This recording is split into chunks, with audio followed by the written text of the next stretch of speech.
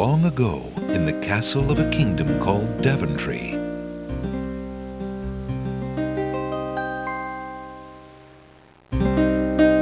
Alexander, here you are. Oh, you're still not thinking about Cassima, are you? I suppose I am. Son, it's been months.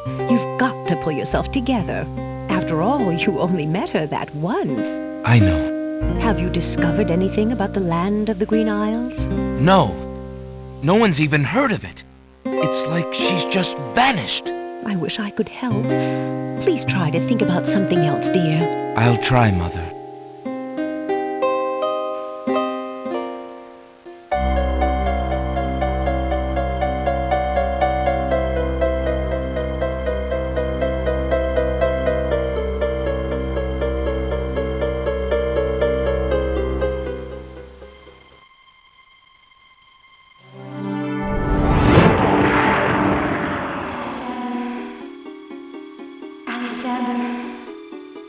Alexander, I feel so alone. I don't know what to do. Alexander, I wish you were here. Alexander. Cassima! Wait! Mother! Mother, come quick! Alexander, what on earth? You're white as a ghost. Mother, I saw Cassima. She was in the mirror. In the mirror? The magic mirror? Yes! And it showed me how to find her. How? The stars! I saw the stars outside her window. I can navigate by the stars. Oh, Alexander, if you really go... It will be all right, Mother. I promise.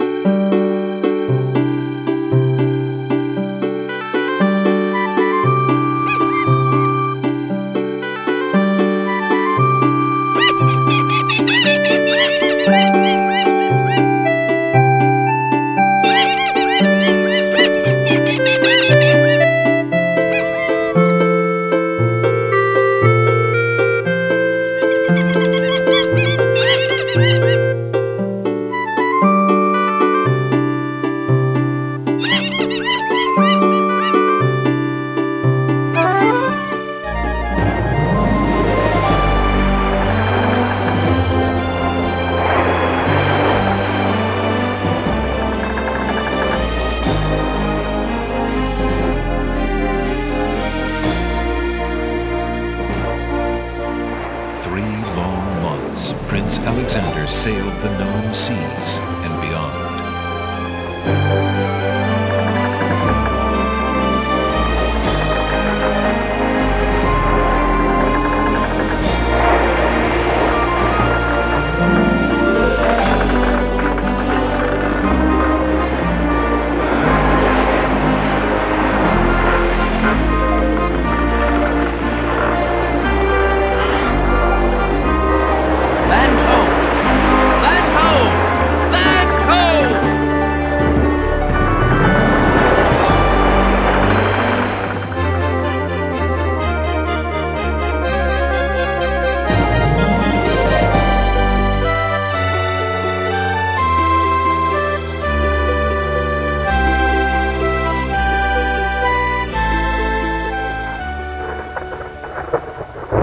As the ship nears the shore, day turns to night and the sea turns violent.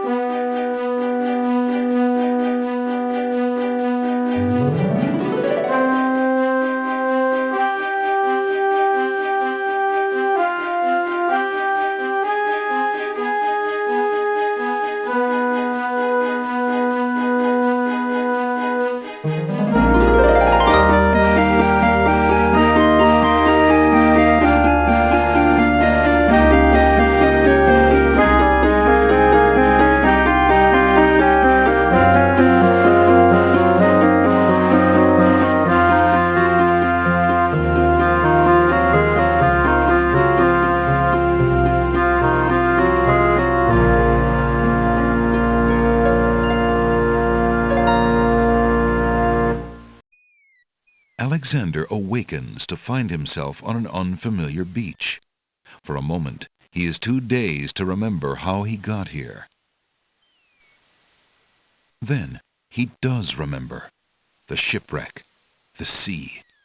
Just as he had seen his men safely into the lifeboats, a gigantic wave picked him up and tossed him overboard into the churning sea. That was the last he'd seen of his crew. Debris from the shipwreck is scattered along the shore, but of the lifeboats and his men, there is thankfully no trace. He can only hope and pray that the lifeboats survived the currents, and that his men made their way safely back to Daventry.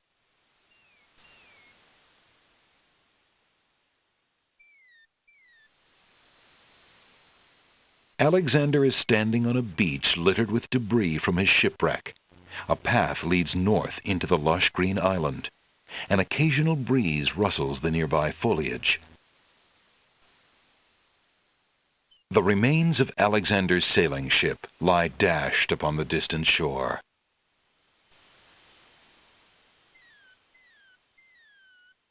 Alexander's royal insignia ring lies abandoned on the sand.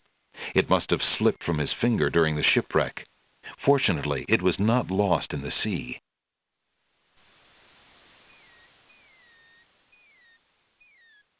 Alexander picks up his royal insignia ring from the beach. A long plank lies on the beach. No doubt it once belonged to Alexander's ship.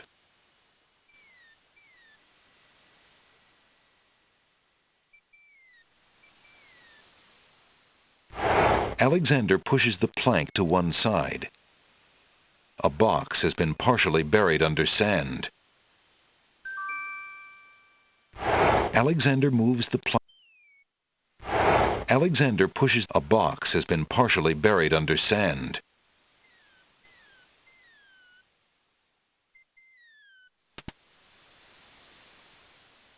There's a copper coin in the treasure box.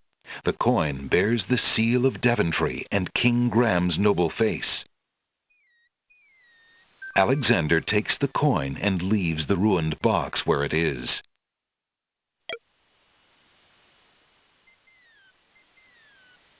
Alexander is standing.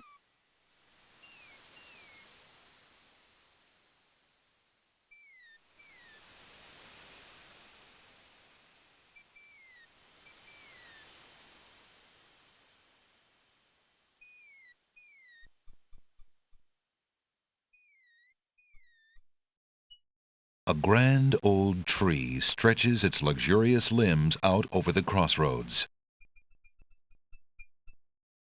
Rocks abound on this lush volcanic isle. To the left, a small village seems to invite the weary traveler. In the distance, a majestic castle shines in the sun.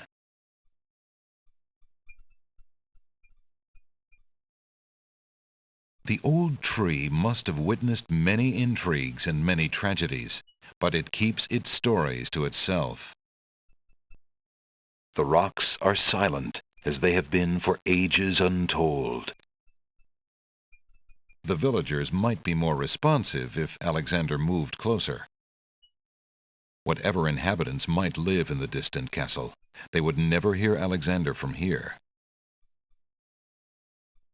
Large leafy ferns spread their fronds across the fertile ground.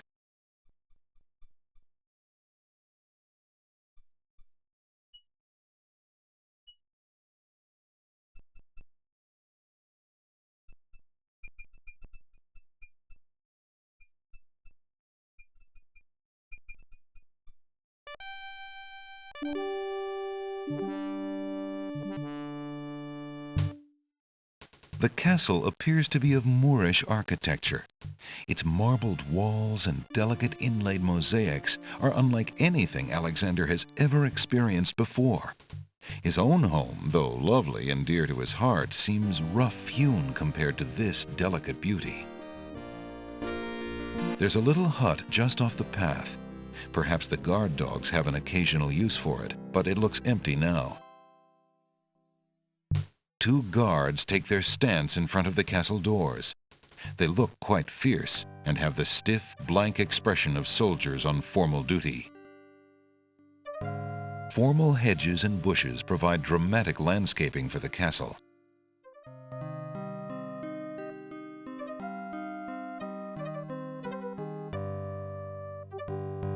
Alexander politely addresses the odd-looking guards at the castle doors, hoping to learn more about his predicament. Good day to you, guards. I was cast upon this island in a storm, and I'm a little confused about my location. Could you tell me what place this is and who lives in this castle? Hey, what is that you say? A castaway? A likely story. We haven't had any foreigners in this part since Alhazred arrived. Don't be so rude, Gruff. He's not asking for any secrets. You're standing on the Isle of the Crown, lad, and this is the Castle of the Crown. The royal family resides here. Rather, what's left of the royal family. The Isle of the Crown?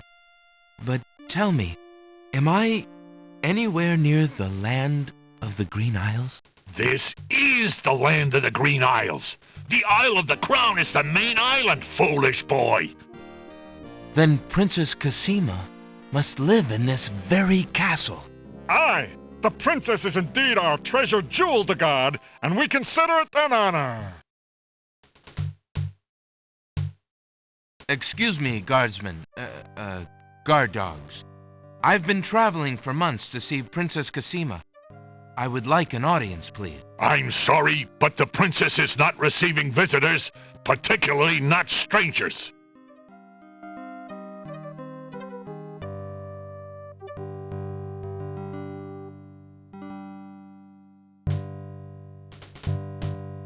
I really must see the princess. Could I speak with someone in charge? Who are you that I should bother Captain Saladin, huh? My name is Alexander. I am a prince of Daventry and a friend of the princess. A prince, is it? I see. Yeah, and I am lord of this dusty path. Step aside. You'll not be getting into this castle without some proof of your claims.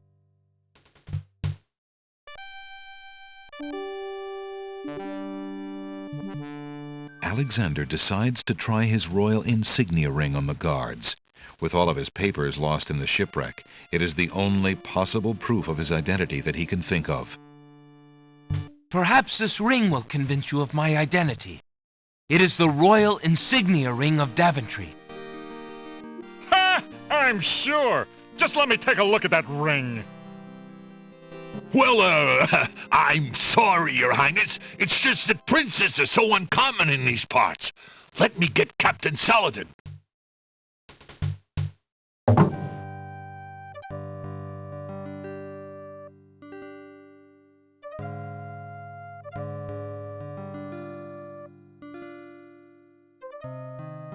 The guard returns a moment later with a majestic-looking creature. Captain Saladin speaks with a voice that is gentle, but reflects a will of iron. Prince Alexander of Daventry, I presume. I'm afraid I'm unfamiliar with your country, but I'm sure Vizier Alhazred will want to meet you, if indeed you are a friend of the princess. Please follow me.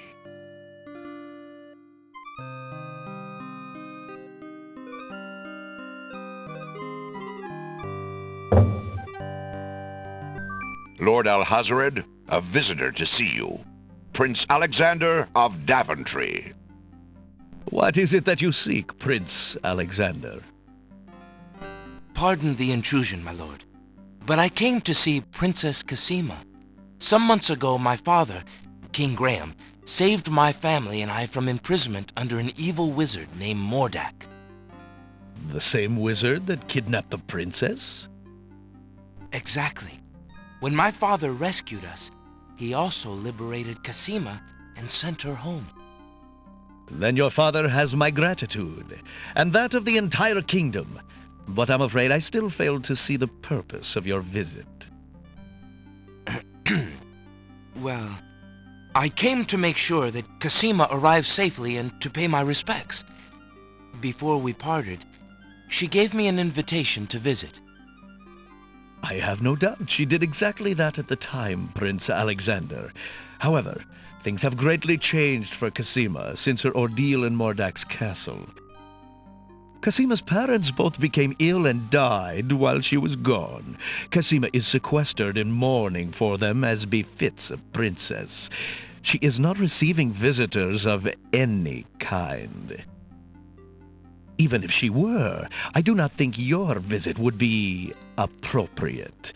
You see, it is time for Cassima to take her responsibilities seriously. With her parents gone, she no longer has the luxury to be a carefree maiden. As was her parents' wish, Cassima and I are to be wed. We shall rule the kingdom together. I assure you, our marriage is all Cassima wants now. As a prince and a gentleman, it would be best that you leave before there is any further embarrassment. I see. I suppose that I was mistaken. I thought for certain that Cassima... Well, I apologize. A young man sees what he wishes to see. I'm sorry you've wasted your time traveling to the land of the Green Isles. May your journey home be swift. Perhaps I will take the opportunity to look around your fair land while I'm here. I would advise against that. The kingdom is rather, shall we say, inhospitable these days. But it is your neck.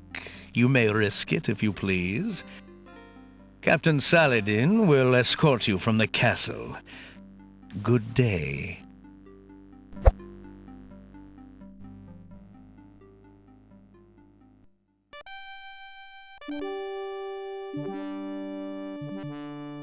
You have had your hearing with Vizier Alhazred. I trust you will respect his wishes and not return. I have been instructed not to let you into the castle again. Good day, my lord. Captain Saladin whispers something to the guard dogs at the castle gate, and they nod with understanding.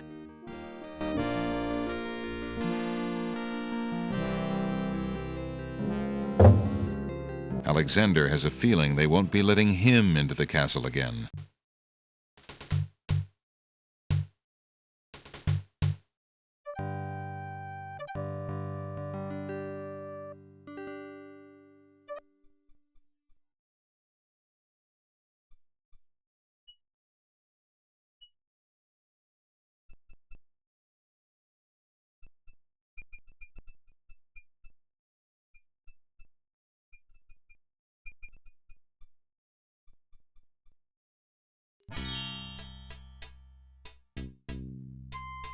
Alexander is standing on a sunny village street.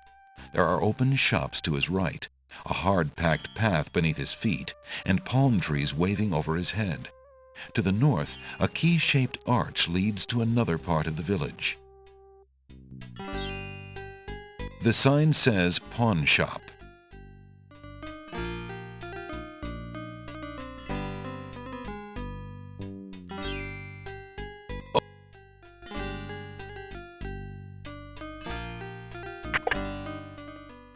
Good day! Towering mightily over the other pawn shop curiosities, the stuffed bear makes an ostentatious display. The back wall of the shop holds various odds and ends. For example, a hull hole detector for finding those hard-to-spot holes in small sailboats.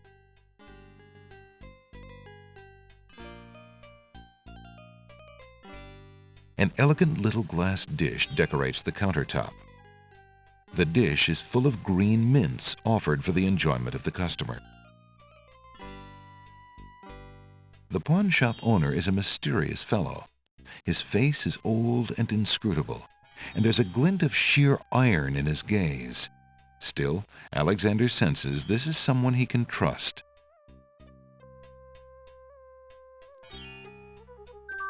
Alexander takes a mint. The pawn shop's counter is made of a sturdy teak. The wood is well worn by eager hands and well oiled by the shop's faithful keeper. A small red drum beats no more on the shelves of the pawn shop. The land of the Green Isles must have at least one inhabitant with interest in the mystical, for a crystal ball has been traded in along with the more common household goods. A tall skeleton lends an air of mystery to the shop. Several half-burnt wax candles have been placed among the other pawn shop items. They probably light the shop at night. A worn leather wineskin is suspended from the ceiling. The pawn shop is a dimly lit place with a slightly musty smell. Curiosities litter every corner and every shelf. For sale are articles that range from the bizarre to the commonplace, from the priceless to the practical.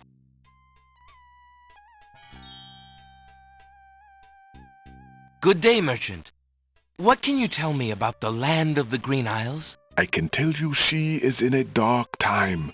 Without the ferry, communication between the islands has ground to a halt, and so nearly has my business.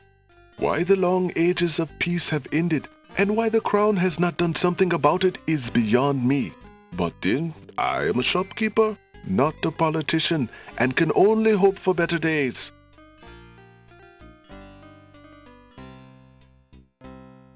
How bide you, good merchant? Quite well, though a purchase would not hurt me any.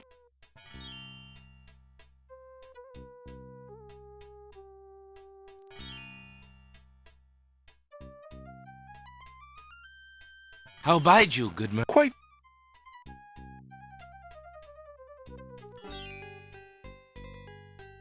Alexander is carrying a copper coin of Daventry. King Graham graces the front of the coin.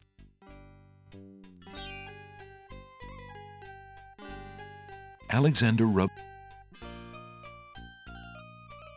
rubs his fingers over the indentation of King Graham's face on the copper coin and thinks fondly of home.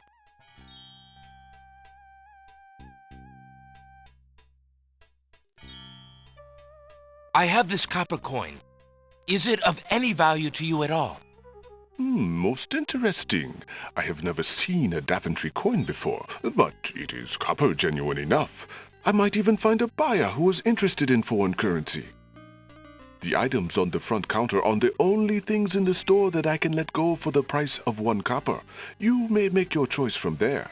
Alexander looks at the items on the counter to make his selection. I see you have noticed my mechanical nightingale. She is made of plain tin, but she sings the sweetest song you can imagine, barely distinguishable from the real thing. The flute is only made of plain wood, but its notes are fine and true. Ah, yes, the painter's brush. It was well used by one of the island's best painters. There's a lot of creativity in that brush, and its bristles are still in good condition. Have you an interest in tinder boxes? This one is only slightly battered. It holds a good supply of flint, a sturdy striking pad, and even a candle in case you find yourself with naught else to hold the flame. That mechanical nightingale looks intriguing. I believe I'll take it. Very well. Your coin is well spent. Remember, this is a pawn shop. I am always willing to take back my own goods in trade. I'll remember. Thank you.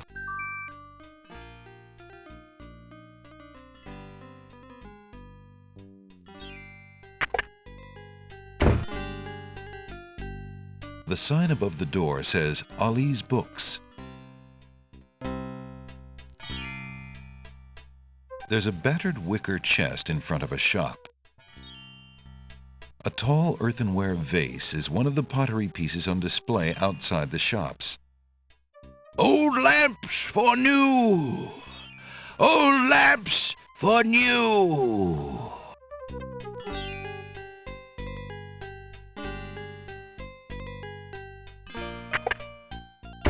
Hello.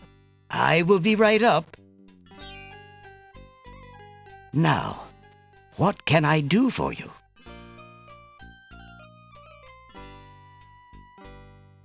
An old man occasionally steals sidelong glances at Alexander from under a concealing hood. Alexander is standing in a cozy little shop. Books of every size and shape line the walls. A crackling fire in the fireplace completes the tranquil scene.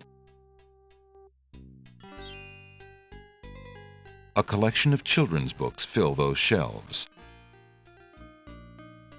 There's a small table near the door that bears a sign. The sign has undergone a number of changes. It once read 10 pence, but that was crossed out and replaced with 5 pence, then 1 pence, then free. The sign currently reads, "Take one, please." Only one book remains on the table. It looks like the bookshop owner really wants to get rid of that book. A stone fireplace gives the bookshop a quaint, cozy air.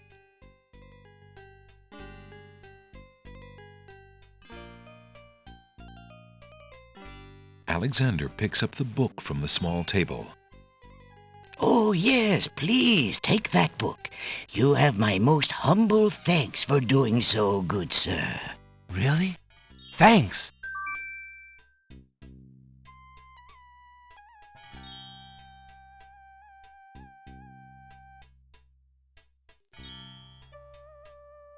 Alexander is carrying a book from the bargain table in the bookshop.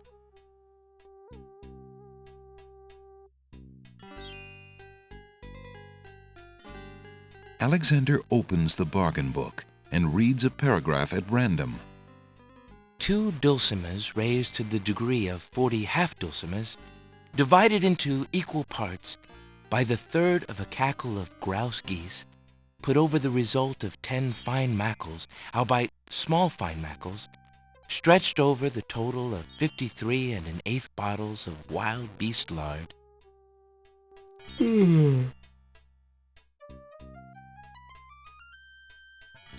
Phew, what an incredibly boring book. No wonder the bookshop owner wanted to get rid of it so badly.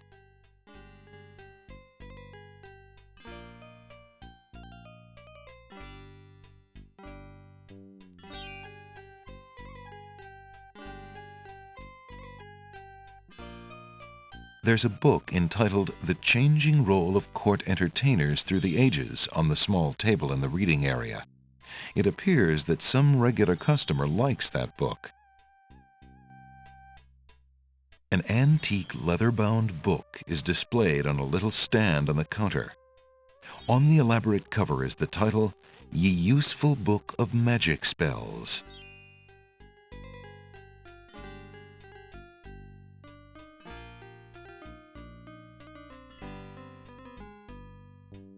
Good day, sir. I'm a stranger in this land. What can you tell me about the land of the Green Isles? That is quite a question, young man. Who are you, and what would you have me tell you? My name is Alexander. I know I am on the Isle of the Crown, but I'd like to know whatever you can tell me about this island, and if there are other islands nearby. You are indeed a stranger. Anxious is the man who knows not the customs of the land beneath his feet. This island is called the Isle of the Crown, because the royal family's castle is here. Besides the castle, we also have this village, and the docks over to the west. There are at least 3 other islands: the Isle of the Sacred Mountain, the Isle of the Beast, and the Isle of Wonder. At least 3? Does no one know for certain? This is no ordinary land, Alexander. The land of the Green Isles has always been a place of vague boundaries, as if islands come and go. Legend speaks of a 4th island, an isle shrouded in mists. I myself have never seen it. Then, too, the land of the Green Isles is said to exist on the boundaries of this world and the next. Even darker places are reputed to be closer here than anywhere else in the world. That's quite a claim. Claim, yes, but probably just local superstition. We who live here on the Isle of the Crown, at least, sleep well enough at night. Those first 3 islands you mentioned, how might I learn more about them? Ideally, a young man seeking such knowledge would travel to their shores and learn about them firsthand. Meeting the leaders of each place would be helpful, naturally. Unfortunately, the ferry no longer runs between the islands. There has been much political unrest, and it has been too dangerous to travel for years. Perhaps the ferryman can tell you more. He has little enough to do these days. And if you haven't been there already, you might seek an audience at the castle. Thank you kindly, merchant, for all your good advice. Ah, but advice is free, Alexander. Making use of it costs much more.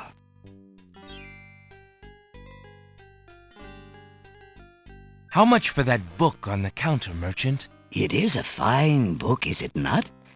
I obtained it from the estate of the one and only magician this kingdom has ever had. Poofed himself into an aardvark in the end, or so I heard. I never found the spells all that useful myself, but then I lead a boring life. I tell you what.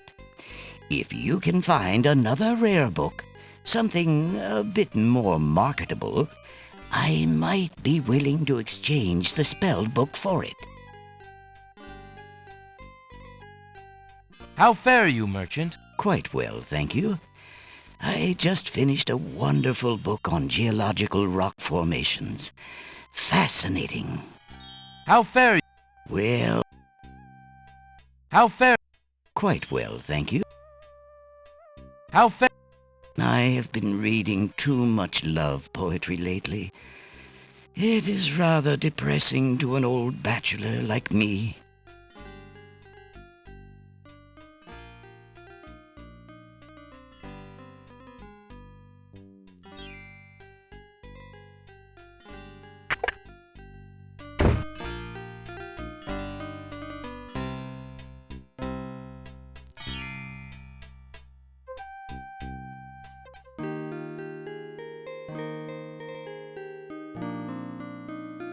The house is made of stucco in an architectural style native to the island. It is apparently quite old since climbing vines embrace its exterior.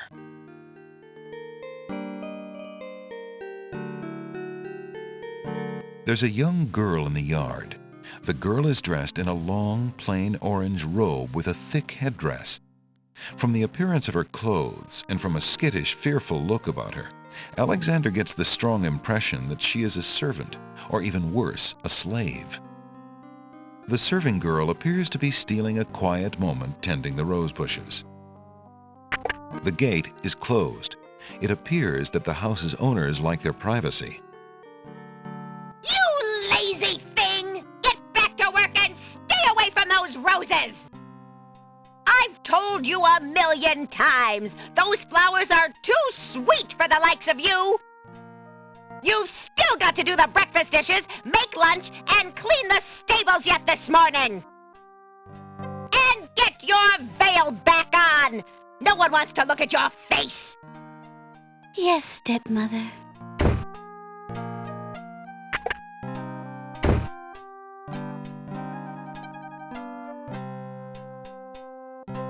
Palm trees, as graceful as gazelles, wave in the warm tropical breeze.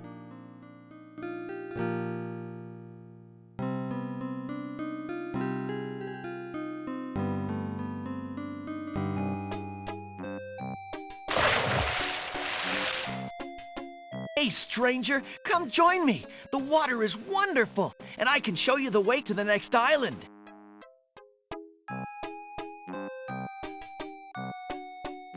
A young boy is happily swimming in the sea off the docks.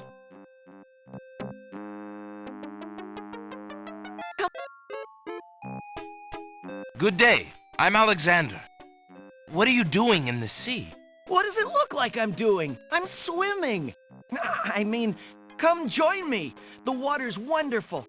I can show you the way to the next island. What are you...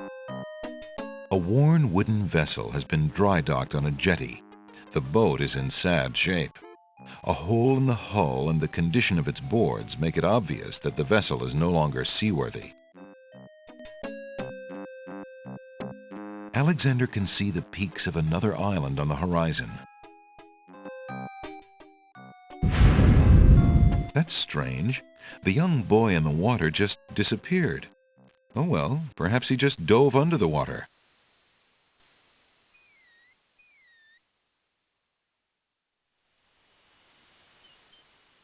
Alexander is standing at the island's docks. Both the pier and the only boat in sight are in sad repair.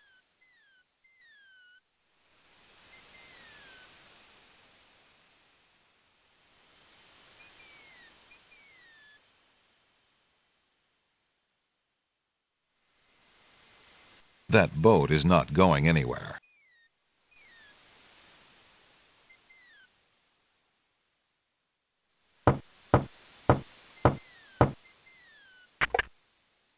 Yeah, what do you want? The ferryman's face has been weathered by the sea air and by worry. He's definitely out of sorts. He glares at Alexander in a most suspicious and unfriendly manner. Excuse me. My name is Alexander. The owner of the bookshop in the village told me you might be able to help me. I hear you used to run this ferry for the islands. I'd like to talk to you if you have a moment. You say old Allie sent you? I can't see why. The ferry's not running, you know. I understand. I'd just like to talk to you about the islands if you don't mind. Well, I guess it'd be all right if Allie sent you. Well, don't just stand there. Come on inside. What is it you wanted to talk about, young man? Alexander is sitting inside the ferry's cabin. The place displays the neatness of a seaman and the sparseness of a bachelor. There are few frills and comforts in the rough wooden environment, but the sunlight shines cheerily on the oaken beams, and the portholes admit a pleasant breeze. Portholes provide fresh sea air and daylight to the boat's small cabin.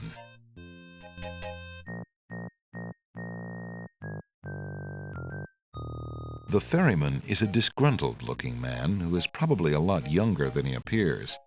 Despite his tired air, he watches Alexander patiently.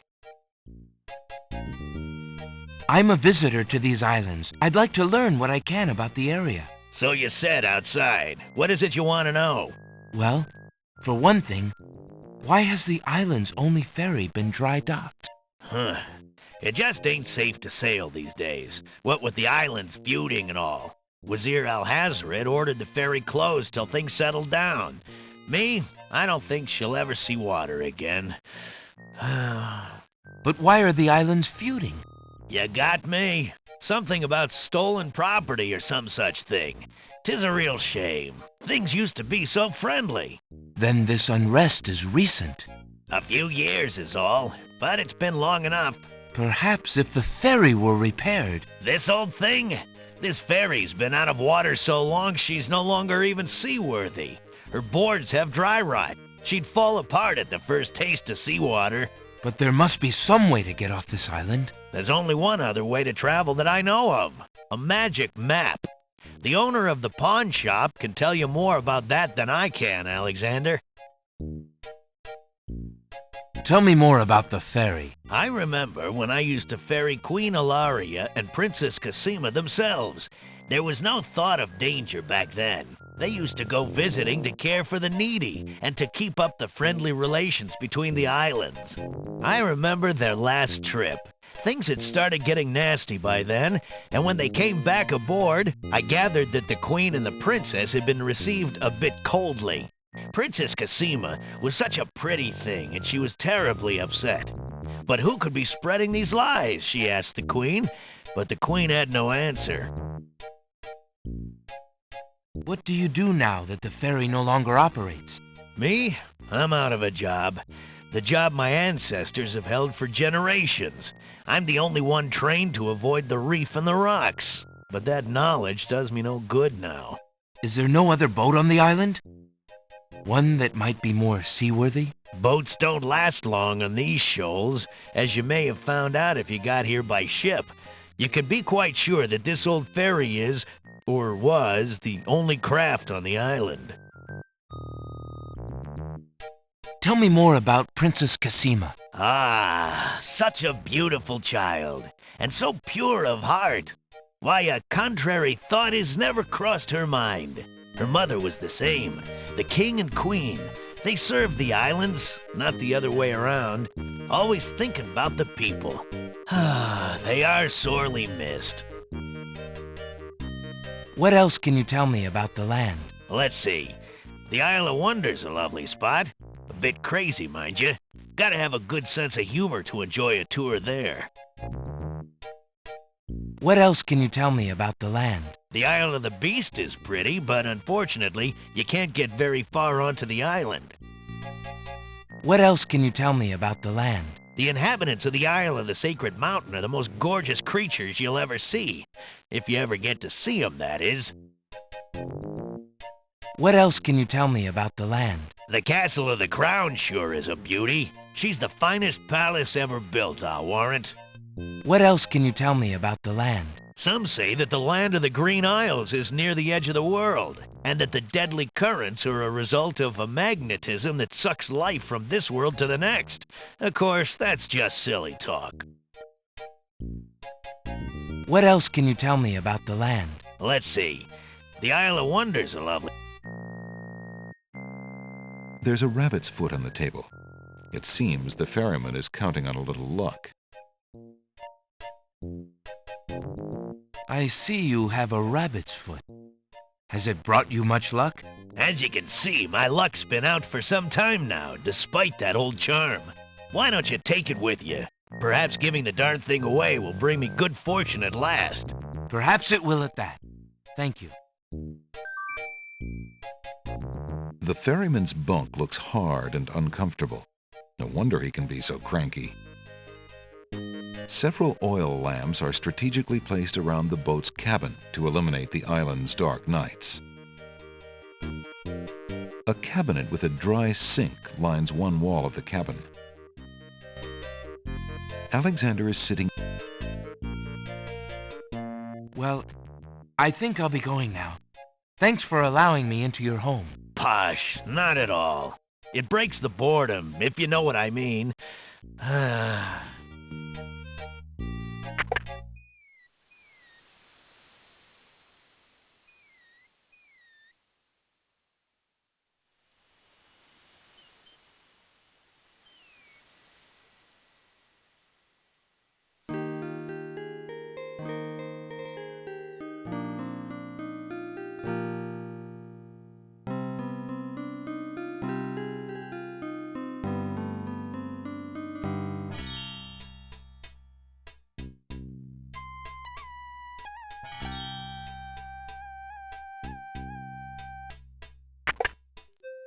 Good day again.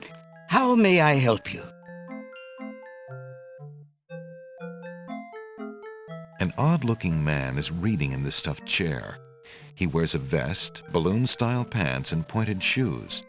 There's something deliberately silly about the man, as though he were a performer of some sort.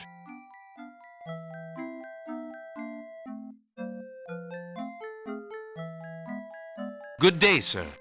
Is there anything you can tell me about the land of the Green Isles? I'm sorry, but I have no time for idle conversation. I'm too worried about the princess.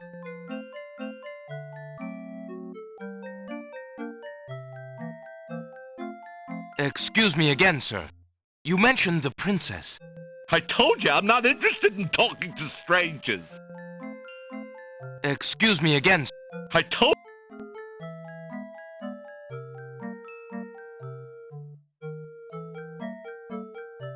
Determined to learn more about the strange man's relationship with the princess, Alexander shows the man his insignia ring and formally introduces himself.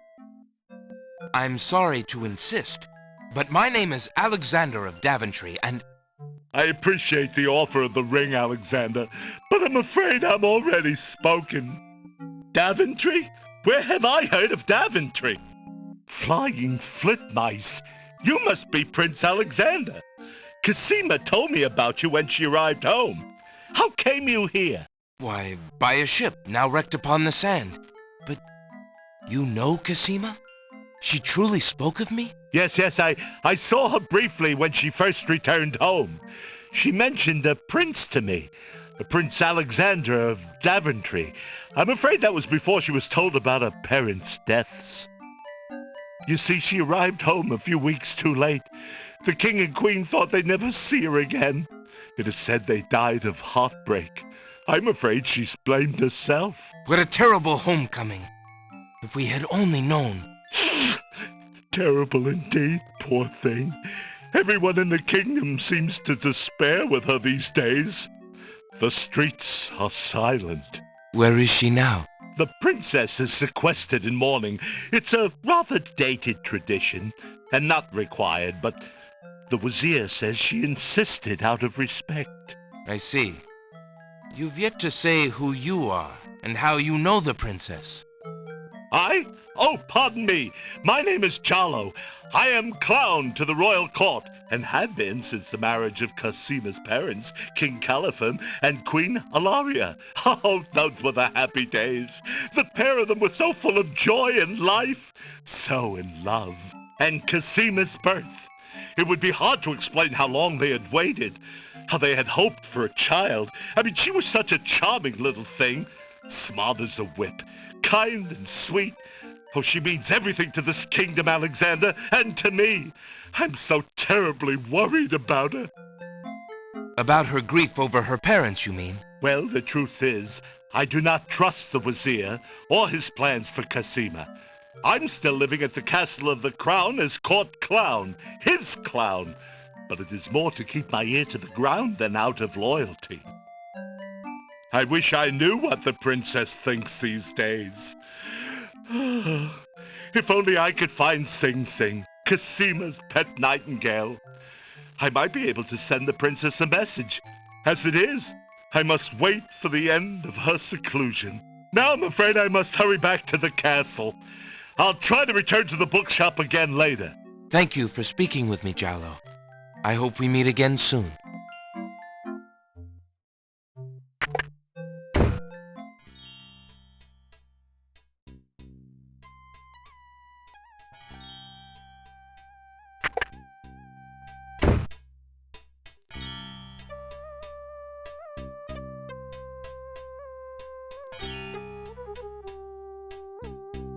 Old lamps for new! Old lamps for new! Good day.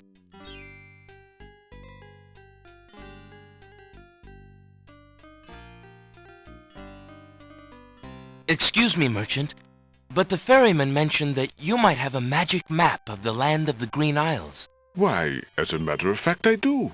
I keep it under the counter. It's been gathering dust so long that I nearly forgot about it. It was quite a few years ago, you see. The estate of a wealthy wizard fell into my hands when he died. It was useless magical junk mostly, which reminds me, I've still got some things of his in the back that I need to dump out. Anyway, the magic map was the one true treasure in the lot. The wizard was quite old and feeble and had enchanted the map to aid in traveling. It is said that one need only desire to be on an island depicted on the map to find oneself there. It is a very valuable map, as you can imagine. Unfortunately, no one is interested in traveling these days. It is far too dangerous with the current state of the kingdom. What would you take for the map? I would normally want something magic in return, but since I am hardly overrun with prospective buyers, I would be willing to take anything of equal value in exchange.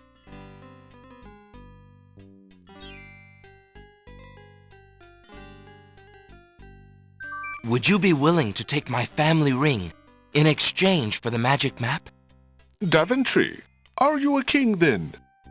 No, That's my father, King Graham. I'm just Alexander. Well, Prince Alex, she is a beautiful ring. Are you sure you can part with such a unique family heirloom? The ring does mean a lot to me. I didn't always have a family, you know. Still, it is only gold. There are more important things at stake now. Then you now own a magic map, Prince Alex.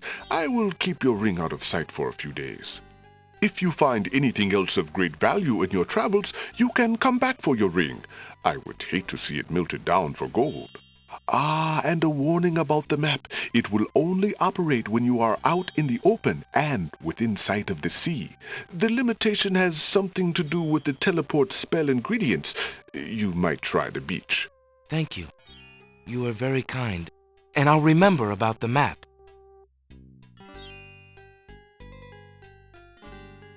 Suddenly, the old man in the concealing cloak sneaks past Alexander, and with a sneaky dart of his hand, steals a mint from the candy jar. The old man stuffs the mint into his mouth and wobbles unsteadily out of the pawn shop.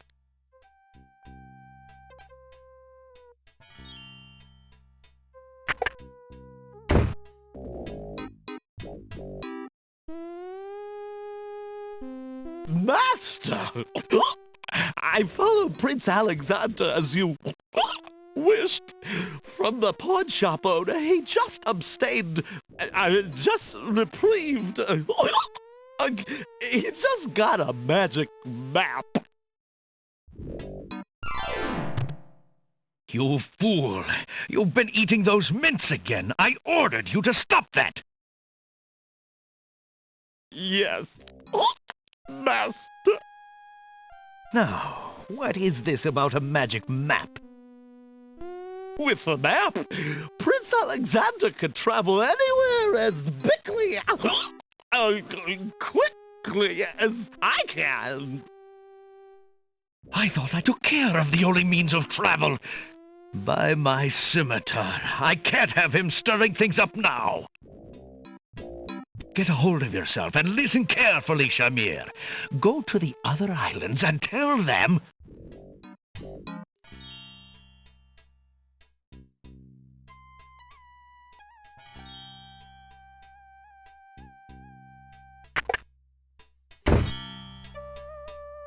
Alexander can't do anything with that part of the village from here.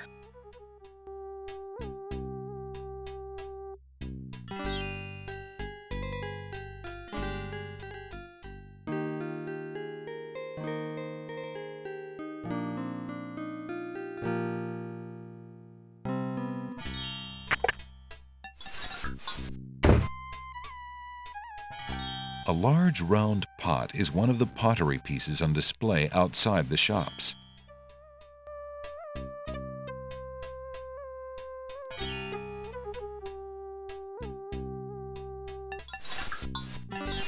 Alexander sorts through the odds and ends that the pawn shop owner dumped into the pot. Magic exploding gum wrappers, a shattered crystal ball, a cracked wand, a fake thumb.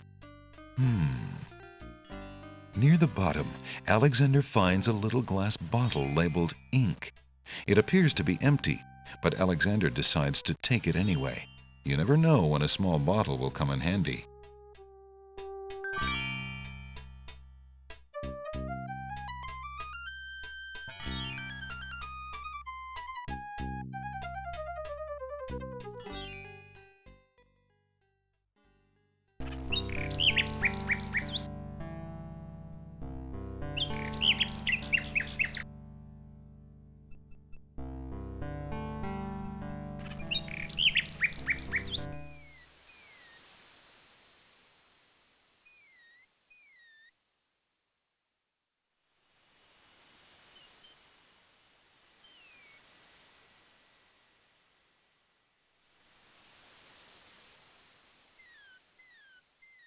Alexander pulls out his magic map.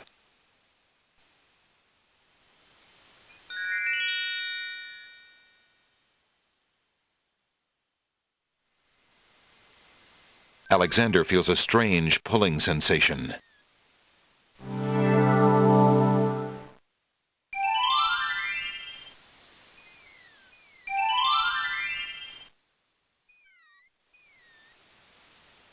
There appears to be no way past the cliffs. Though roughly hewn, the cliffs do not provide regular handholds for climbing, and they seem otherwise impenetrable. There appears to be something etched into the face of the cliff. Alexander decides to get closer.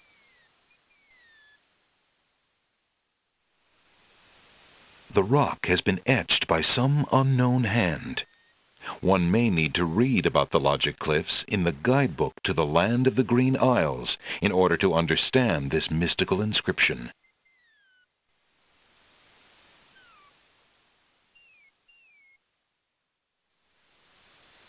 There's an ugly flower growing near the base of the cliff.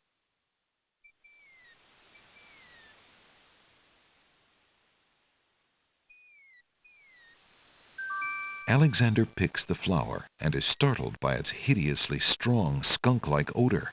For a moment he can smell nothing else.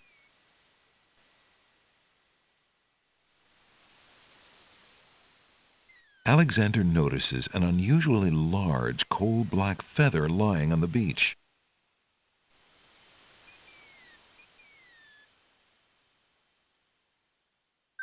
Alexander takes the feather.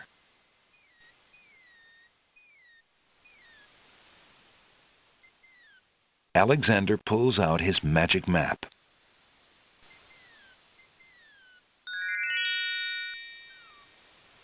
Alexander feels a strange pulling sensation.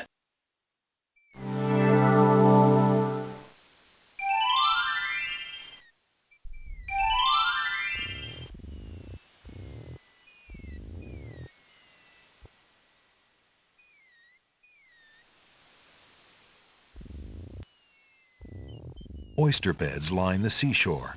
Most of the oysters are sound asleep. To the north, the island is dense with vegetation.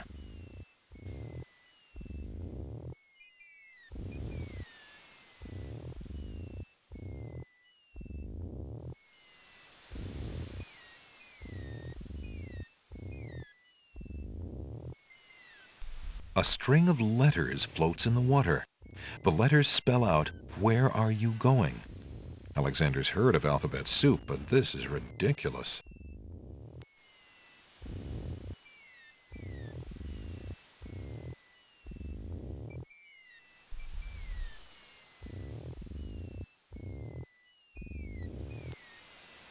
One of the oysters is sitting up in bed and doesn't look very happy. He seems to be the only one who can't sleep. In the oyster's mouth, Alexander can see a glint of white.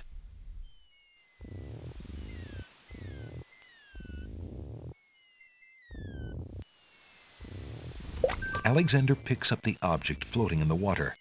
It appears to be a string of letters. They say, "Where are you going?" Alexander decides to keep the odd sentence, even though it is incomplete.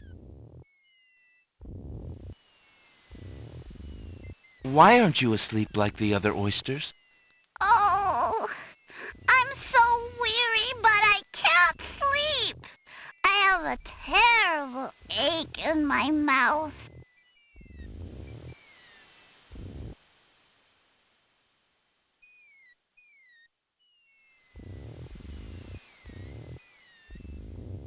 Alexander opens the bargain book and reads a paragraph at random. 2 dulcimers raised to the degree of 40 half-dulcimers, divided into equal parts by the third of a cackle of grouse geese, put over the result of 10 fine mackles, albeit small fine mackles, stretched over the total of 53 1/8 bottles of wild beast lard.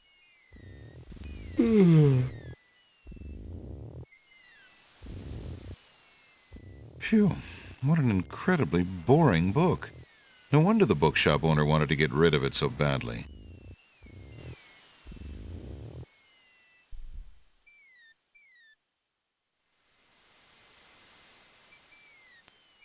If you're having trouble sleeping, perhaps you'd like me to read to you.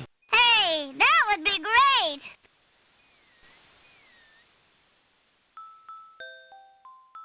Two dulcimers raised to the degree of 40 half-dulcimers, divided into equal parts by the third of a cackle of grouse geese, put over the result of 10 fine mackles, albeit small fine mackles, stretched over the total of 53 1/8 bottles of wild beast lard,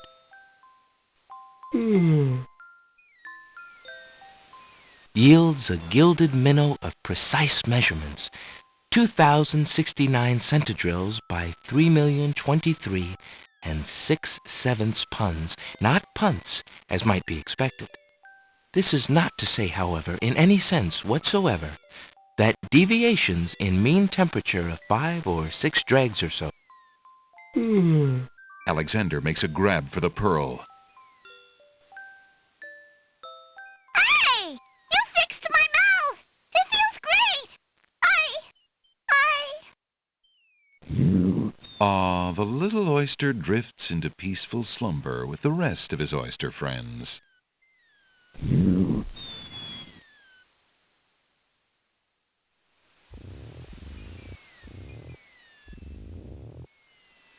Alexander hears someone coming.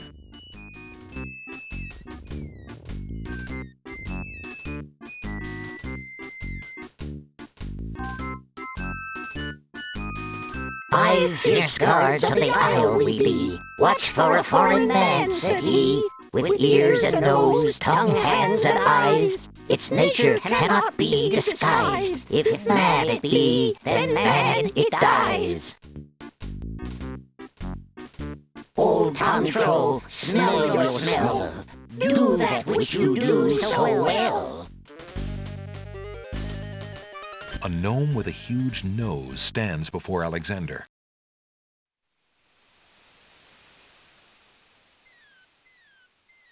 Alexander holds the flower of stench out to the gnome with the jumbo nose. Tom Troll I am, that's all I'll be. My nose knows all on land and sea. A flower of stench has washed ashore. A flower 'tis all, and nothing more. Listen, hark you, Grovenor, do your duty as you swore. With your ears, please tell us more. An odd-looking gnome stands before Alexander. He has incredibly huge ears.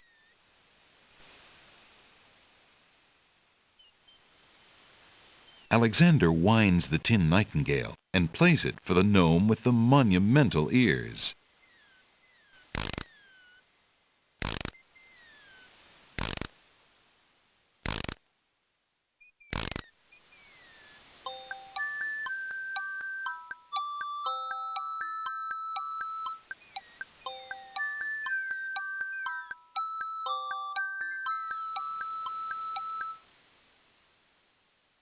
A nose is not a way to spy. My ears cannot be told a lie. A nightingale is all there be. No man is near, and so say me.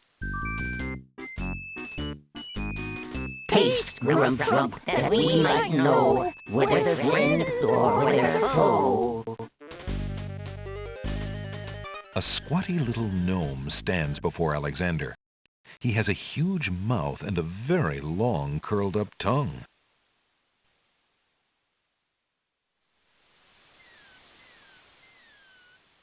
The small green mint looks very tasty. Alexander holds the mint out for the gnome with the gigantic mouth. Grump knows a tasty treat. It matters not what others bleat. No danger is this one so sweet. Trilly dilly, use your hands. Is it beast or is it man? A gnome with very large hands stands in front of Alexander.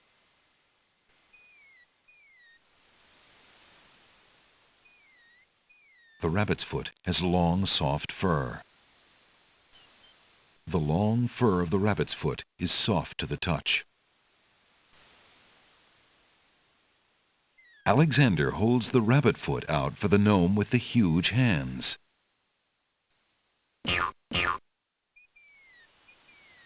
Be all you mad? What aileth thee? A bunny can't trill merrily. A hare does not at all taste sweet. A rabbit here is all we greet. Old Bill Batter, never fatter, vision can resolve this matter. Look you now and end this chatter. A gnome with gigantic eyes is standing before Alexander.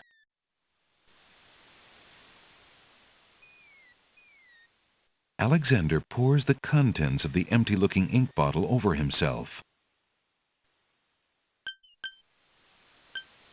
By all that's beauteous, fair, and sightly, 4 morons do I sleep with nightly. There's nothing there at all, I say. Enough of this. Let's now away.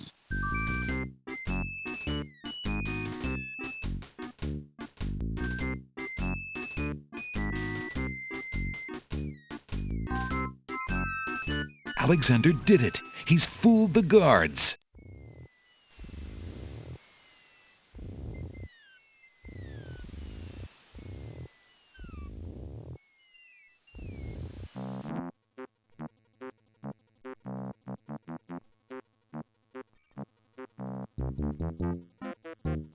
Piles of stacked books, looking ready to topple at any moment, have been arranged haphazardly on the sandy ground. Little bees buzz around the books as though the pages were laden with the sweetest pollen. Maybe they're spelling bees.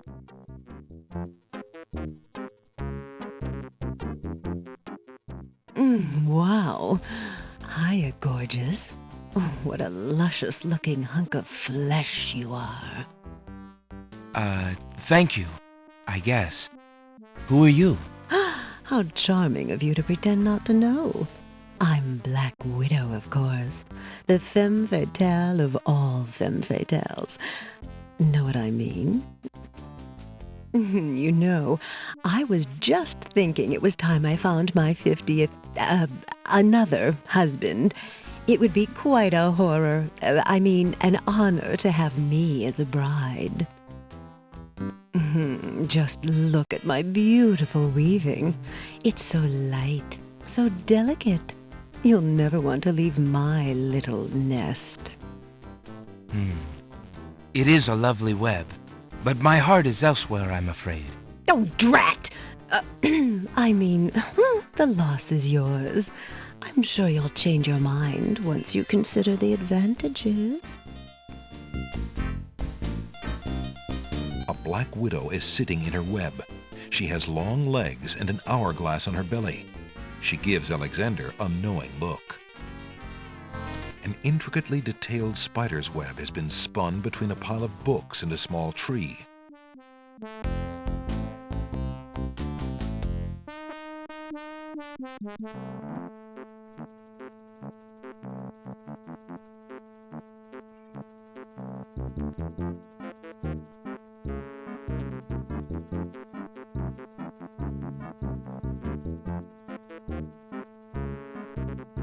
Piles of stacked books, looking ready to topple at any moment, have been arranged haphazardly.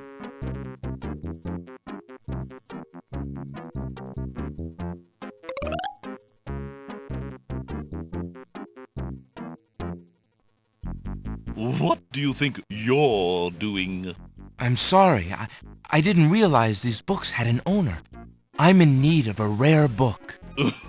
No owner? All books have owners, my good man. And this book owner, bookworm to you, wouldn't part with one of his books for anything. Isn't there something I can do for you to pay for the book? Let's see. Do you have an itinerant clause? No. No clauses at all, I'm afraid. As an exception, you always should.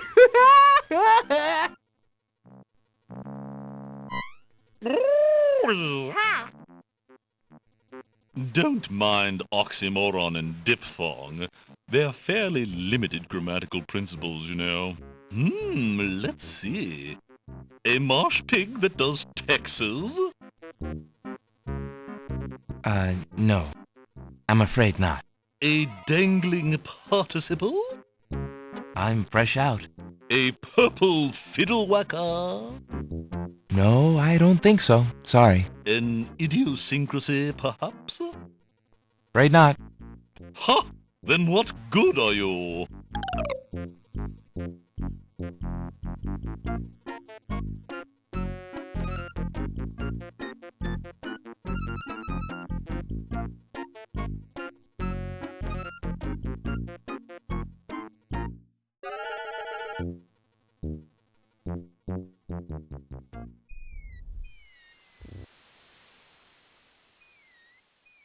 Alexander pulls out his magic map.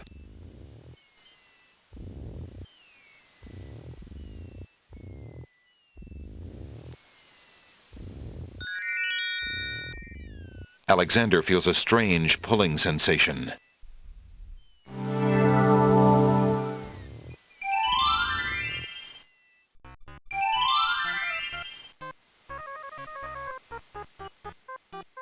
Tall, narrow trees abound on each side of the path. A little fawn is feeding on a grassy hillock near the sea. There's an odd little creature dangling from that tree branch.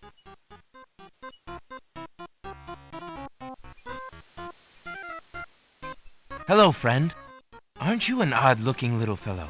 I'm not odd-looking, you are. Oh, I'm sorry. I didn't realize you could speak. Speak not. Funny is, speech I am and nothing but.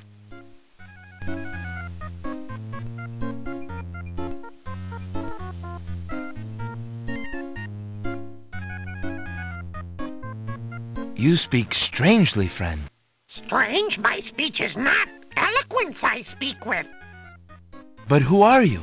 And why are you here? Away I fly my home from. Lost I am therefore. As my name too, can you guess not? It's what I do this branch with, and the way I speak of.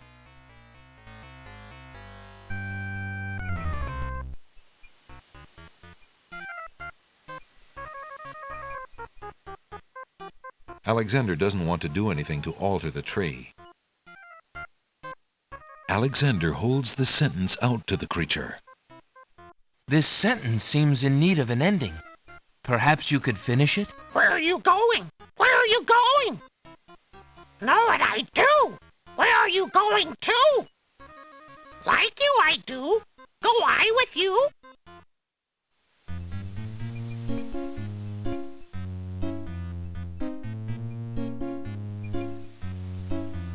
Well, that was certainly interesting. It looks like Alexander now has a passenger. The fawn is too busy eating to pay attention to Alexander.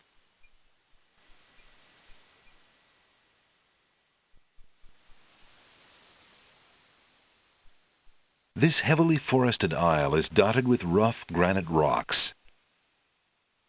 Tall, narrow trees. Alexander pulls out his magic map.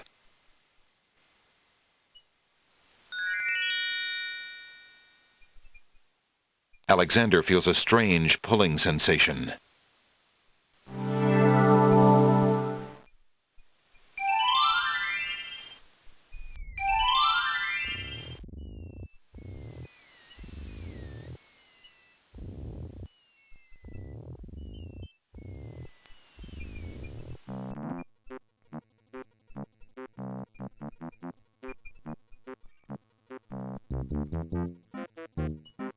One end of the creature resembles a miniature dragon, while the other looks like a possum. What a strange-looking fellow.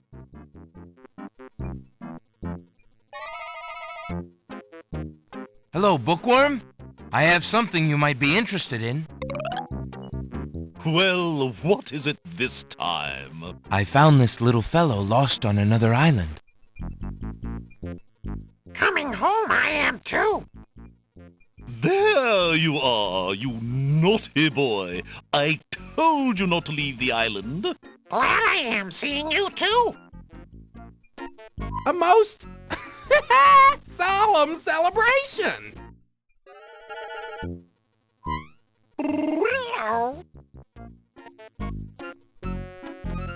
So, you found my dangling participle. I suppose I'll have to give you something. Let's see now. Was it a rare book you wanted? Yes, sir. Well, then none of these will do. They've been sitting in the sun far too long and must be well cooked by now. This one is far more rare. A delicious little tidbit. Thanks.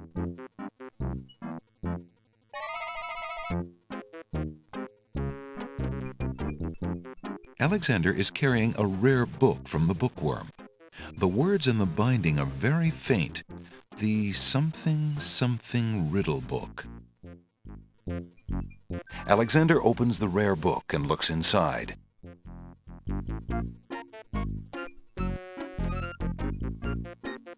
The book contains riddles and has a page missing. Alexander glances at a few of the conundrums, but finds himself more curious about the one that is missing. What was the riddle, he wonders? More importantly, what was the answer? There's no reason to touch that.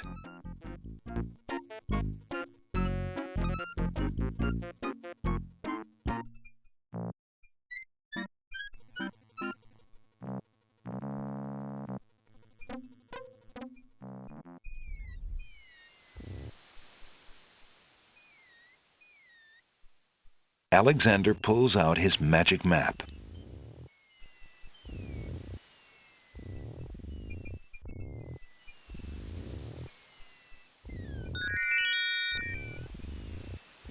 Alexander feels a strange pulling sensation.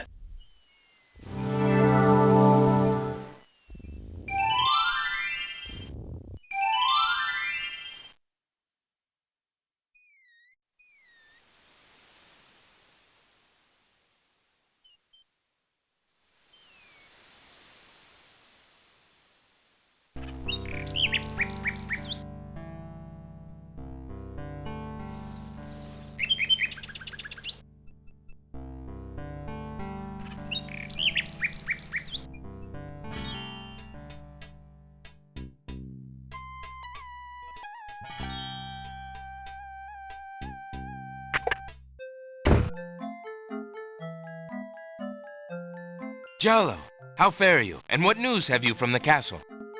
Prince Alex, how I fare is close to boiling. Have you seen the wedding proclamations around the village? I've heard rumors of the wedding, of course, but I didn't want to believe it, and I never thought it would be so soon. Cassima. Married. Oh, it is an unpleasant thing to swallow, friend. If only I knew Cassima wished it. Tell me about the Vizier, Jalo. The Vizier? Now there's a dangerous subject. His name is Abdul al-Hazred. He came to the kingdom 15 years ago. The king was fascinated by his knowledge and his fine-sounding ideas. It didn't take long for al-Hazred to convince the king to trust him with the minor problems of daily government. You see, Caliph had a wife and a new daughter he wanted to spend time with. Al-Hazred became Vizier. And now? Well, he's had his eye on Cassima ever since she was a young girl. And she is the only thing between him and the throne. Do you think he means to harm her? Oh, I honestly don't know. I think he'd rather keep her as wife. But whatever his plans for the princess, he will use her to his best advantage. That's his way. Perhaps he has charmed her. Perhaps she cares for him now. The Vizier is capable of anything, and Cassima must be vulnerable and lonely right now. Still, she has always instinctively distrusted him. Cassima has a good head on her shoulders. I'd be surprised if she's truly fallen for his words of love. I must return to the castle, Prince Alex, and you to your wanderings. May we both fare well.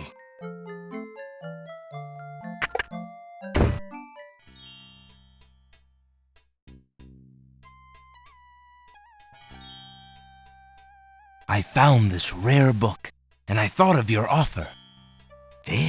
interesting. Oh, it is a wonderful riddle book. Riddles are much more marketable than spells these days. I guess people believe more in mirth than in magic. Here is the spell book you wanted, and a fair trade it is, I must say. Enjoy it. I certainly hope so. We shall see how rusty my spellcasting truly is.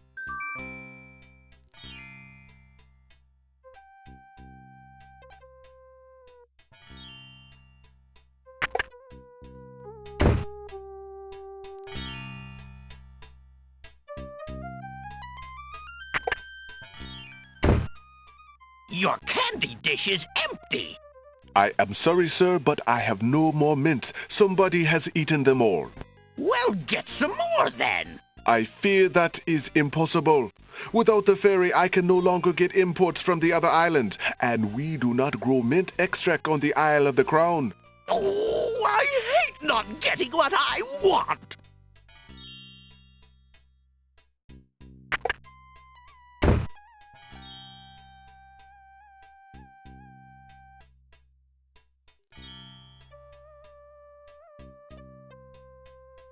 I found this large pearl. Might it be valuable enough to ransom back my family ring? I have never seen such a perfect pearl. Certainly you can have your ring back. Oh, I'm glad you didn't sell it. I'm a bit attached to it, I'm afraid. Of course you are. You would be cold-hearted if you felt any differently. I am happy to see a family heirloom back with its rightful owner.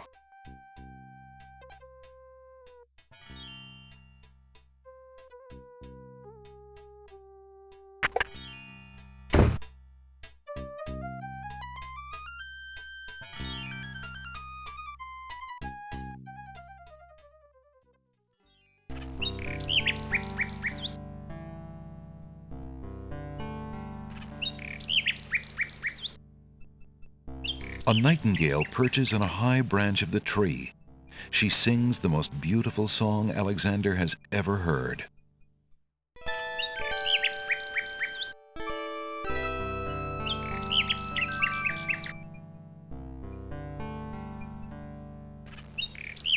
Alexander winds the mechanical nightingale and places it on the ground.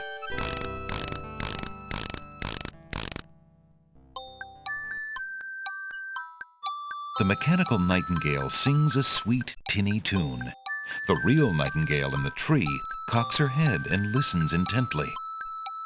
The nightingale flies to a lower branch and looks at Alexander curiously, as if she were deciding that this human might not be so bad.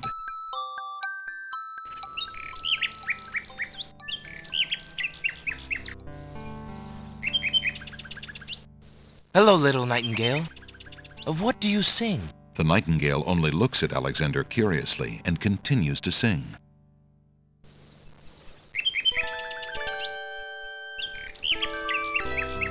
Alexander holds out his insignia ring to the nightingale, hoping she perhaps is the nightingale that Giallo spoke of, and that she might be able to take the ring to Cassima. The ring is the one thing he has that might alert Cassima to his presence on the Isles. The nightingale swoops down and grabs the ring. She flies off towards the castle, perhaps to Cassima. Sing, sing. What have you got in your mouth, my pretty? A gold ring? Sing, sing. Where did you get this? Realm of Daventry. But this is Alexander's ring. Oh, my soul. He must be here. Sing, sing. I wish you could tell me what you've seen. Is he really here, then? On this very island? Oh, if only I could leave this castle as easily as you. Take this ribbon, Sing Sing. If you know where he is, return it to him. Please be careful, Alexander. It is so dangerous, and yet I could not wish you away.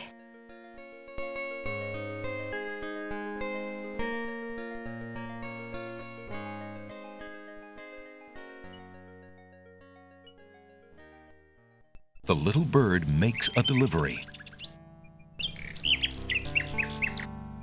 The nightingale has dropped a bit of red velvet on the ground.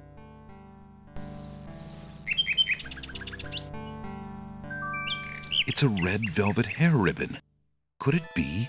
Could it possibly belong to Cassima herself? Or am I merely wishing it were so? Oh.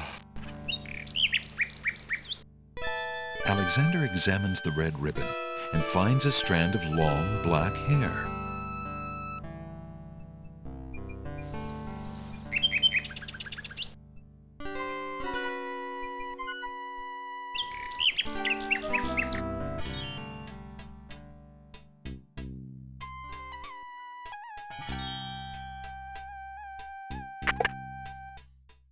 Good day, Prince Alexander.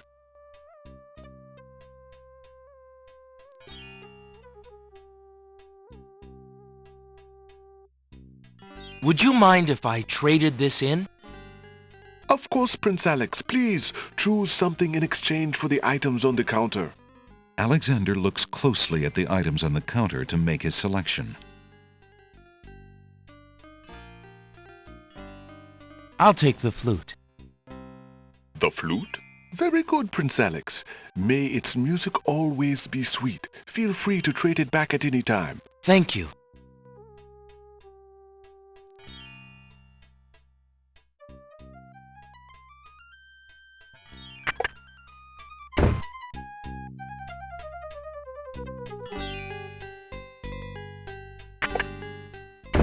Hello. I will be right up. Now, what can I do for you?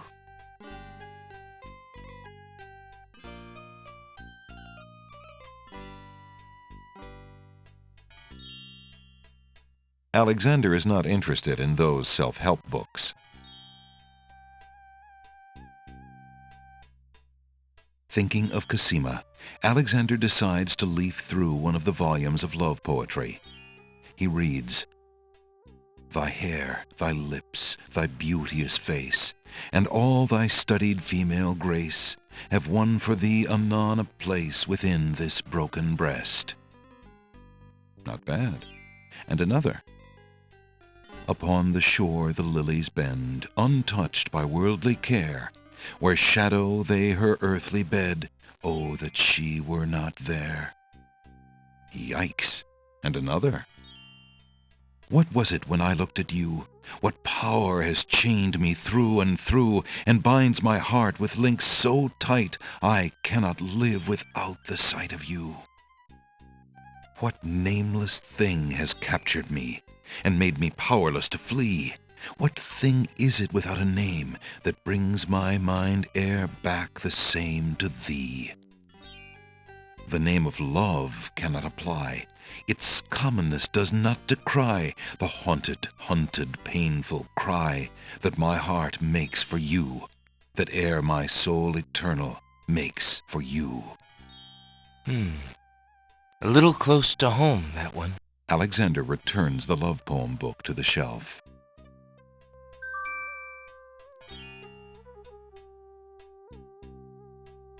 These shelves hold a collection of oddly titled guidebooks. Alexander notices such books as How to Become King with Little or No Rupees Down, Finding the Right Girl with the Right Dowry, and Why Good Princesses Like Bad Wizards. A page has fallen from the poem book and now lies on the floor.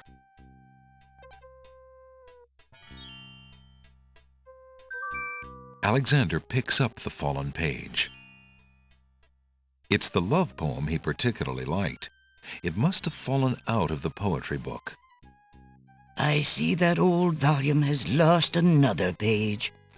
You may keep it if you like, sir. I have glued the stubborn thing back in place 2 times already. I do rather like it. Thank you, merchant. Alexander has a love poem from a book in the bookshop.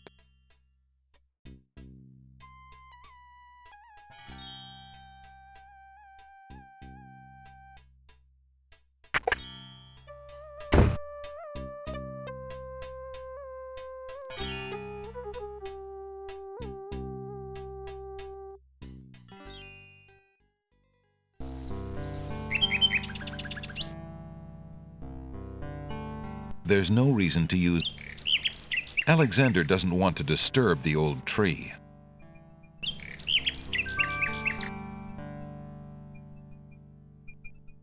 Alexander holds out the love poem, hoping that the bird will deliver it to the same place she took the ring, in the chance that the receiver might truly be Cassima.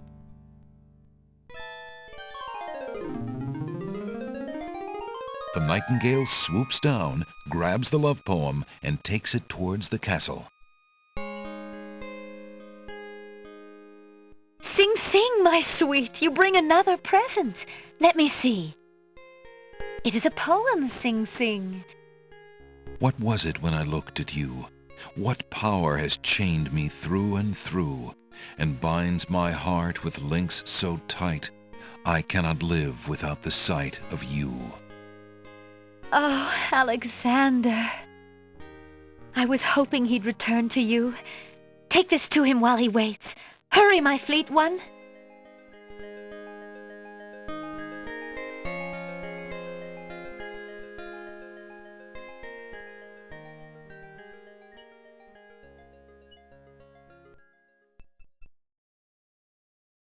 The little bird makes a delivery. The nightingale has dropped a bit of paper on the ground.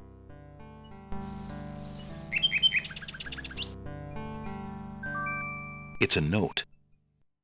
Dearest Alexander, I cannot believe you are here, my friend. Please, please be careful. Abdul isn't about to let anyone interfere with his plans. Watch out for Abdul's genie, Alexander, and do not do anything rash.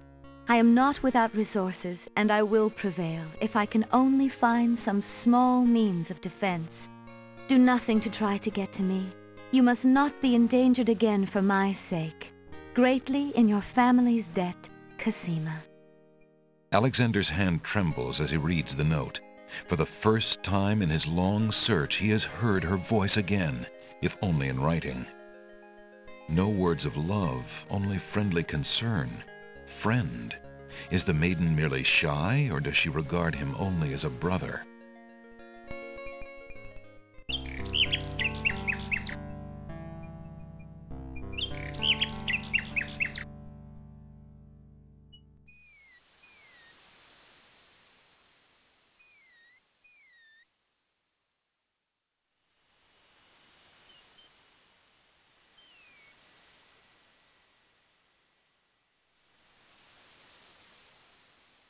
Alexander pulls out his magic map.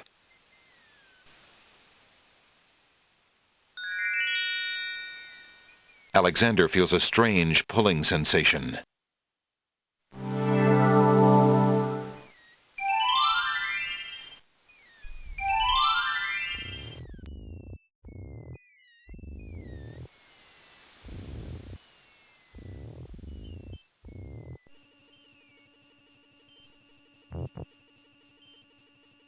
A mushy swamp lies just off the path. It doesn't look like very good swimming. A large tree stretches knotted limbs out over the swamp. Part of the tree's trunk is shaped like the face of a dog. Why, it must be a dogwood tree. The fallen log has a good-sized knot or bump. Milkweed thrives near the mucky swamp. Small bottles filled with milk grow on it like fruit.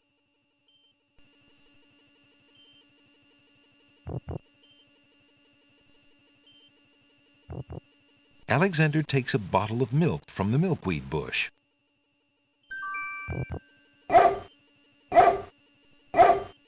Apparently, the dogwood tree doesn't like Alexander standing that close.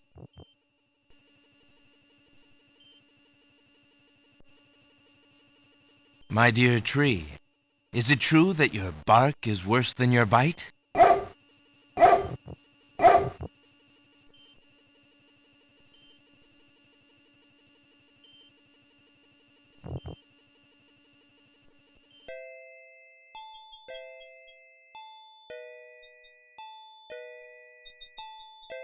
Alexander is standing in a delectable garden.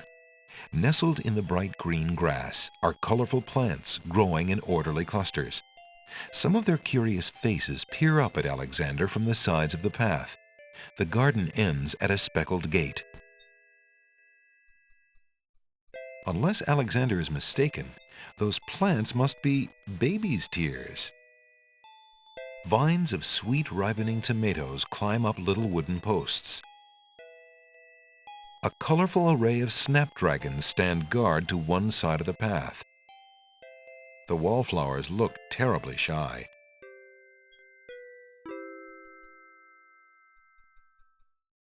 Hello.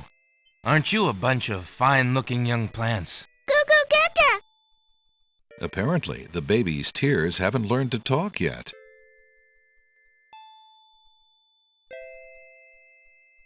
Good day, tomato vines. Good morning! Alexander takes a close look at the tomato in the ground. It appears to be darker than those on the vines. What are you staring at there, boy? Go away, you rootless thing, you! Yeah!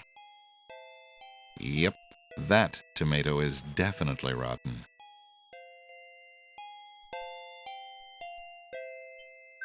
Hey! What do you think you're doing there? Get your hands off me! Hey! Alexander picks up rotten tomato and puts him away. One never knows when one will need a rotten tomato.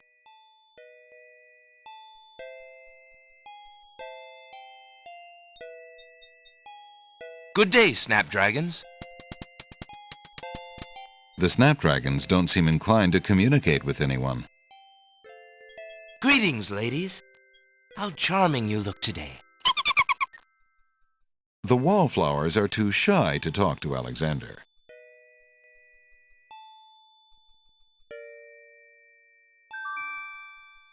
May I have this dance? Oh, my!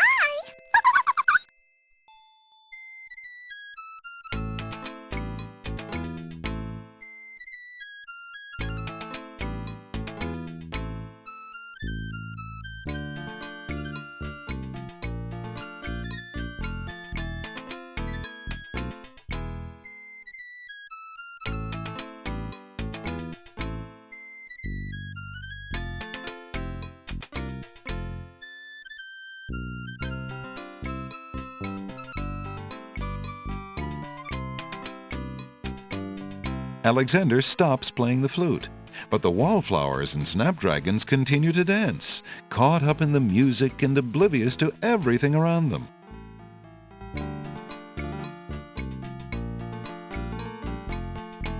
A gray brick wall marks the end of the garden.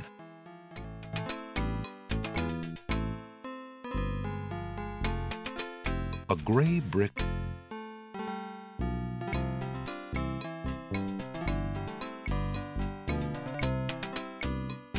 vines of sweet ripening tomatoes. There appears to be a hole in the garden wall.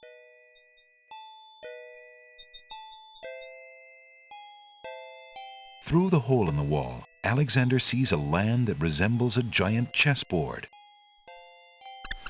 Wow, it really is a hole in the wall. Zounds, those wallflowers sure are shy, and the snapdragons are awfully protective of them. Alexander can't even get close to the wallflowers without causing quite a stir.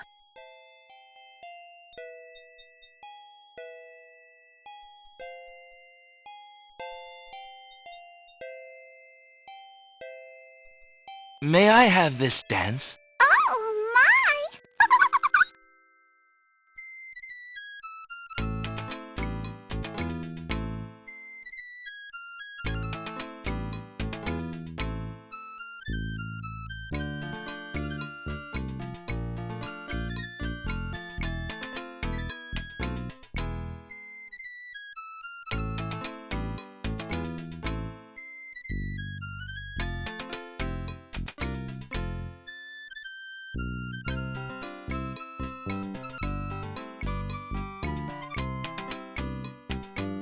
Alexander stops playing.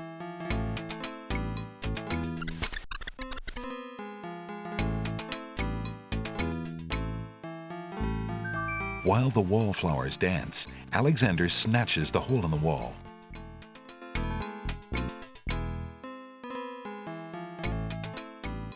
An elegant padded chair provides a cushy seat from which to enjoy the lively garden.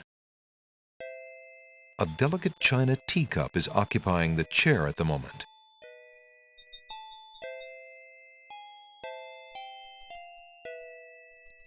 Alexander doesn't need to do...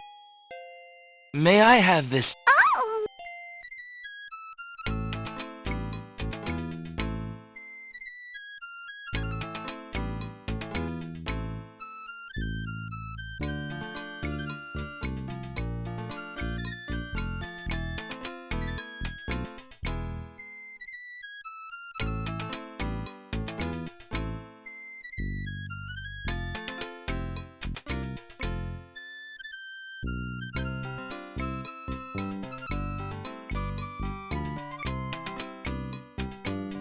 Alexander stops playing the flute, but the wallflowers and snapdragons continue to dance, caught up in the music and oblivious to everything around them.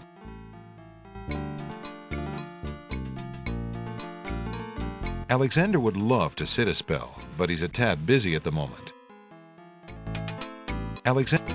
Alexander could climb...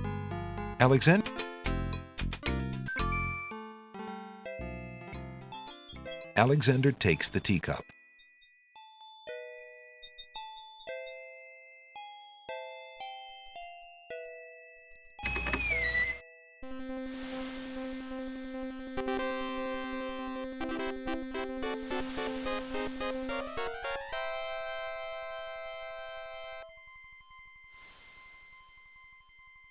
Alexander is standing at the edge of a strange land with rolling checkered hills. Two chessboard knights stand before the marble entrance, guarding a path which wanders like a ribbon into the velvety hills.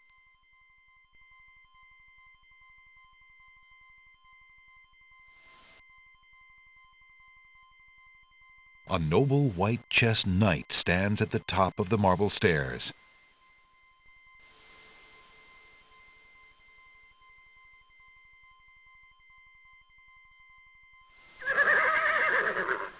Checkmate! Only chess pieces allowed in chessboard land?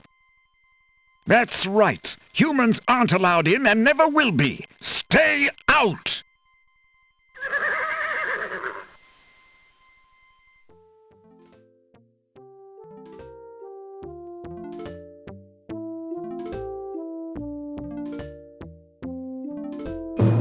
I must insist, Your Highness. I shall send a lump of coal to the Vizier and the Princess as a present for their wedding, and that's the end of it. And I suppose you'll leave me with only this stupid spoiled egg to send, Your Highness. I want to impress the new king and queen of the realm as much as you do. As queen of this island, I have every right to that lump of coal. Who isn't queen of this isle? The lump of coal is in my possession. Therefore, I shall do as I please with it. Besides, there's nothing wrong with that spoiled egg. The egg, though delightfully spoiled, is not nearly so valuable as the lump of coal, and you know it. Your Highness always got to carry the singing stone. It's not fair that you get the coal, too. That doesn't count. The singing stone was stolen by that horrid beast. I should get to keep the coal just because my stone was stolen. It wasn't your stone. It belonged to the Isle of Wonder treasury. Your Highness always thinks that everything is hers. Excuse me, my good man, but could you settle an argument for us? Which of us should get to carry the coal and which the egg? Remember, white is the color of deserving truth and virtue. Quiet, Your Highness, and let him make up his own mind. I, for one, shall be more proper, and not even mention the fact that red is the color of love. I'm sorry, Your Majesties. I'm partial to both red and white, but I'm afraid that I don't know how to solve your problem. One of you will just have to be gracious and allow the other the lump of coal. What a ridiculously stupid idea. Quite ludicrous. He was a lot of help, wasn't he? Oh, yes. Obviously a man of high intelligence.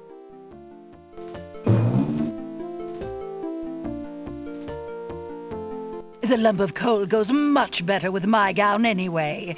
Black and red are imperial colors. That's the silliest thing I ever heard. Red does not go with anything, being much too self-conscious. White is the perfect accompaniment to any color.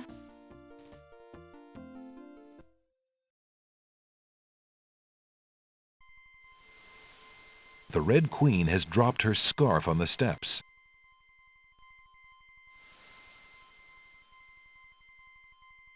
Alexander picks up the Red Queen's scarf.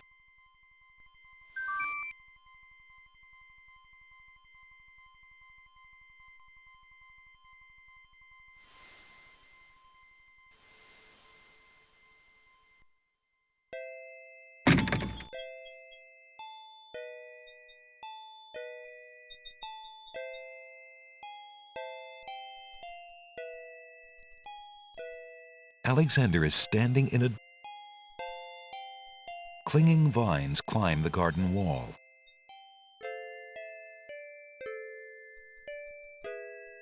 Is that lettuce growing in the garden? It looks a little chilled. Why, it must be iceberg lettuce. Alexander picks a head of iceberg lettuce.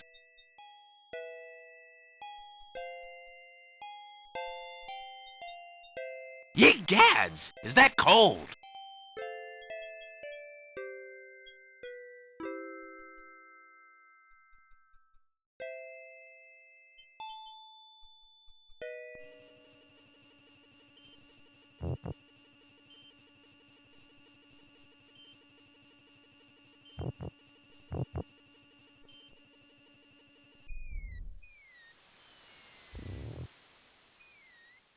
Alexander pulls out his magic map.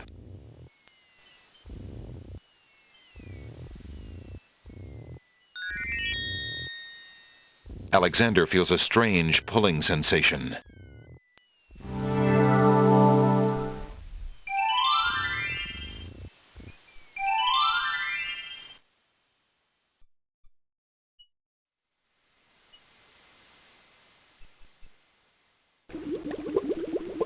A pond lies across the path. The water boils as if over some magical flame.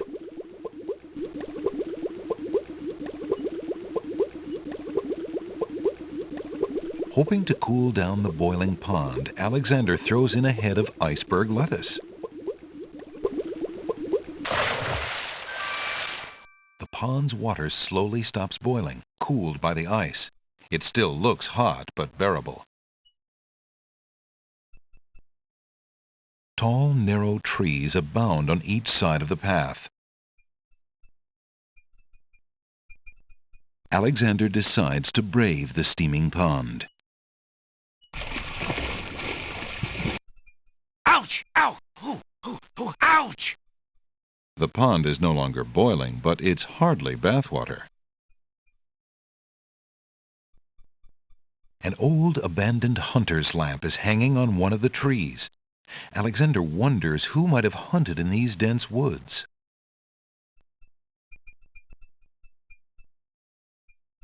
Alexander takes the old hunter's lamp from the tree.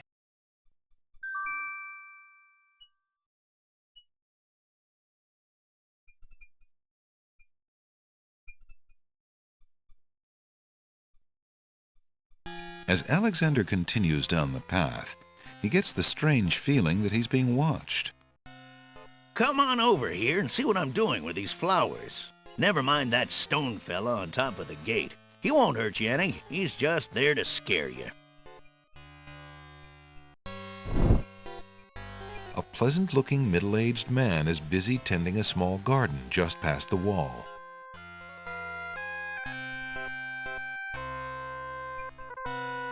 A brick lies in the grass. It must have come from the old brick wall.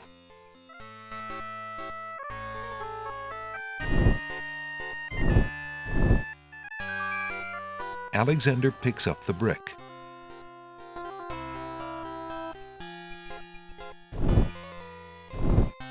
You aren't going to listen to me, are you? Well, we'll just see about that. That's odd. The gardener just disappeared.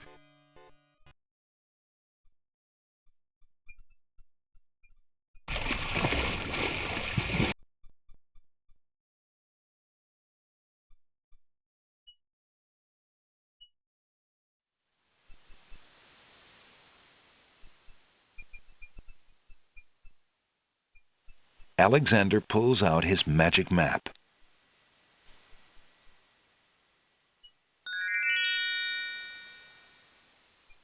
Alexander feels a strange pulling sensation.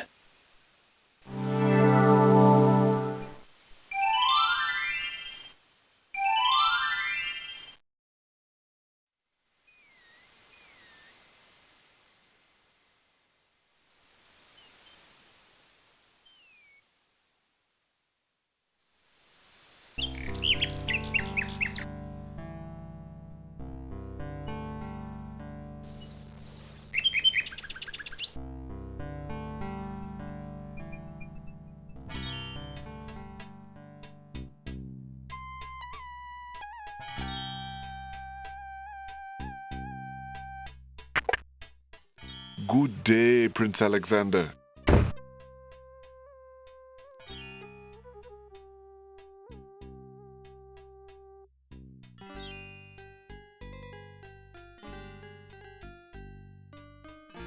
Would you mind if I traded this in? Of course, Prince Alex. Please choose something in exchange for the items on the counter. Alexander looks closely at the items on the counter to make his selection. I believe I'll take the tinderbox. Very good, Prince Alex. Enjoy your tinderbox and bring it back anytime. Thank you.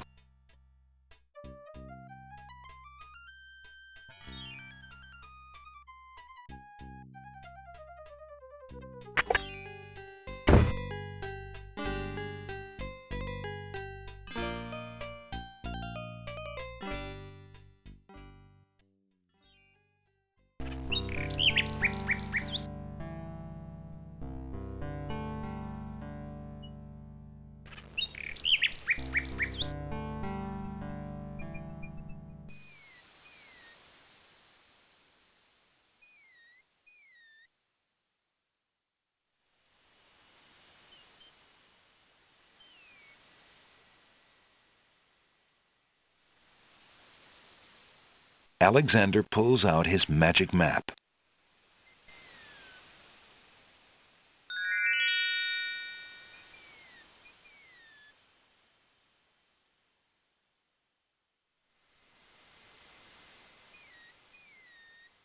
Alexander feels a strange pulling sensation.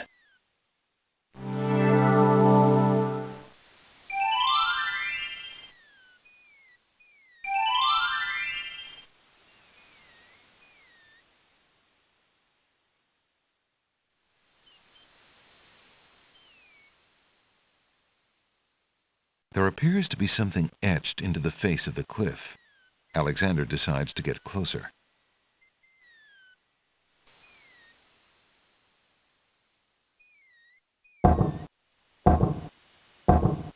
Huge blocks of stone erupt from the granite cliffs.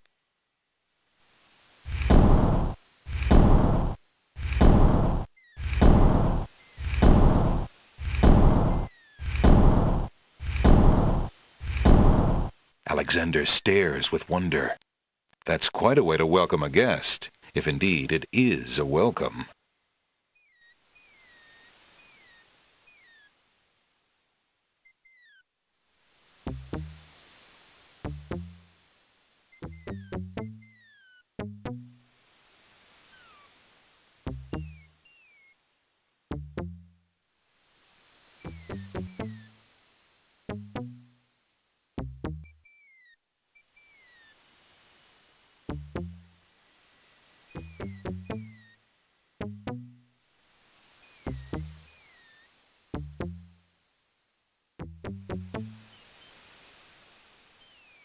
Alexander examines the strange etchings in the face of the cliff.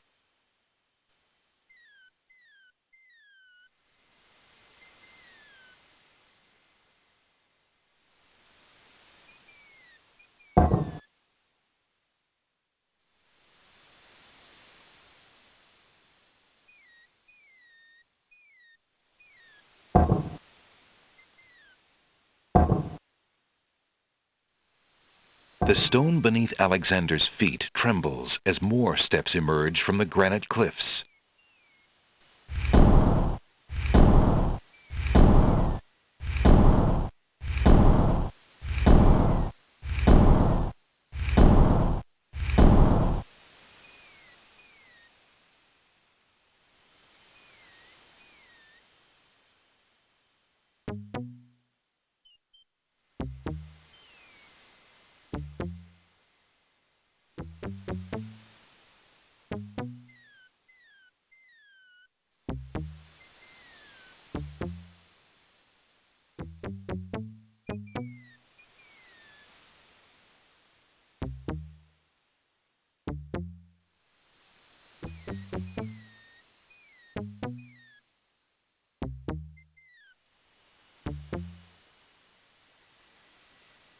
Alexander examines the strange etchings in the face of the cliff. 4 plain stone buttons have been carved into the cliffs. One may need to read about the logic cliffs in the guidebook to the land of the Green Isles in order to understand these stones.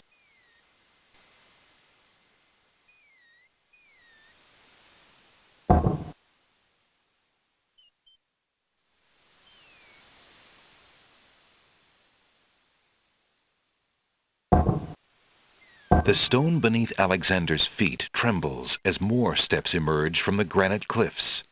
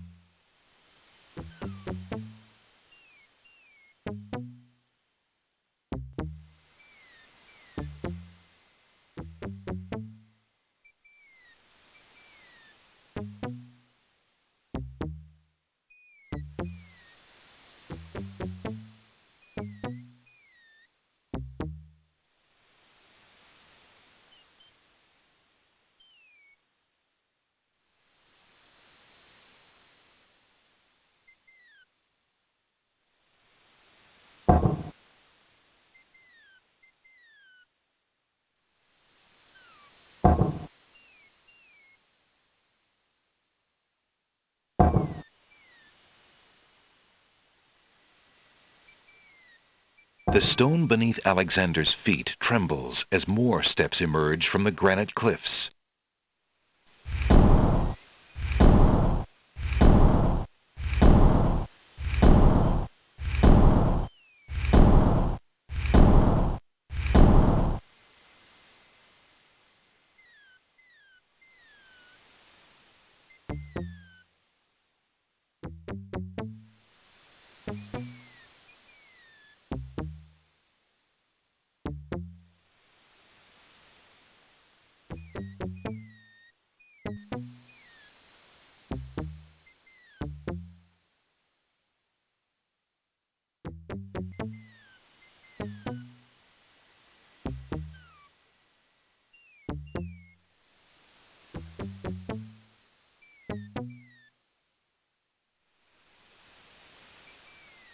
Alexander examines the strange etchings in the face of the cliff.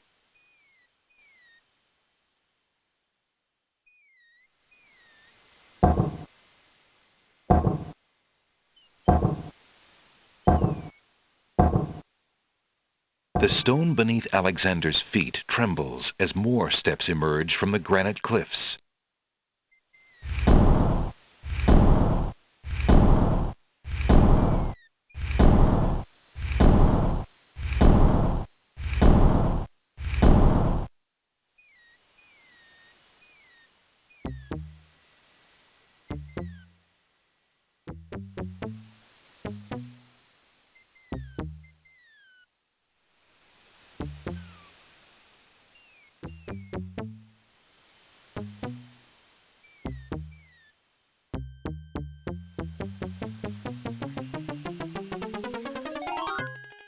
Alexander finds himself finally at the top of the cliffs. Exhausted, he steps over the lip of the plateau and stands. Why do you make such an effort to climb the cliffs, young man? The winged ones who live on this island have the power of flight. You could have it too, if you'd only eat a berry from this magical flying nightshade bush.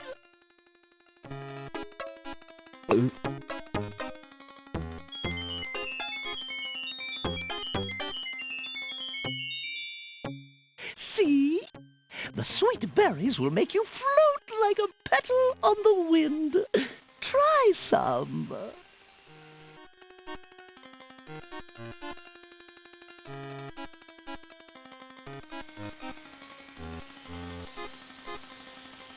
Come, stranger, trust me.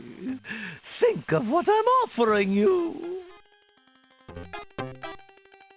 The old woman has a pleasant, grandmotherly face, but something about her makes Alexander uneasy.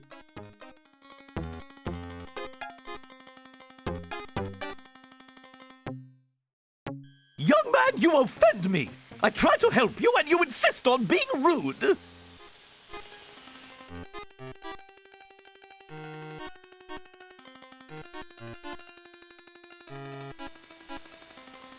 All right then, stay tied to the ground like a load of lead.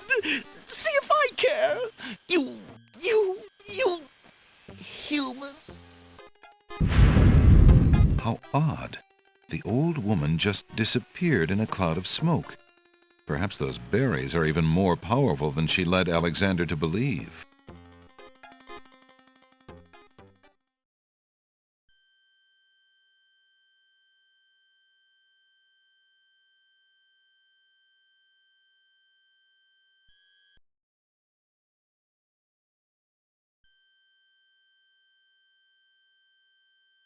The huge doors are locked tight. Somebody obviously wants to keep something out or something in.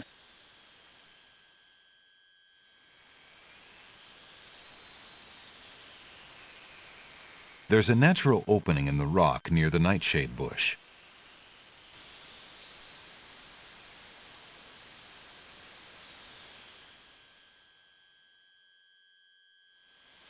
Alexander crawls through the small opening in the rock.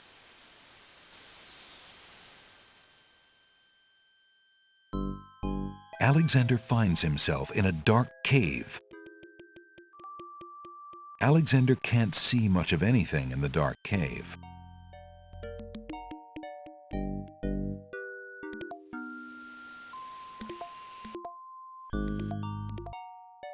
Small speckles of sand stand out against the otherwise gray brick.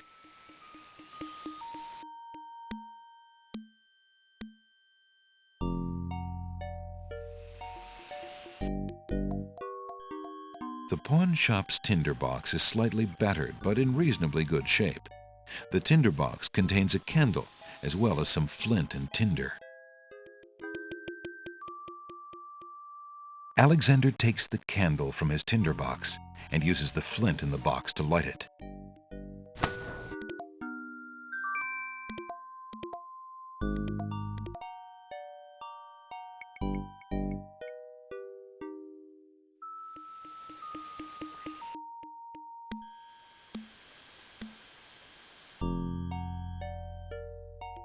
Alexander crawls through the opening in the rock.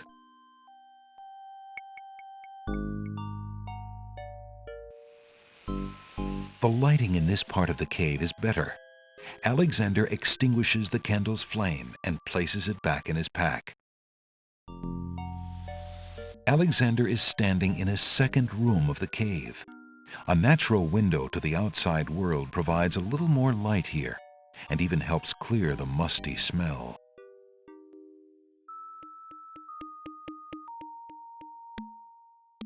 A natural window-like opening in the rock provides a view to the outside world. A peppermint plant grows on the window's ledge.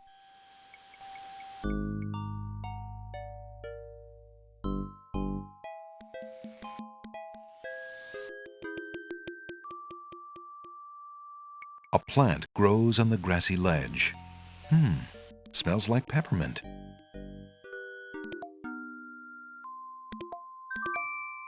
Alexander takes a few leaves from the plant. As he does so, a strong smell of peppermint is released. Ah!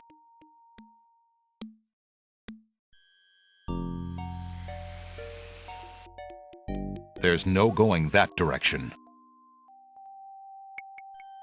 Alexander is Alexander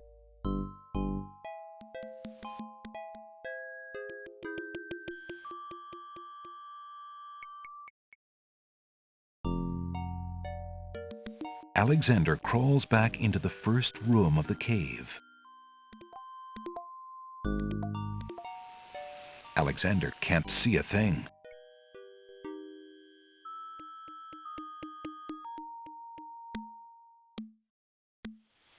Alexander crawls back through the passage to the top of the cliffs.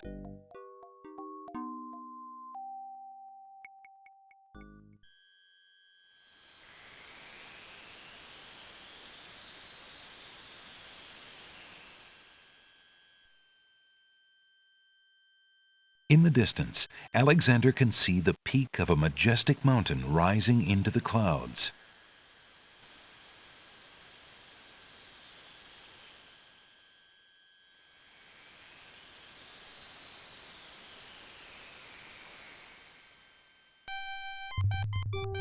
Look, an intruder! Hold! How did you get up here, human? I climbed the cliffs.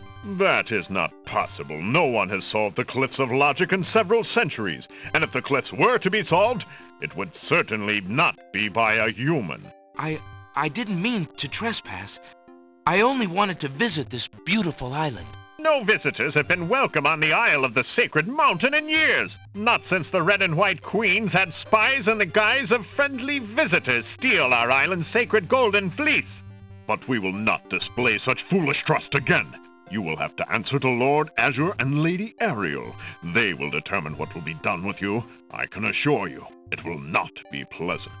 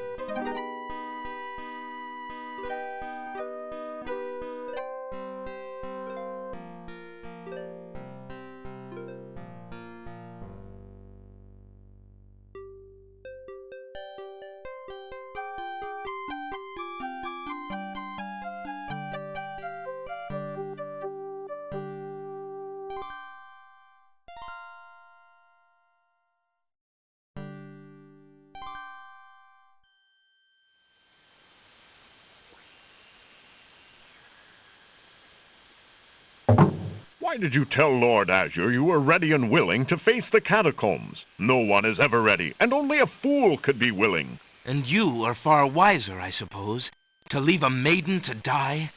To not fight this plague on your own people? Bravery and suicide are two different things, human. You will have a chance to renounce your choice soon enough, when you lay trembling under the Minotaur's hooves. We shall see. Thanks for the escort. We only escort you to your death. May the fates make it quick so that you do not have to scream long.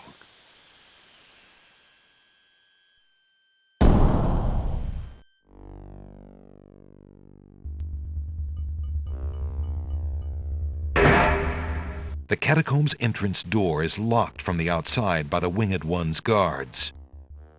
It seems that leaving the catacombs by that door is not an option. The walls of the catacombs are made of massive stone tiles. That's the north wall of the room.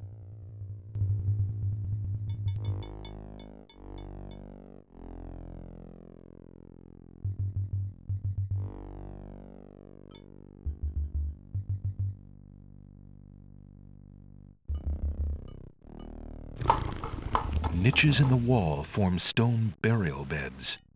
Ancient bones lie crumbling on the unyielding rock. Alexander hears the distant sounds of a wild animal somewhere in the maze of rooms.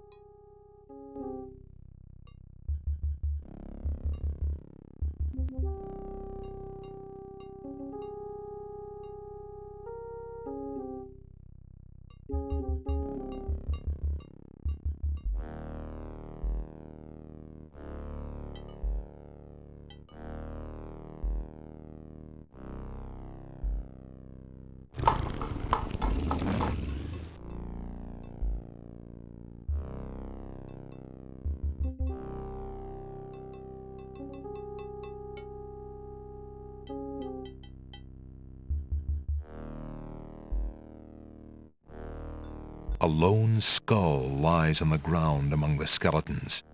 Where the skull came from is a mystery, since the other remains seem to have their skulls intact. The remains of several unfortunate souls haunt the room.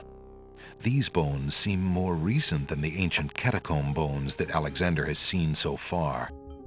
Perhaps they were victims of the Minotaur, or perhaps they died while wandering lost in the maze. 3 of the skeletons are completely intact.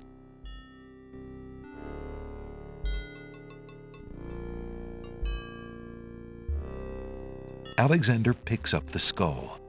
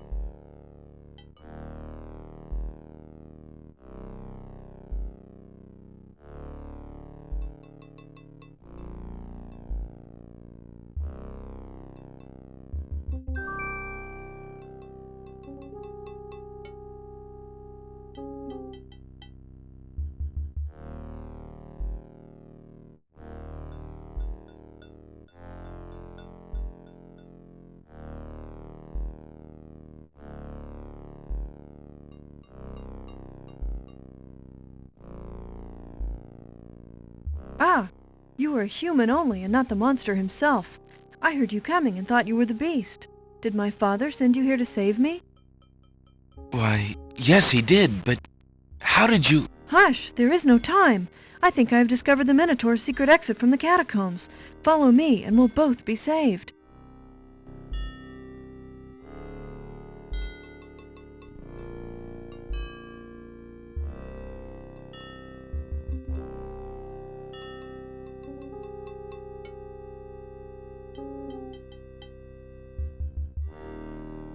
An old wooden shield hangs on the wall.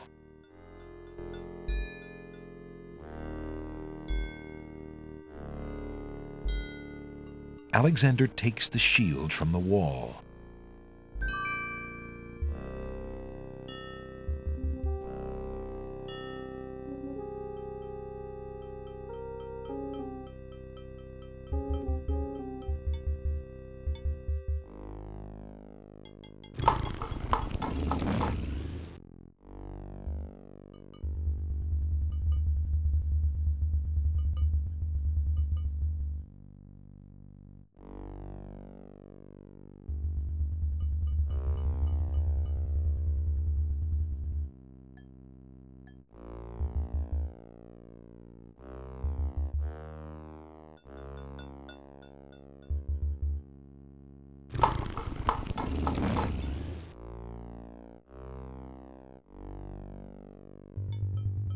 Niches in the wall form stone. Alexander notices that this skeleton has old coins over its eyes.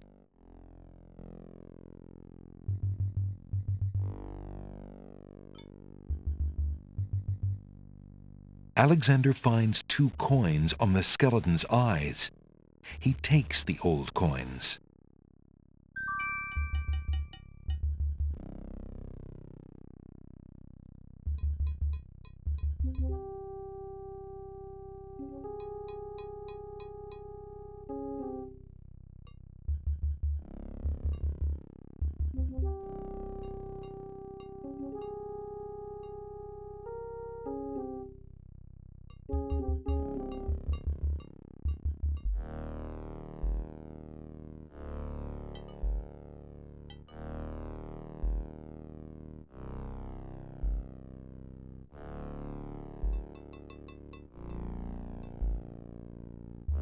It's a trap.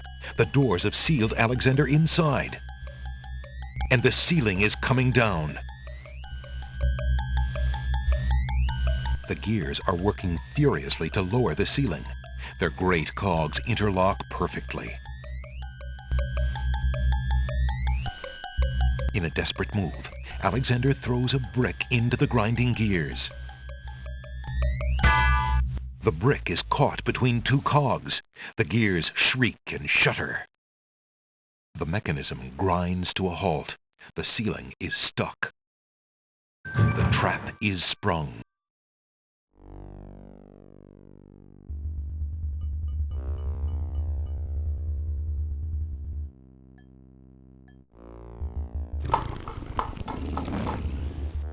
Alexander hears a low growling, so faint as to seem born of his fired imagination rather than of any living creature.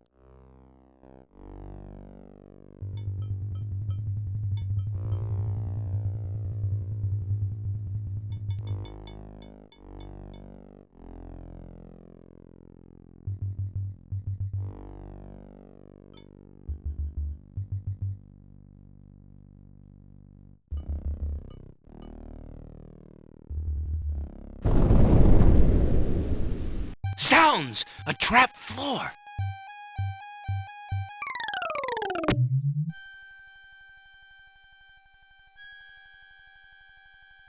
Alexander seems to have fallen to a lower level of the catacombs. Wherever he is, the place sure is dark. Alexander can't even see his hand in front of his face.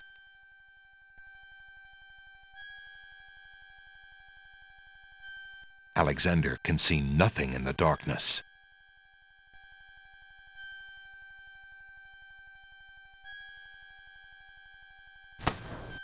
Alexander takes the candle from his tinderbox and uses the flint in the box to light it. Aha! So that's why it's dark in here. A torch is out. Alexander lights the extinguished torch and puts his tinderbox away.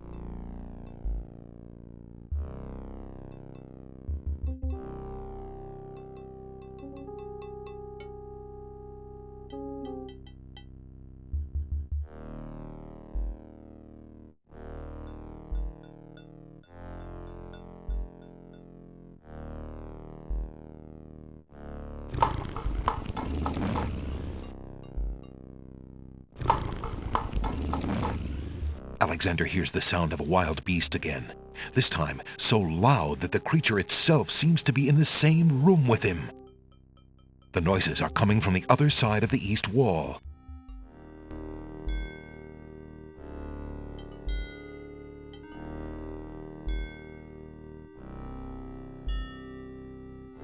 Alexander puts the hole in the wall on the east wall. The hole in the wall trembles slightly with dread at the clammy feeling of the stones.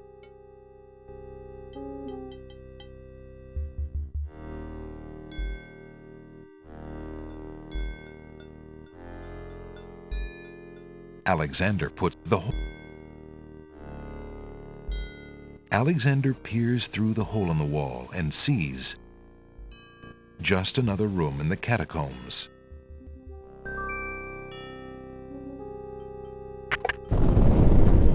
Aha! Not just another room at all. So that's why Alexander couldn't find the Minotaur's lair. At least Alexander now knows the lair exists, somewhere in the maze on the other side of this wall. While Alexander contemplates what he's just seen, the hole in the wall, frightened by the Minotaur, makes a run for it. Alexander hopes the little creature finds its way home to the Isle of Wonder.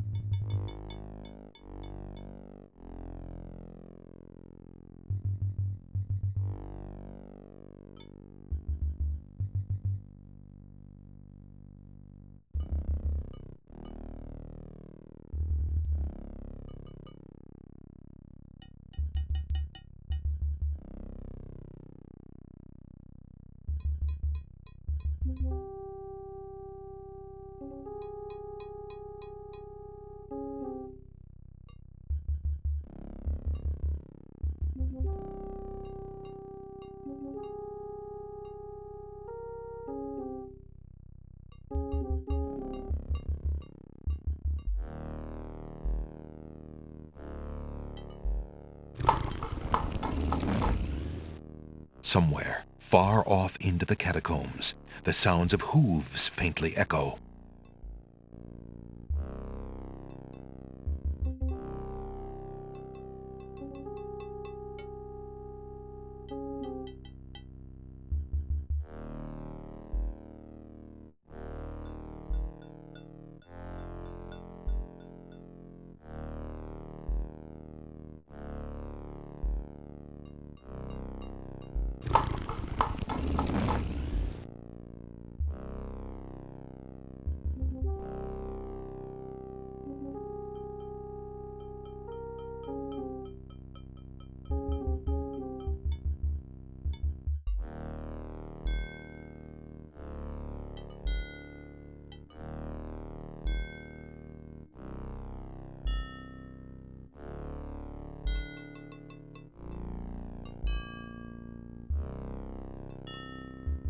A very beautiful, very dusty tapestry hangs on the wall.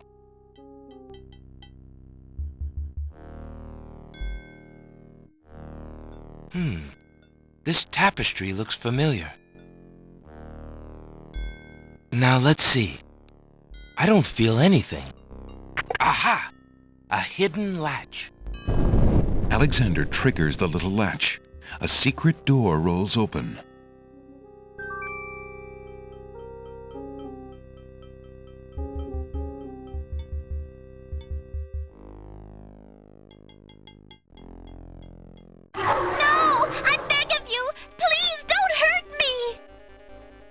Your struggles are useless.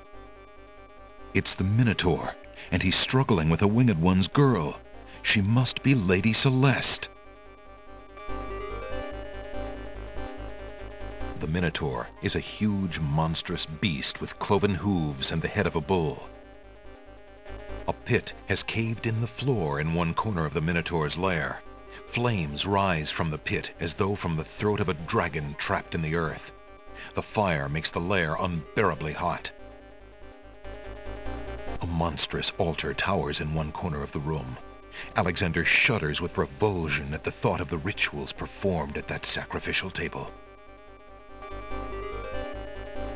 Excuse me.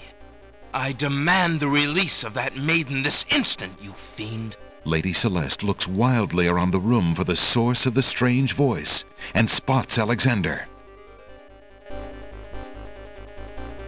You there, human! Help me! Help!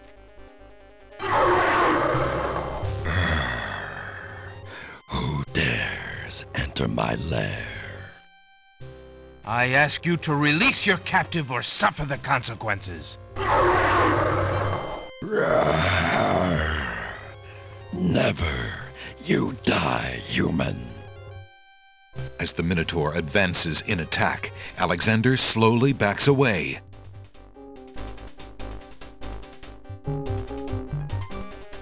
Until he can back away no more. Now where to, little man?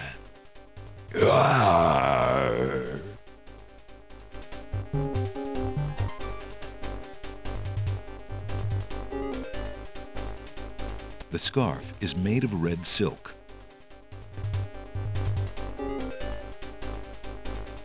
Alexander, his back inches from the fiery pit, tempts the Minotaur with the Red Queen's scarf. Look here, you bully! Nice, bright red. Red. Now you die!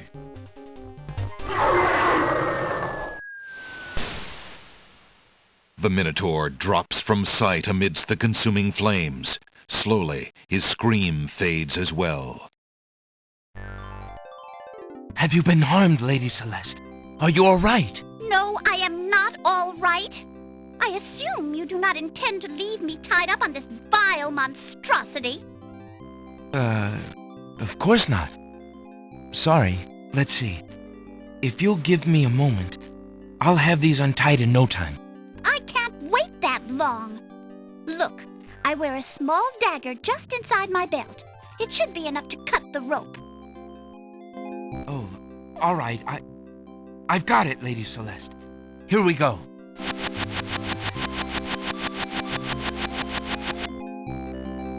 Thank you. You may keep the dagger as a gift for saving my life. That's very generous. Forget it. Do you mind if we just get out of here now?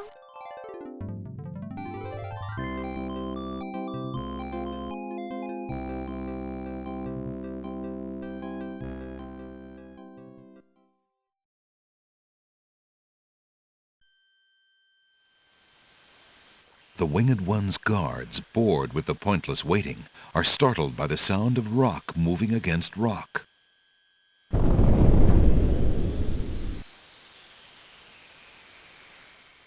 Lady Celeste, quite thee well? I'm quite well, thanks to the bravery of a mere human. So much for your superior intellects. Yes, me lady. Now bring him along. I'm going home.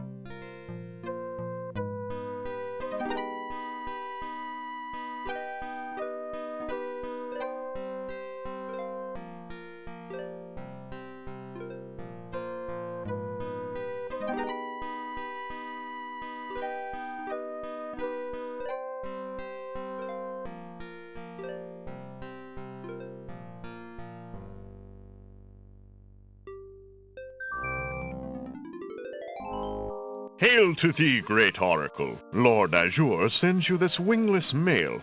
It appears that he solved the cliffs of logic and... defeated the minotaur in his lair. So I have seen.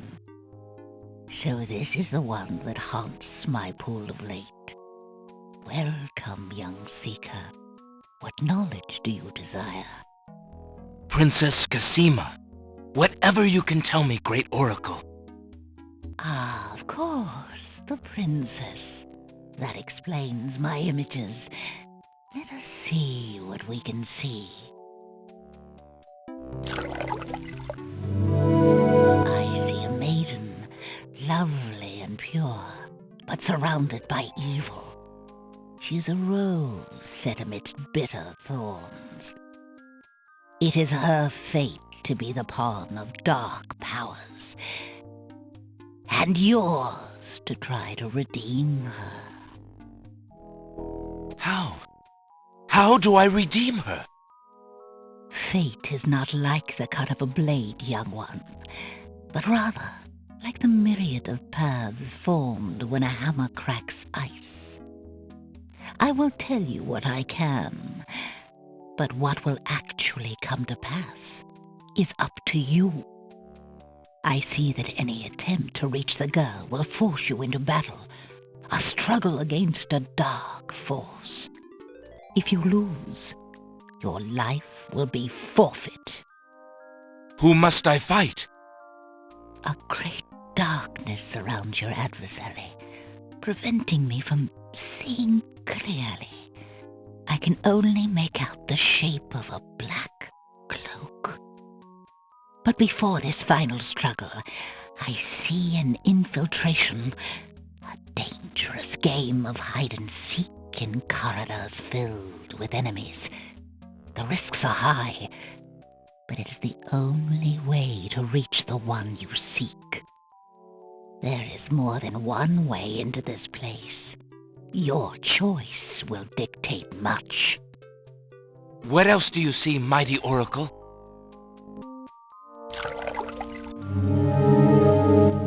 Oh, such pain. I see two restless spirits crying out for revenge. These shades could help you destroy the dark force if they were to be brought back from their spiritual form. Yet this is only one possible path to your destiny. I'm afraid this is getting beyond me. I know very little about the afterlife.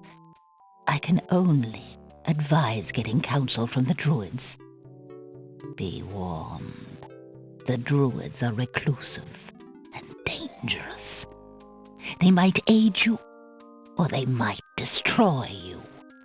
Like their island, the druids' nature is hidden in the mists. There is nothing more I can do for you, except to give you this. It is water from the sacred pool. That and my blessing go with you. Thank you, great oracle.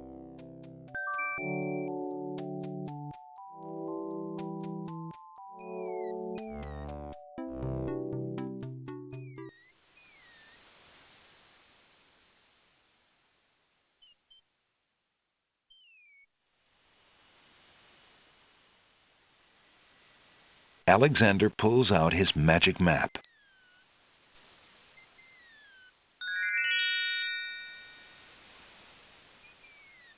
Alexander feels a strange pulling sensation.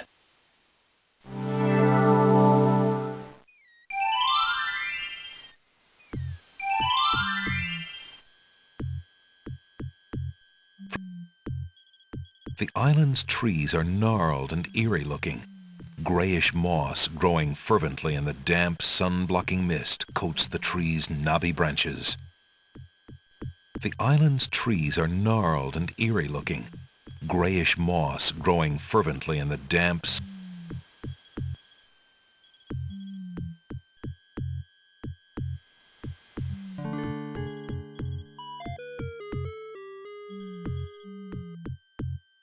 steps lead up to the treehouse's entrance. The steps are sheltered by a worn animal hide. As Alexander peers into the dark entryway, he can make out a well-bolted wooden door. A grove of giant trees has been hollowed out to make houses. The trees look cozy and dry, if a bit primitive for Alexander's tastes. A communal fire pit occupies a place of honor in the center of the little village. The fire pit, naturally enough, contains coal. The coals are cold. That's odd, because Alexander definitely smells the smoke of an open fire close by.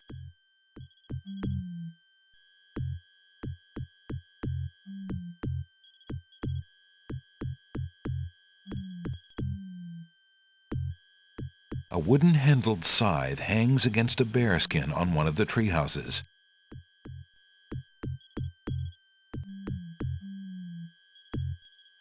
Alexander reaches into the fire pit and takes a lump of coal.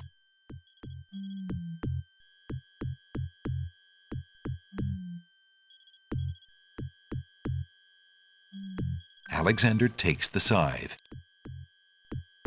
From the east come the sounds of mysterious drums and chanting.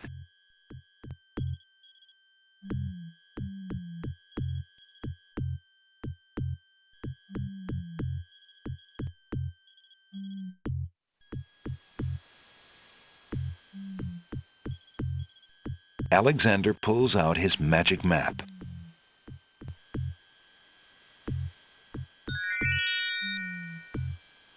Alexander feels a strange pulling sensation.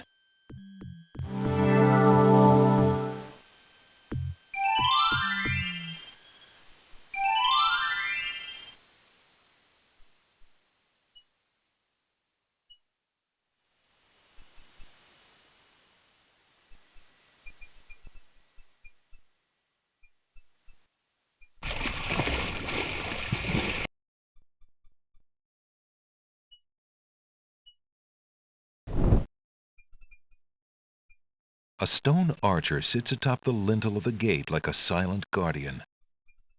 His stone bow is tightly drawn and fitted with a single stone arrow.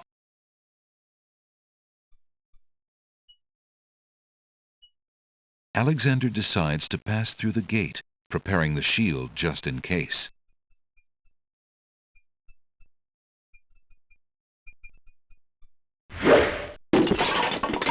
The magic arrow completely shatters the shield. Good thing the arrow didn't hit Alexander.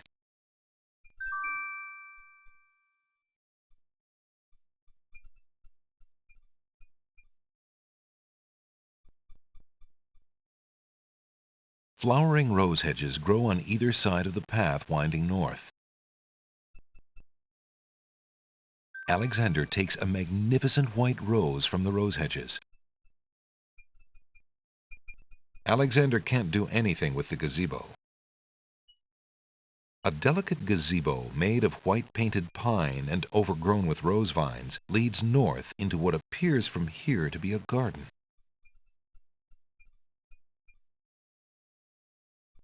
Alexander walks forward to step onto the gazebo. But the rose hedges on either side of the path, sensing an intruder's presence, reach out their vines and blend together. The path is blocked.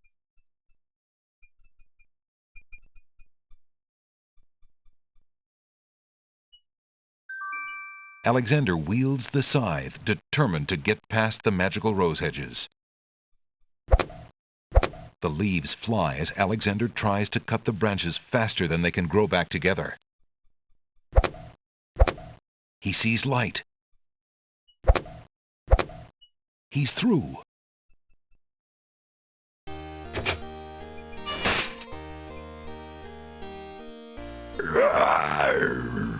Who dares enter Beast's garden? My name is Alexander. I didn't mean to disturb your private garden. No.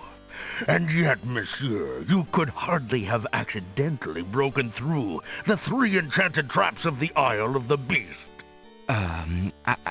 I suppose it is simply my nature to break through enchanted traps. You must be a prince, then.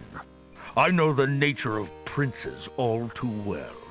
This face you see before you is hideous, is it not?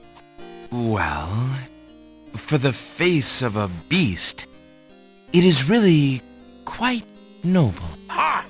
I'm glad you like it, for you will soon own one just like it.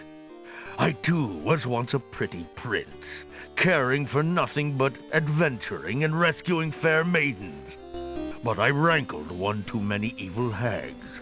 One dark night, I was turned into this obscenity you see before you, warped in shape and trapped on this enchanted island over 100 years ago. Surely there is a way off this island. Oh, surely.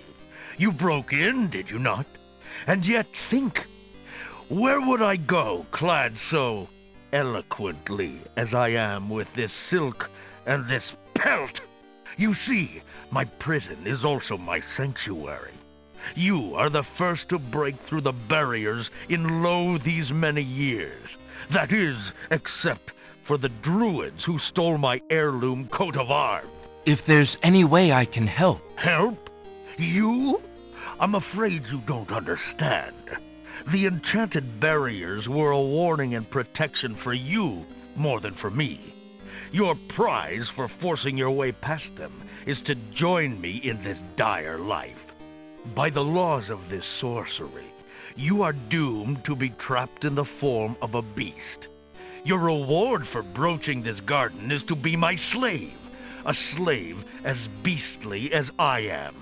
You have only a few hours of humanity left. But that's not possible. There must be some way to break the enchantment. Spells always have a weakness somewhere. The enchantment you are under is tied to my own. Oh, the sorceress left me a way out. But I'm afraid it was only her final bitter joke. You see, I need only find a maiden to join me here, to share my castle, my life, willingly. Take another look at me. You can't help but admire the hag's terrible cruelty and cunning. I shall try to find such a maid, for Cassima's sake. Truly? How determined of you.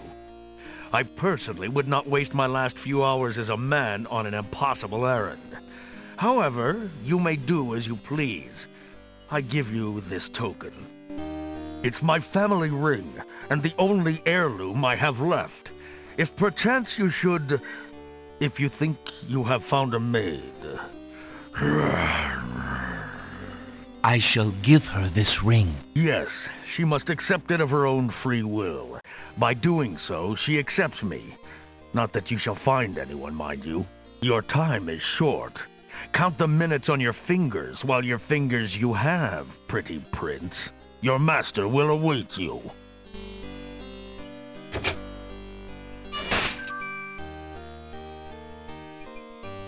A fountain in the middle of the clearing bubbles with fresh, glittering water. The hedge continues back towards the castle and forms what appears to be a maze.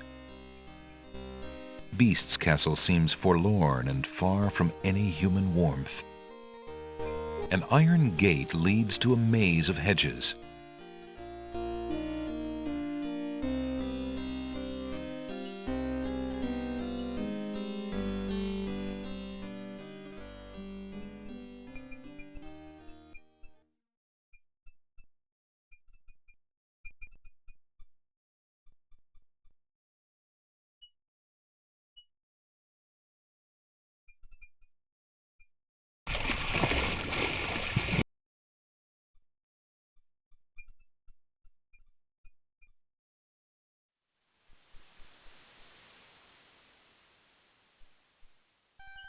The ocean is not as calm as it appears. Underwater currents tug at Alexander's legs.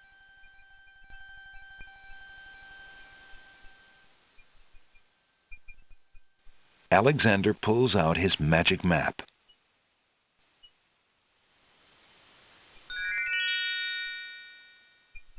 Alexander feels a strange pulling sensation.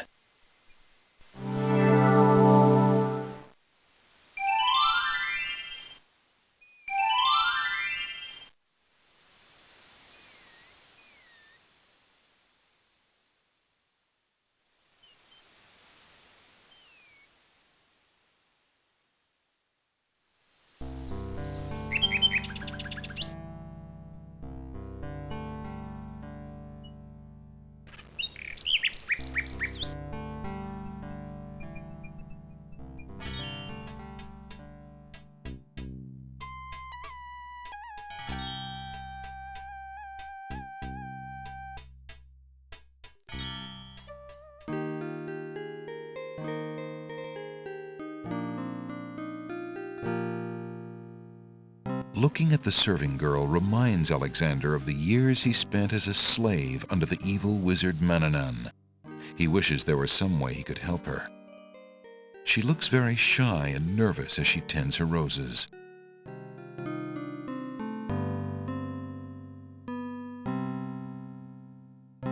Good day, maid. My name is Alexander.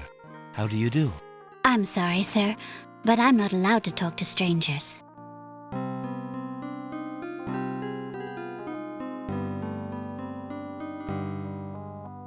Pardon me, maid. I hope you don't think me forward, but I see that you like roses. I thought you might, perhaps, like a fresh white rose. Alexander can see the conflict in the girl's pretty face as she fights between her distrust of him and her desire for the white rose. The rose wins. Oh, I shouldn't, sir, but it is so lovely. I've never seen a rose of white. It looks so pale and delicate. Wherever did you find one of such a color? There are many hedges of them on the Isle of the Beast, and they grow together like magic. Oh, truly? What an adventure that must be to see them. But I should not speak so, especially to a stranger. Thank you for the rose, though, kind sir.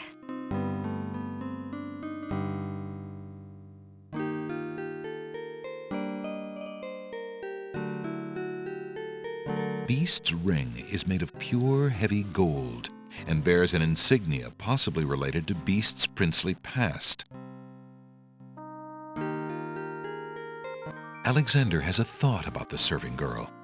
He decides to bring up the subject of Beast with her. Let me tell you about the place where the white roses grow. The Isle of the Beast is an enchanted place. There's a path running through a deep forest. The path crosses 3 magic blockades, set to keep all visitors away. At the center lives a tremendous beast. Really?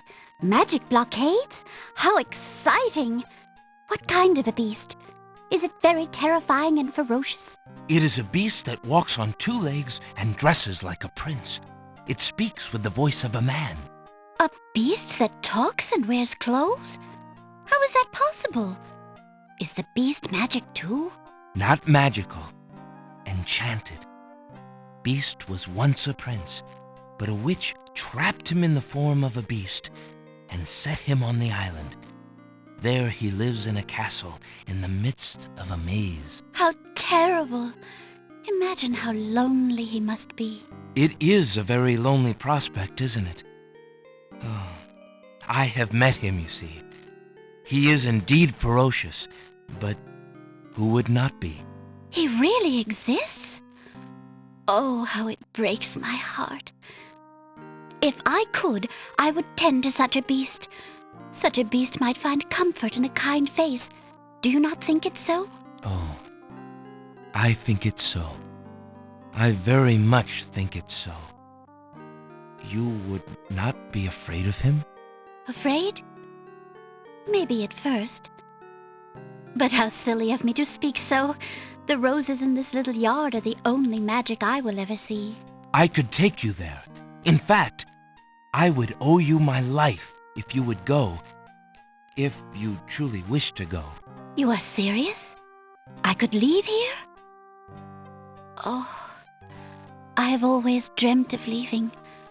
But to actually go... This is the only home I have ever known. Home is a hard place to leave, even if you're unhappy there. But I will go. If I can help him, I must go.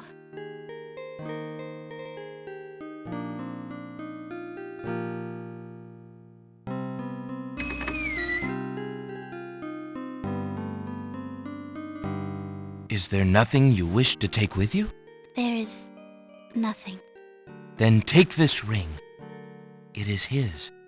He will be pleased if you would wear it. Why, it's the most beautiful thing I have ever seen. Thank you kindly, sir. Beauty!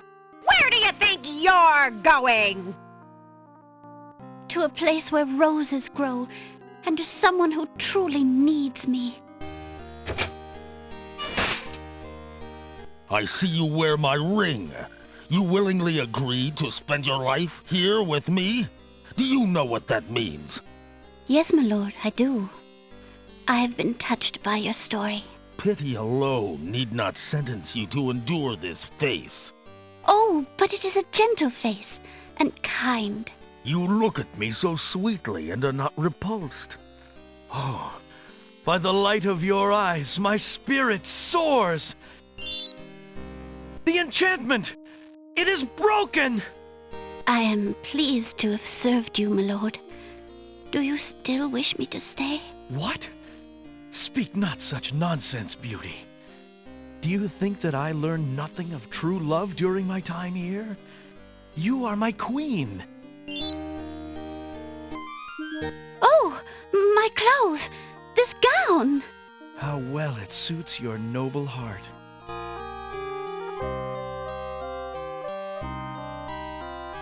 Alexander, how can I ever repay you? I have nothing to offer except my gratitude. But please, take these old clothes. Perhaps you'll find someone in need during your travels. You have already repaid me by your example of courage, Beauty. And by your friendship, I hope. You will always have our friendship and loyalty, Prince Alexander. But from a fellow adventurer, take some advice. If you find your true love, protect her with your life.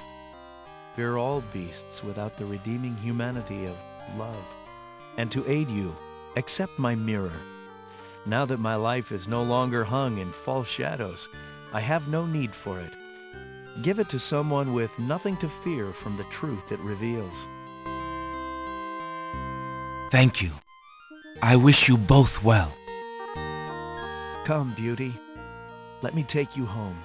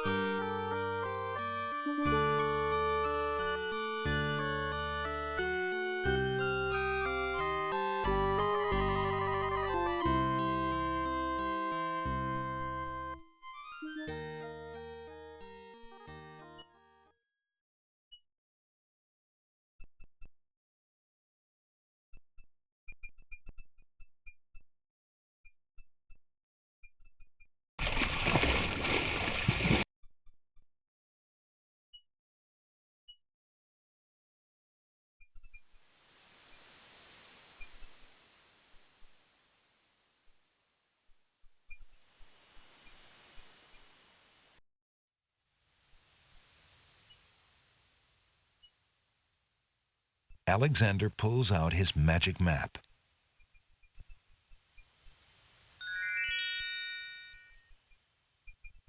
Nothing happens. Apparently, the map won't teleport its user anywhere except the other islands. It's a good thing, too. Alexander has had enough of ocean swimming lately. Alexander feels a strange pulling sensation.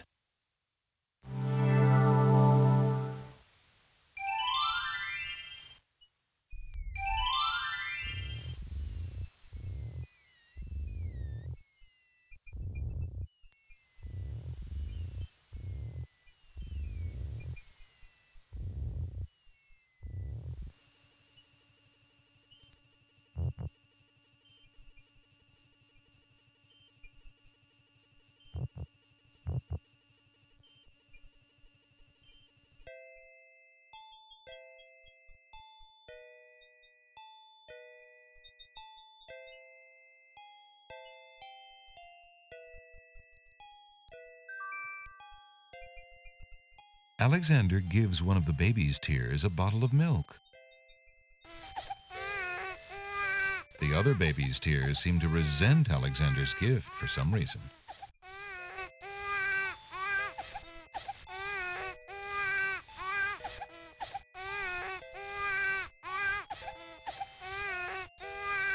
Alexander collects some of the baby's tears in the old hunter's lamp.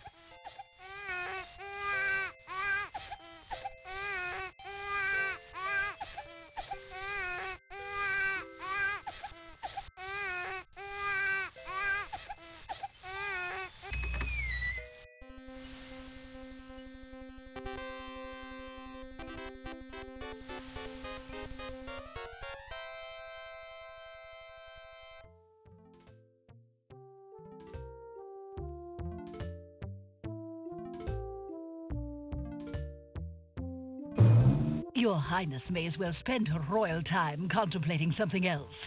The lump of coal shall be sent to the Castle of the Crown under my name, and that's all there is to it. No, it shan't. Yes, it shall. If the coal is sent in your name, I shall royally decree a ban on all red on this isle. You do, and I shall royally decree that white shall be henceforth used for all mopping up of cabbage stew. You wouldn't dare! Oh, wouldn't I? Oh, it's you! Have you thought of any more of those brilliant ideas of yours? For a chess piece, the White Queen is quite large. With the exception of her pure pale color, she looks identical to her equally huge sister. A large red chessboard queen is standing huffily at the edge of the marble steps. Perhaps you should allow your sister queen the coal and be content with the spoiled egg. Oh, perhaps you should keep your opinions to yourself. It would be noble of you to give the coal to the White Queen, since she desires it so much. Don't be silly. She desires the moon as well. I suppose that should be given to her as well.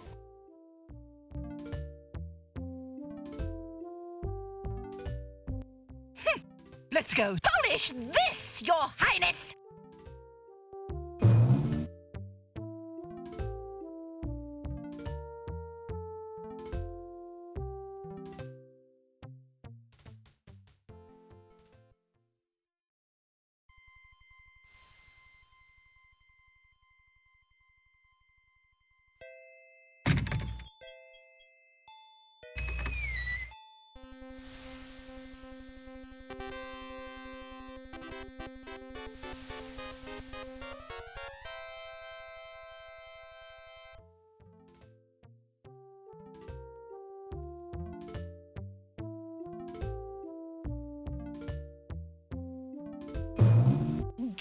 Lump of coal, Your Highness. I won't, Your Highness. You shall give it to me. That's my decree. And I decree rather not. See there, my decree is more recent than yours. Then I decree again. Hand it over. And I decree further. Your Highness shall never have it. What is it that you want, as if we weren't busy enough?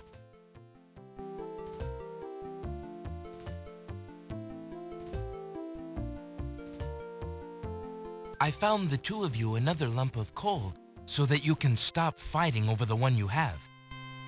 Oh, let me see. A lump of coal. And what a beauty it is, too. Oh, marvelous. Now we can stop fighting, sister. Your Highness can just keep the old lump of coal, and I'll take this new one. Quite right. That settles everything. As a token of our endless esteem and royal favor, please accept this magnificent and truly incredible spoiled egg.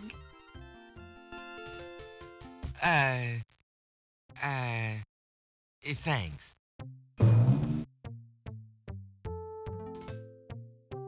Let me see that lump of coal, Your Highness. It is a beauty, isn't it? Why, it's bigger than my lump of coal. Let me have it immediately. Over my dead body, Your Highness. It's my lump of coal, and it is indeed larger and much grander. Just look at that sheen. I demand you exchange with me immediately.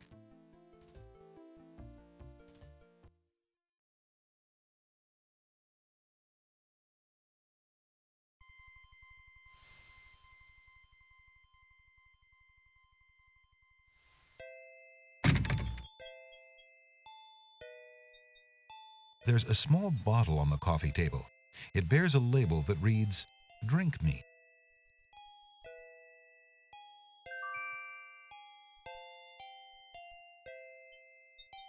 Alexander picks up the bottle.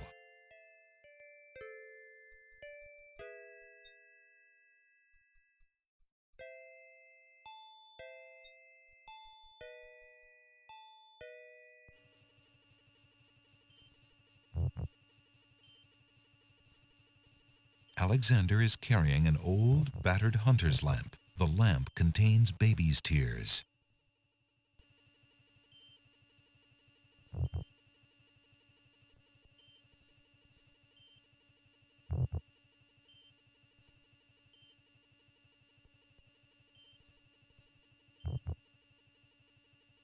That part of the swamp is out of Alexander's reach.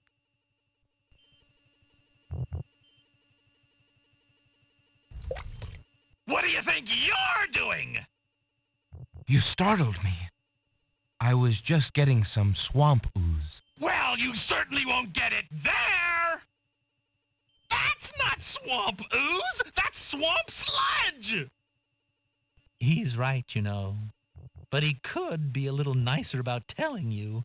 He's not a very pleasant stick in the mud. Nobody asked you! Be quiet! Oh, the trials of being a mere bump on a log.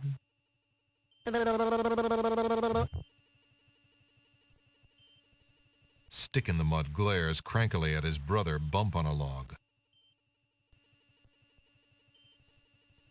Perhaps you could toss me some swamp ooze, since you seem to be able to recognize it. I can only reach this bit by the path. Well, hoity-toity, look who's Mr. Wants so much! You think I got a job here passing around precious swamp matter? You should be so lucky! He's an utter waste of oxygen. I'd save my breath if I were you. Who are you?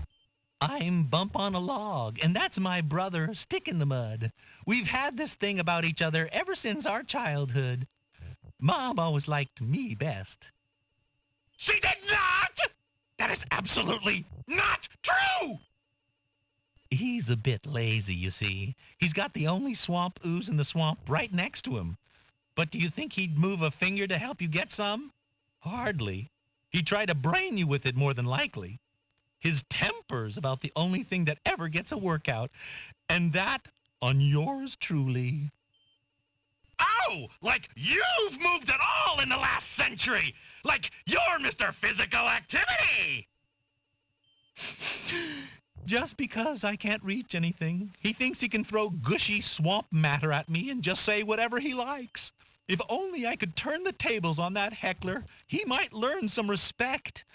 But as you can see, I'm a mere bump on a log and must be content with my lot. Oh, shut up! You couldn't hit the broadside of a barn even if you had something to throw! Just shut up! You see how he is?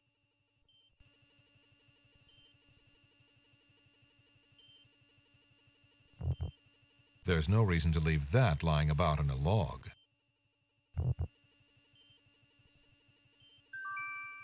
I thought this might come in handy the next time your brother starts picking on you. Aha! Finally, old Bump on the Log's not so defenseless, is he? Hey! Hey! What you doing there? Watch the pulp, would you? Now, Bumpy, remember all I've given you! The only thing you've ever given me is mud. Take this! No! Not into the swamp!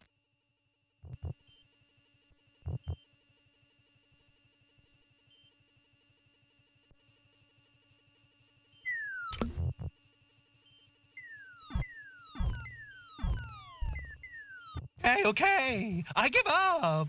Geez, sorry. Well, I guess it's not very pleasant having things thrown at you. I'm sorry. You mean it? Really? Brother. Brother! Stick in the Mud and Bump on a Log, exhausted from the battle, immediately doze off into naps. Rotten Tomato, being equally lazy, decides to join them.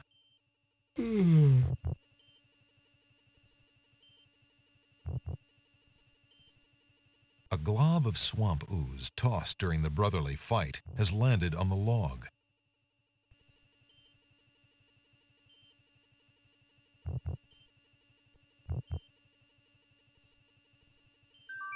Alexander fills the teacup with the swamp ooze.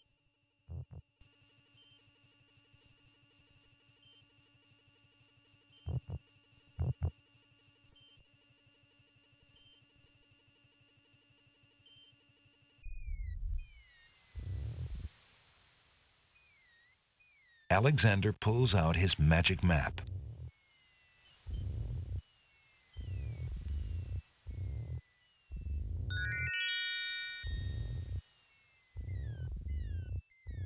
Alexander feels a strange pulling sensation.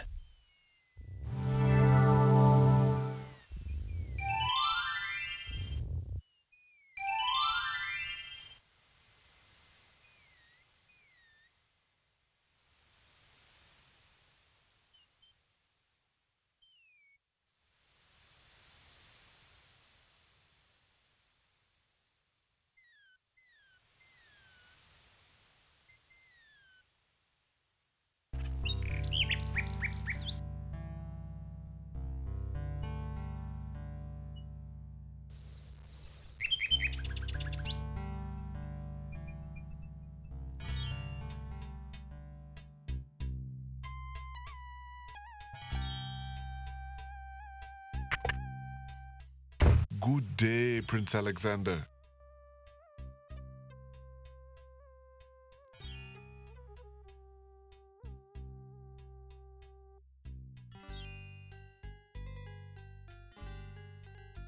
Alexander suddenly gets a very sneaky idea. I can't go on anymore. Without Cassima, I'd just rather not live. Prince Alex, no! It's true. The Vizier has beaten me. I give up. Poison is my last resort. Stop. I am no more.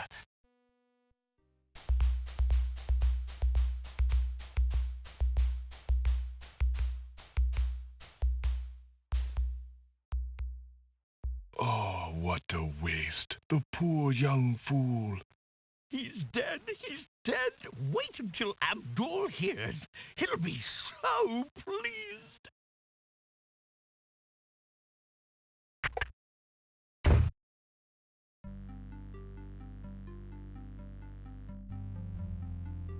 I told you not to pop in like that. You can learn to knock like everybody else. Sorry, Master. I couldn't help myself. I have great news. Well, what is it? Prince Alexander is dead. He killed himself in despair over losing Cassima. What? Are you positive? That young man has proven to be most devious.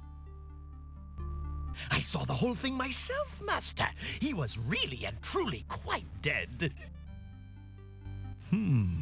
If what you say is true, it shall be most convenient.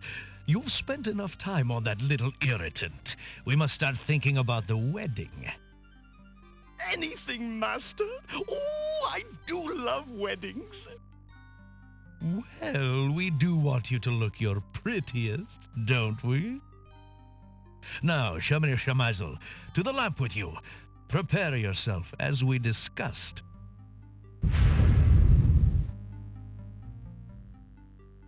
Alexander's heart lurches to life in his chest.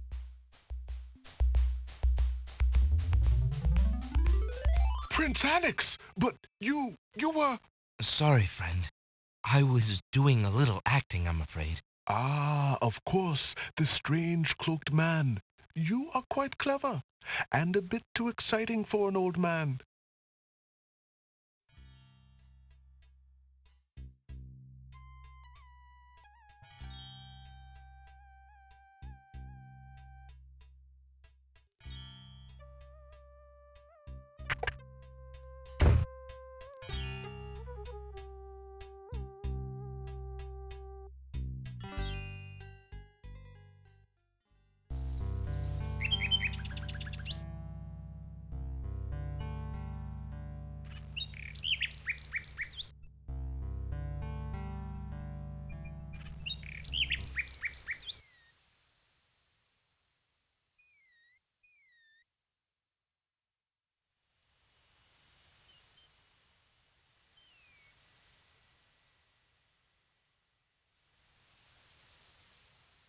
Alexander pulls out his magic map.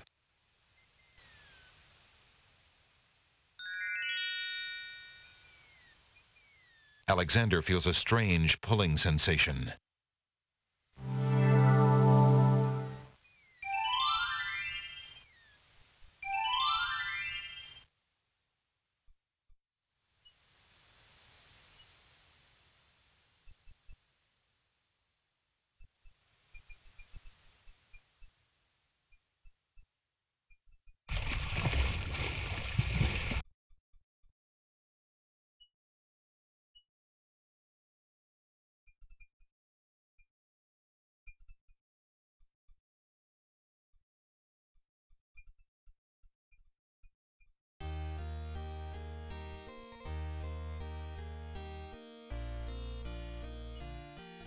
A fountain in the middle of the clearing bubbles with fresh, glittering water.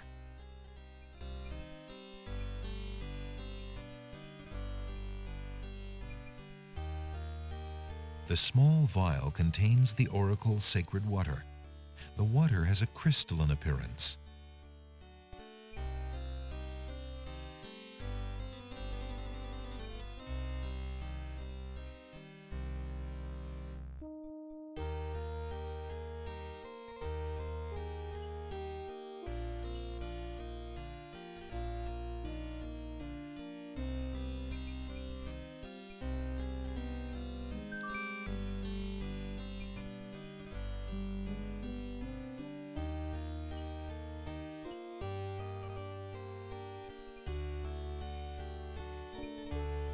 Alexander fills the hunter's lamp to the brim with the fountain water.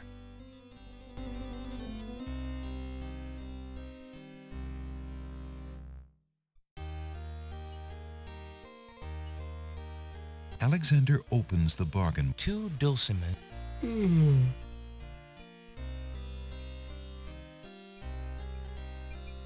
Phew, what?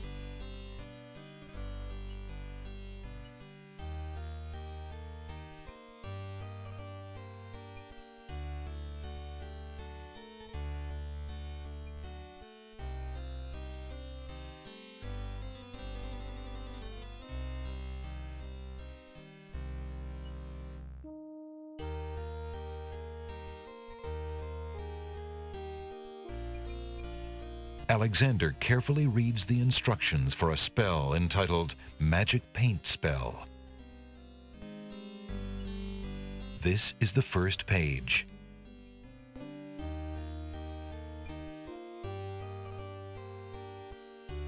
Alexander prepares to enchant the hunter's lamp with the Make Rain spell incantation. Clouds of thunder, shafts of light, come and sup with me tonight. Waters 3 have I for tea, brew a tempest now for me.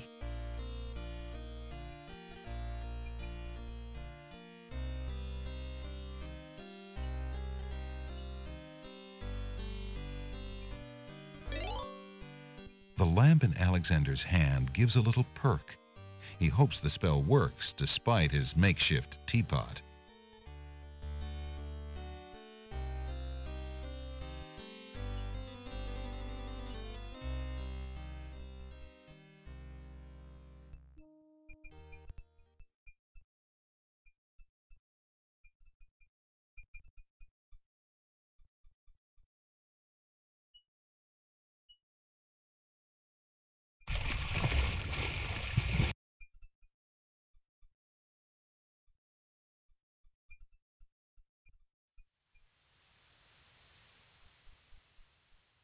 Alexander pulls out his magic map.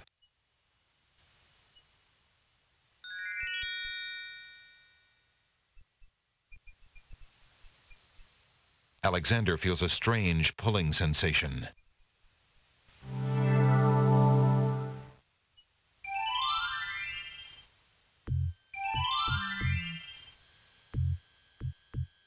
Great gods, did you see that? The man just appeared from nowhere. Perhaps he was sent by the spirits. I see no boat. He is an intruder, no matter how he got here. Grab him! Not again. Look, I'll leave. It's no problem. I think not. Let's go.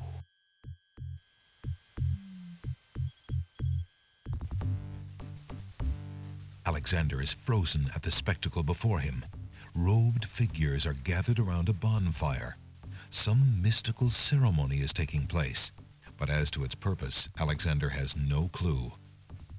We found a trespasser on the beach, Archdruid. Uh-oh. Archdruid. Now what has Alexander wandered into? This must be the foreigner we were warned about. How appropriate that he should come during our rain festival. Place him in the sacrificial cage. Wait! I must rescue the princess! There's an ancient druid saying, a man who would save others must first save himself. Alexander is pushed into the confining wicker cage.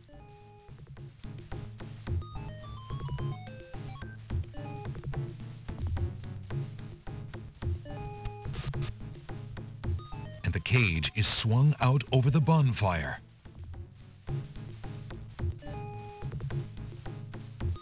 Alexander starts to feel a little warm. The bottom of the cage is getting uncomfortably hot. This cage is really hot. Fire in the cage. Alexander pulls out Beauty's old slave clothes, desperate to beat out the flames. The flame is extinguished, but the clothes themselves burn to cinders. Alexander won't be able to keep the cage from igniting for long. The heat and movement must have jarred something. Something that Alexander's carrying is starting to jiggle around. Egad, something's really percolating. The water in Alexander's lamp is hot. It's just about boiling.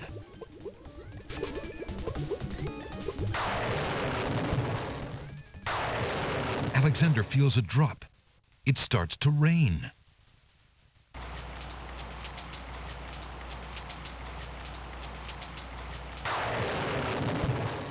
That man is a powerful nature wizard.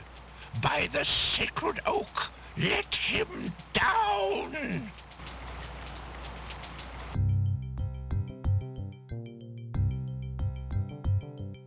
I must apologize for our rude welcoming committee. We've been feeling inhospitable ever since the winged ones stole our sacred miniature oak tree. Besides, Vizier Al-Hazred sent a message that we were to watch out for a highly dangerous foreign assassin. I assume you are the one he meant. I'm sure I'm precisely who he meant. I assure you, I mean to harm no one, unless that person threatens the princess. I'm sorry to have disrupted your ceremony, but I'm running out of time. What is it that you seek? The oracle on the Isle of the Sacred Mountain told me I should speak to you about the realm of the dead. She told me of 2 souls in unrest there that I might be able to free. Free souls in the realm of the dead? You're mad. The souls might be able to help me on my mission to save the princess. It's imperative that I do everything I can. The risks are not important. No? And yet getting yourself killed will hardly help the princess. But I will tell you what I know. Legend has it that it is the right of any human to challenge the Lord of the Dead in order to save his own life or the life of another already past. But the knowledge of how to do this was lost centuries ago. I have only heard of one who tried it, a young knight who came to the land of the Green Isles from a distant land long ago. According to the story, he was determined to challenge the Lord of the Dead for the soul of his dead lover. It is said that he tamed the Lord of the Dead's horse, a black-winged, demon-hearted beast named Nightmare. Nightmare sometimes flies to the human world to feed on certain noxious plants. Those unfortunate enough to see her are glad to escape with their very souls intact. Somehow the night captured Nightmare and rode off on her back, supposedly to the realm of the dead. But neither the knight nor his lover ever returned. If there was a means for challenge, it was lost with the night. I see. Can you tell me anything about the Lord of the Dead? That is a blacker matter still. To the druids, he is Samhain, lord of coldness and despair. Samhain was once a man like you or I, but he insulted the gods and was sentenced to rule the underworld. Immortal he is and mateless, robbed of sleep, robbed of movement, robbed of companionship. It is said that he hates all mortals even more for the mortality that he lost. That is all I know. Interesting. I shall remember.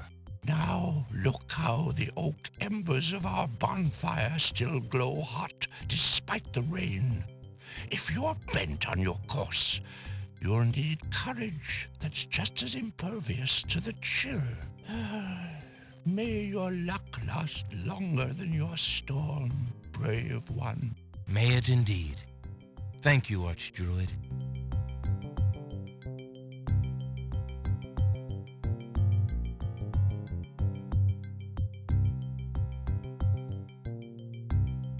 The embers from the bonfire are still smoldering despite the rain. The wicker cage that was to be Alexander's fiery coffin is now lying on the ground. Alexander is glad to be out of that cage. Alexander is standing in a circle of giant stones. He marvels at the complex yet simple design of the standing monoliths. A gnarled old tree stretches a wide branch out over the smoldering bonfire.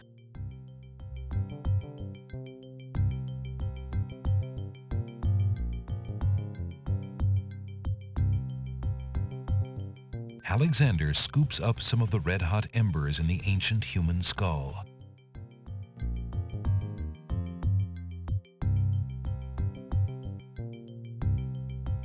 Alexander cracks the spoiled egg and dumps it into the skull containing the embers. The spoiled egg hisses as it makes contact with the hot embers. Zounds, the steam! Phew, the smell of sulfur!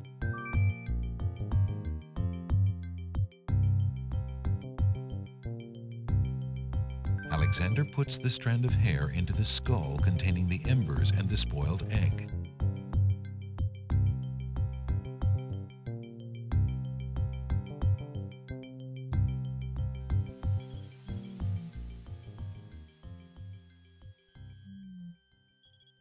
Alexander pulls out his magic map.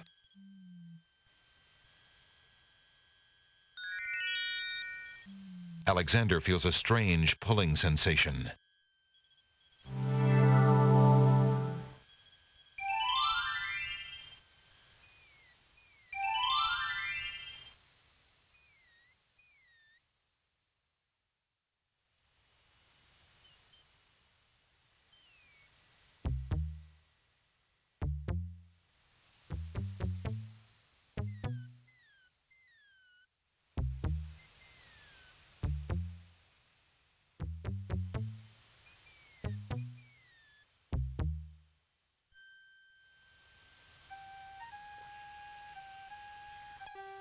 Alexander arrives at the top of the cliffs, somewhat winded after his long but uneventful climb.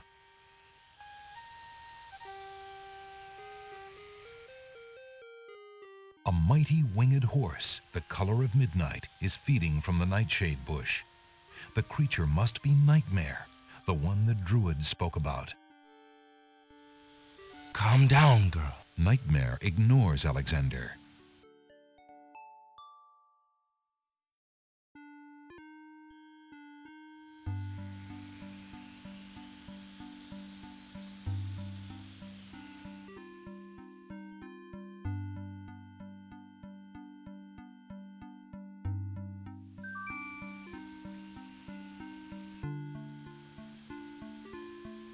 Alexander solemnly speaks the incantation over the skull. Creature of night, to me succumb. Fire and brimstone leave thee numb. Purity bind thee like a chain, to do whate'er I now ordain.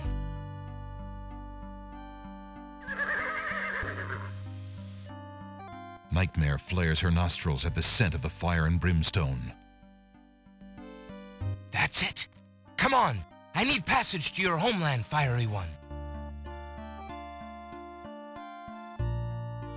Unable to resist the power of the enchanted smell, Nightmare approaches Alexander.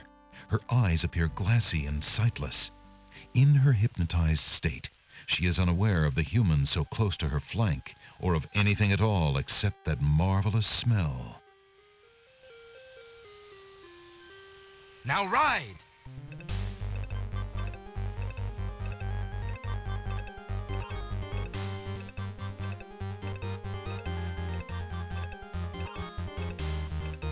Nightmare deposits Alexander on a strange, cold world. And some of the inhabitants don't look too friendly.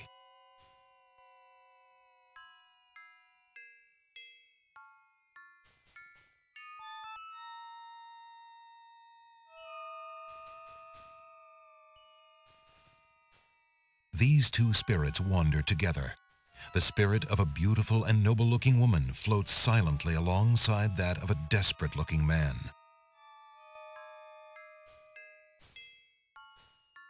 The ghoulish, animated bodies of the undead roam the haunted landscape.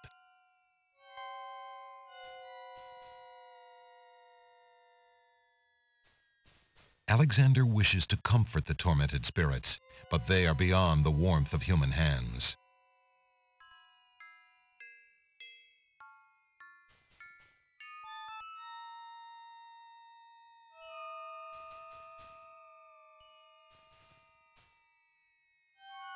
Who are you, grieving spirits? I am Queen Ilaria of the land of the Green Isles, and this beloved spirit is my husband, King Caliphan. We were murdered in our beds by our trusted Vizier. Like a viper, he snuck in during the night and stabbed us in our sleep. Now my husband's soul is broken, and he will not speak. Then you are the ones I seek. Are you not the parents of Princess Cassima? Our daughter! Have you news of the princess? I know that she is alive and safely back in her kingdom after being rescued from Mordak. But I'm afraid I have not personally seen her. Alhazred is keeping her in her room in mourning for you. I am glad to hear of her return, but she will not be safe alone with that devil. Oh, that we could be there to protect her. Cassima, how I fail thee. My poor husband will never rest while our murder goes unavenged and our daughter is in danger. I came to take you back with me. Your people are still loyal to you. They need to know about the Vizier. Cassima needs you too. But this is the realm of the dead. We cannot leave it. Nor, for that matter, can you. The only one who might be able to return us all to the land of the living is the Lord of the Dead. But he would never help us. He has no mercy. I might be able to convince him. I must try. Then take this. It is my ticket to the underworld. There you will find the Lord of the Dead. I cannot use the ticket as long as I'm chained here. And if we cannot be avenged, I will never be unchained. Thank you. Perhaps it will save us all. Be careful, young man. If you can ease my husband's torment and help our daughter, we will be most grateful. I will do my best. Goodbye, Queen Ilaria. Alexander is standing on the surface of the realm of the dead. The barren, surreal landscape is cold and gray. Twisted shapes loom on the horizon. The surface is haunted by the ghoulish shapes of the undead and by the chained, tormented spirits of mortals unable to rest in peace. Alexander is standing on the surface.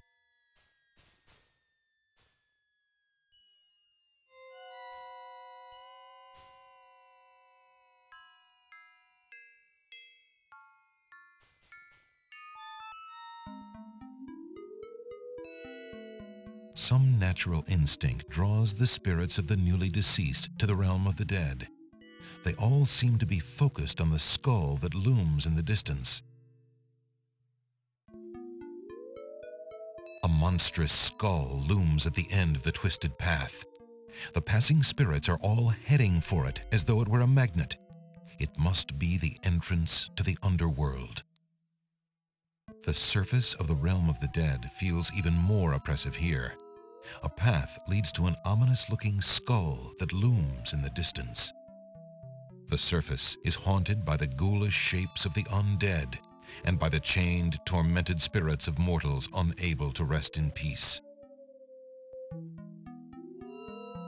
Why do you not rest, sad spirit? Rest? I cannot rest. My son is lost. Lost? You mean in this realm? No. His spirit is stuck in the land of the living, probably looking for me. But I cannot leave to go show him the way. My poor Ali. Is there anything I can do? Take this handkerchief. If you get back to the land of the living and find him, tell him that his mother is waiting for him here. By this kiss, he'll be able to find his way to the realm of the dead. I'll do my best to find him. Thank you. Thank you. Oh, my Ali.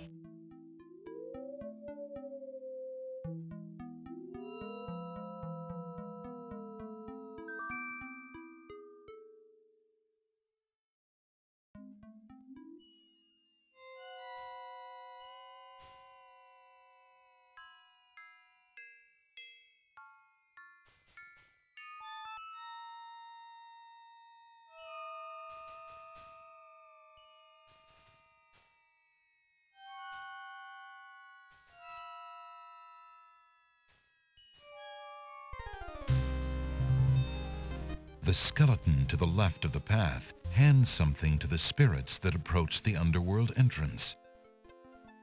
Ticket, please. Next.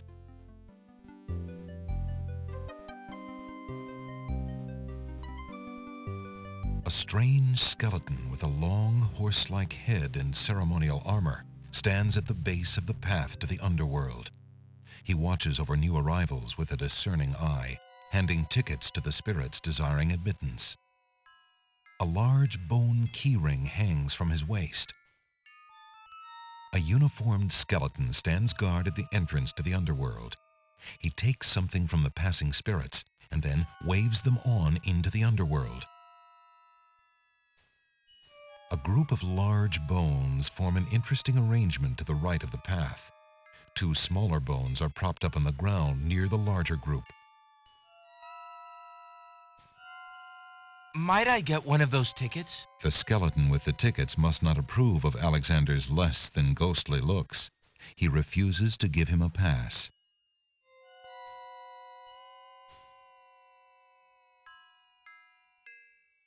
I must see the Lord of the Dead. Please let me pass. Tickets only.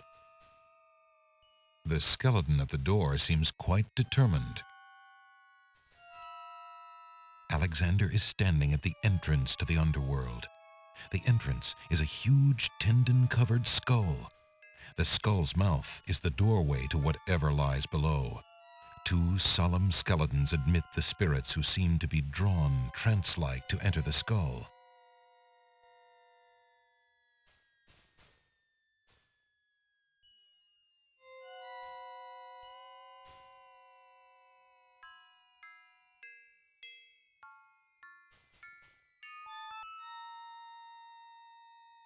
Alexander picks up the two bones on the ground. Now, what do these bones remind him of? Ah, yes. Now I remember. The skeletons are overcome with the musical call of the bones. They begin to jiggle, then to dance.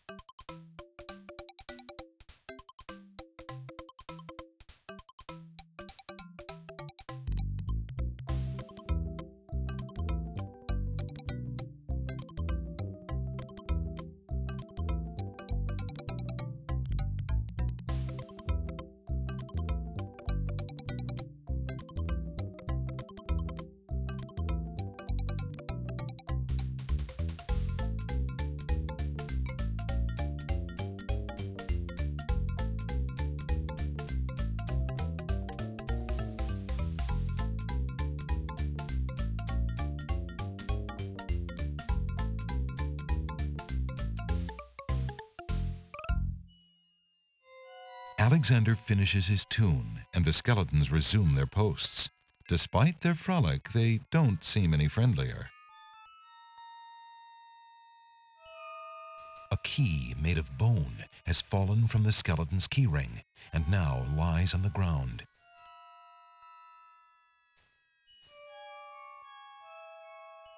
Alexander picks up the skeleton key.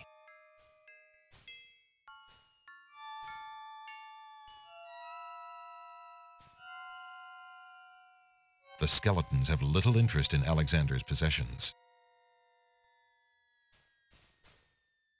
The ghostly ticket reads, "Admit 1."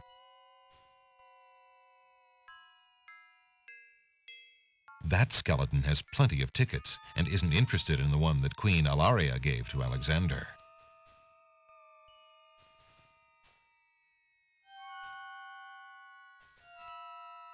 I have a ticket. Go on. Next.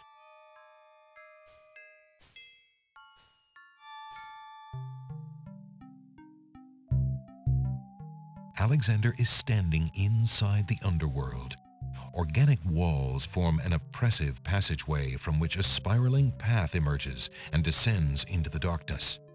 Far below, the surface of a black, glassy river eerily reflects the glow of flickering torches.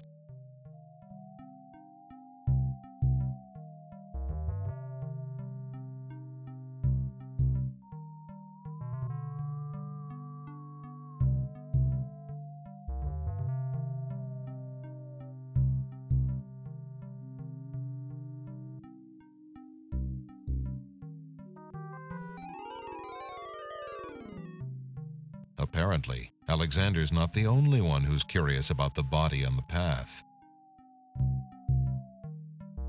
A knight's remains lie abandoned on the path. The knight, like Alexander, must have been alive when he entered the underworld, but for some reason he never reached his destination. Alexander wonders if this is the knight the druids spoke of. The knight is wearing one black gauntlet. There appears to be some writing on the gauntlet, but Alexander can't quite make out what it says.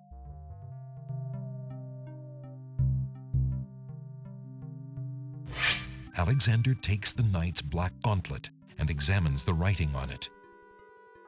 Flesh may cross the portal and seek its master, death.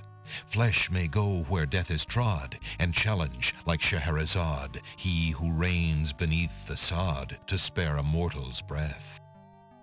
Zounds, that sounds serious.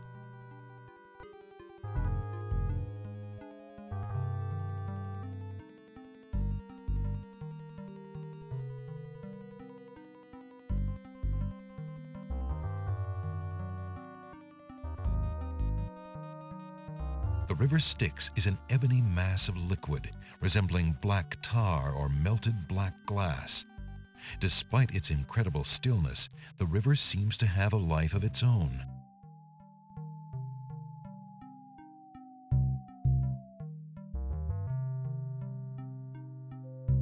Charon stands in his boat, eternal ferryman of the dead. Alexander can't quite make out what's under Charon's cowl, and he's not sure he would want to. The spirits of the newly deceased make their final journey into the depths of the underworld.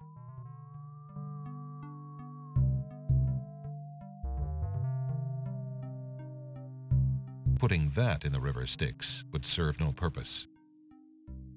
Putting that in...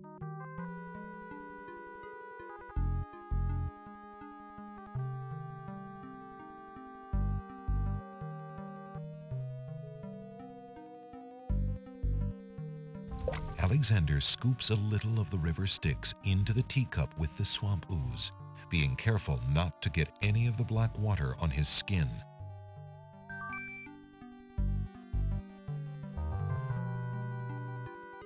Charon. I must see the Lord of the Dead. Please, let me ride across the river Styx on the ferry. Charon apparently has rules as strict as those of the skeletons at the underworld's entrance. Alexander is not getting on that boat until he gives Charon the appropriate fare.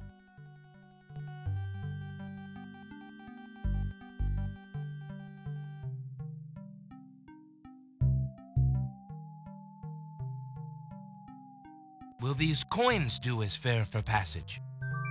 Charon accepts the fare and waves Alexander onto the boat.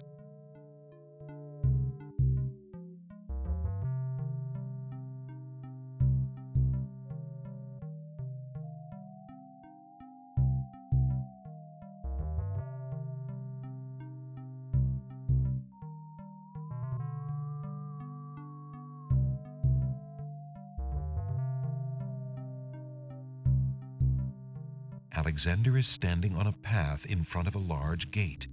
The path is surrounded by the chilly river Styx. Charon, the ferryman, is gone. Alexander has the feeling that he's close to his destination, that it must in fact lie on the other side of the gate.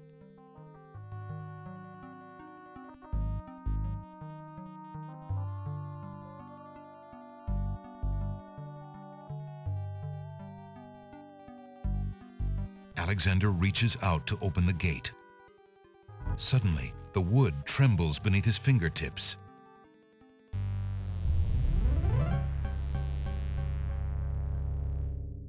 What touch has awakened my sleep? I smell the blood of a mortal. Reach out thine hand again, fleshy human, that I might devour it.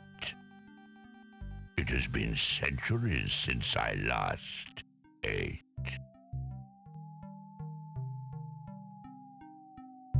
Despite his fear, Alexander summons his bravest voice to command the living gate. I would pass, gate. I have business with your master. My master and thine, human. I would be pleased to introduce thee. Only step forward and thou shalt meet him shortly. No, thank you. I come to meet the Lord of the Dead with my flesh still intact. And why should I let you past, human, when I would much rather eat you? I have been told that there is a way for humans to enter Death's realm. There must be something I can do. Some task that will allow me to pass through your doors, gate. I seem to recall something. A trick. Perhaps a test. Ah, yes. Should a human try to pass, a riddle is gate's wont to ask. A riddle it is, then. And if thou wouldst fail to answer, gate, his thirsty jaws will be thy fate. Agreed. Listen as though it meant thy life then, human, for it surely does.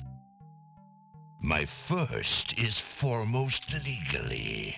My second circles outwardly. My third leads all in victory. My fourth twice ends a nominee. My whole is this gate's only key. My first is foremost legally. My second circles outwardly. My third leads all in victory. My fourth twice ends a nominee. My whole is this gate's only key.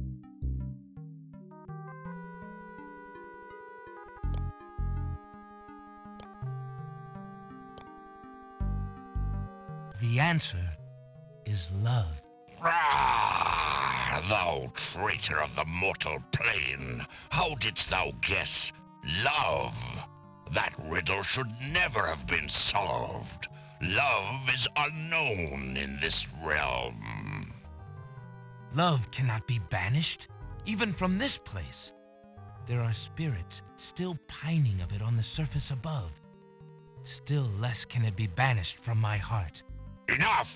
Burden me not with thy poetry. Pass through, and quickly, before I change my mind.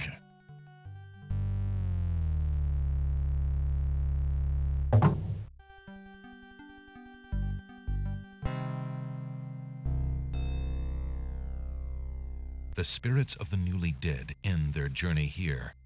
They have an audience with the Lord of the Dead, and are then immersed in the Sea of Souls. What purpose the audience serves, Alexander does not know. The servants of the Lord of the Dead stand silently at the head of the path to his throne. Alexander is standing in the hall of the Lord of the Dead. It is here that the spirits of the newly dead complete their journey and meet death himself.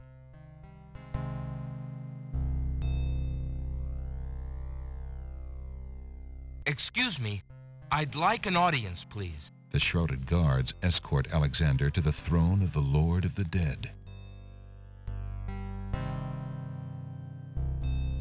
Why have you entered my domain, still wearing your flesh? If you are so anxious for death, you might have found it easily enough in the land of the living. But since you are here, you are most welcome to stay. Kiss my hand, and you will be one with the spirits. There will be no pain. I seek a boon, my lord. Why should death grant you anything, mortal?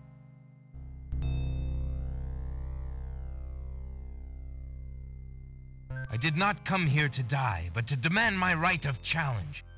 I respectfully challenge thee, death, by throwing down this gauntlet. Man may pass the portal and seek its master, death.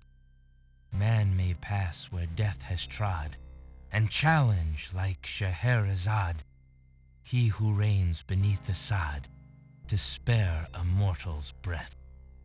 He has the gauntlet! Impossible! He challenges death. Who are you to challenge death? A man of flesh is all I need to be, my lord. And what is it that you seek with this challenge? The soul of some dead maiden? I seek the souls of King Caliphim and Queen Ilaria of the land of the Green Isles. You would save 2 human souls and emerge alive from this realm yourself? That shall be a difficult challenge indeed. The tomb does not open its doors lightly. Either all 3 of us leave, or none go. Very well. Then let me think of an appropriate task. Ah, yes, I have it now. Your challenge is this. For thousands of years, I have sat upon this throne. I have heard every sad tale that can be told by human lips. I have seen tragedies that ended empires, injustices that defy reason, love that would light the very stars turn cold and hard. I have seen torments that cannot possibly be borne, and yet must be, for centuries. This thing I have never done. I have never shed a tear. Make me cry, thou man of flesh. That is my challenge. Make death cry? Sooner could he turn sea to stone, or fire to ice.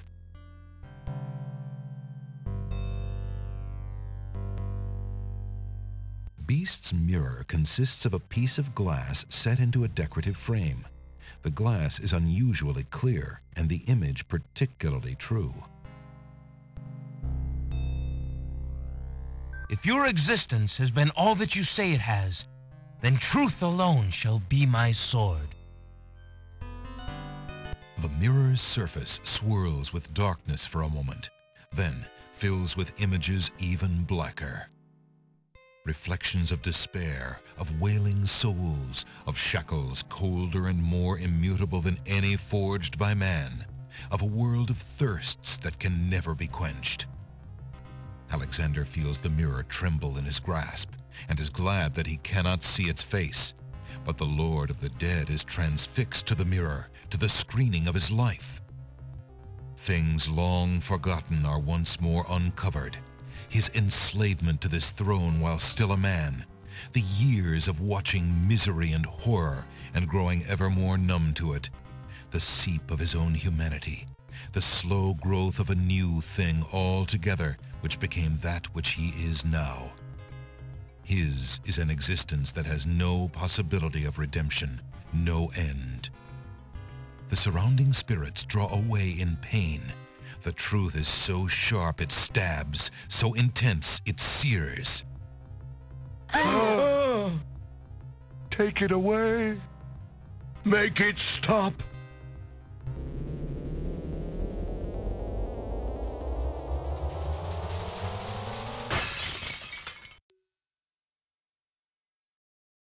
The mirror of truth cracks from the strain, and death sheds a single gray tear.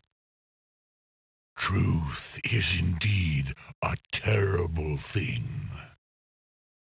I have worn this mantle for so long, I had forgotten its dreadful weight. You shall take the souls and leave as I agreed. You have been granted to stay from this inevitable reality. I almost envy you. Find the souls he has claimed and bring them to me. King Calaphim and Queen Alaria, I presume. Your hero has won you a few more years of mortality. May your souls be more prepared for their rest when you return. Thank you, my lord. I hope that they will. And you, man of flesh, my steed shall take the three of you back to the land of the living. Tell her where it is you wish to go.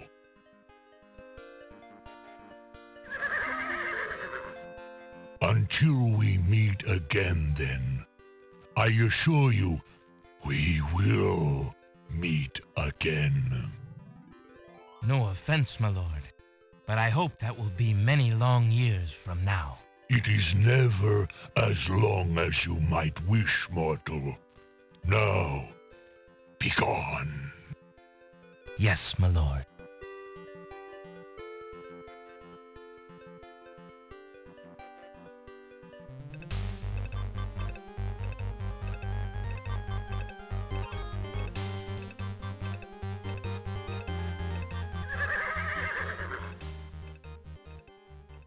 Are you coming, Majesty? Alhazred's treachery must be handled carefully, Alexander. Alari and I must go gather our allies and form a plan. Watch over Cassima. Make sure she comes to no harm. We will return as soon as we can to take back all that has been stolen from us. I will keep her safe until your return. Thank you, son. Your love for our daughter must be deep indeed for you to have undertaken death itself for our sakes. Indeed. May we succeed in what awaits us, and live long together as a family.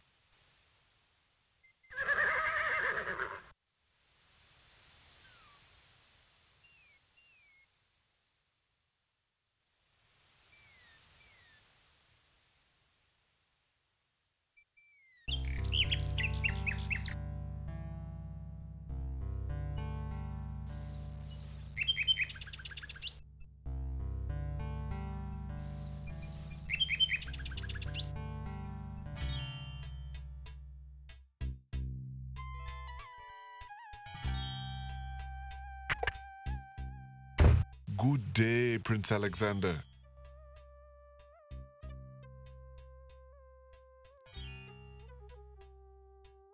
The pawn shop's tinderbox is slightly battered, but in reasonably good shape. The tinderbox contains a candle, as well as some flint and tinder.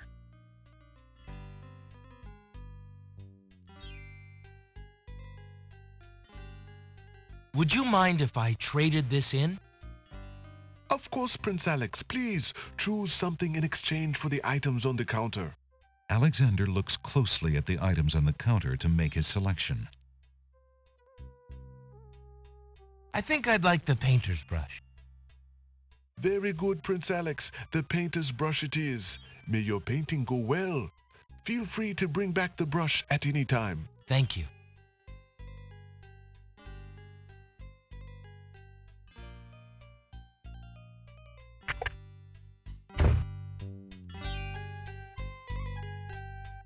An old beggar is peddling his wares in the village.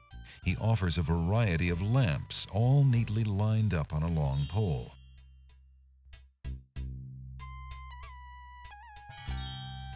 Old lamps for new. Old lamps for new. Good day, peddler. Good day, sir. If you would like to get one of my fine new lamps, I'll need an old lamp in trade. Isn't it a rather bad business? Taking old lamps and giving new lamps in exchange? There's always a chance that I'll find a genie. If I had a genie, I'd be richer than a king. Besides, there's always a roaring business in antique luminaries.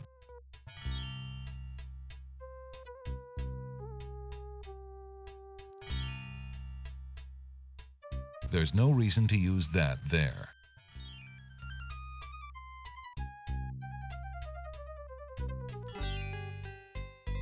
How fare you, peddler? Hey, lad, have you an old lamp for me yet?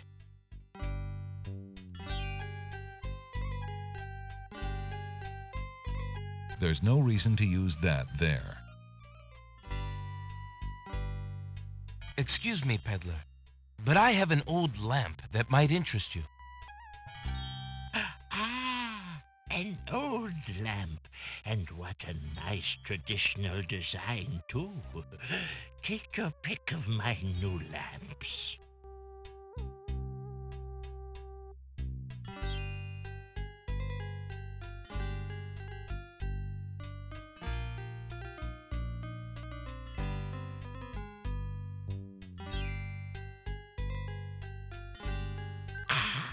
A fine choice, my son. Here is your new lamp. Good day, and I thank you, sir. Good day.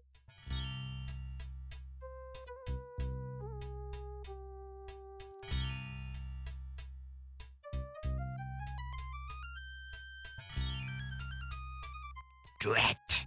Another dud.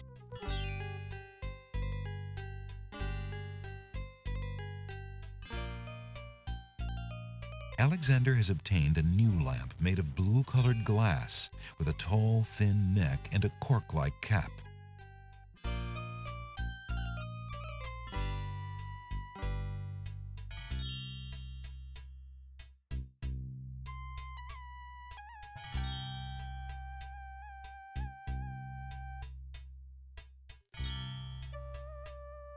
Alexander dips the large black feather into the teacup and stirs the contents gently.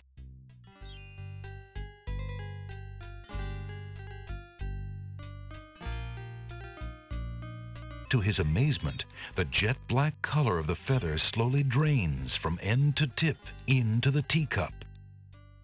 The teacup mixture blackens and thickens to a paint-like consistency. Alexander carefully puts it away, discarding the drained feather.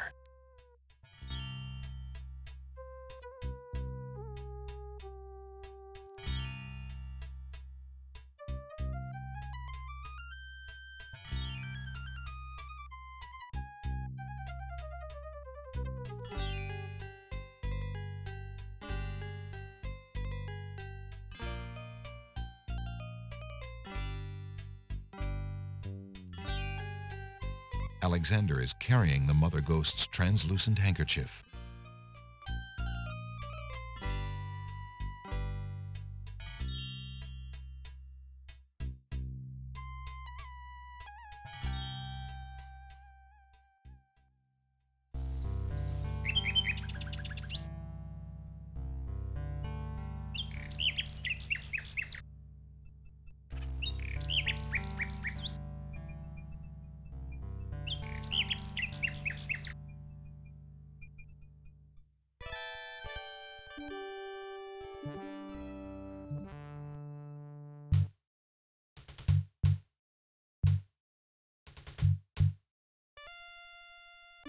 Please, if you'll only be reasonable. I really must see the princess. Begone! You're not welcome at the castle, Prince Alexander of Daventry. We have our orders, and they are quite clear.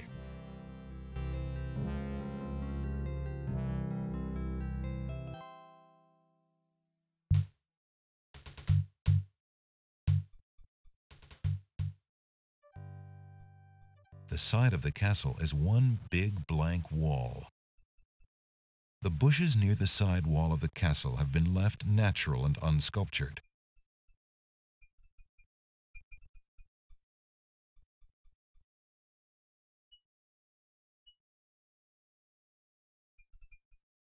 Feeling artistically inspired, Alexander decides to make use of the large blank castle wall.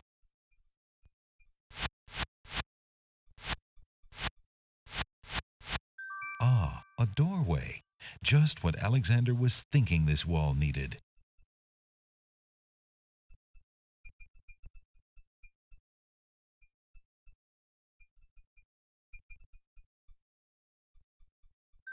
With trepidation, Alexander gathers his strength for the enchantment of the painted door. Magic paint, black as ink, bring to life what I think. Make it real what I draw, according to this spoken law. The spell worked. The door has magically solidified.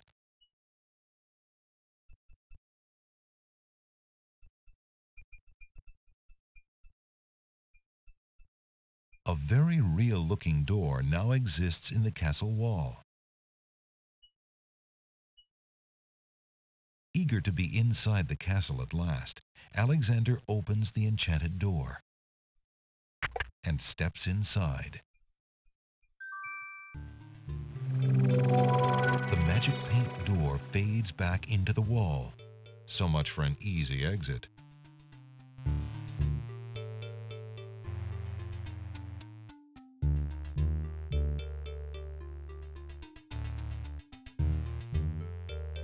Alexander opens the dungeon door and slips inside.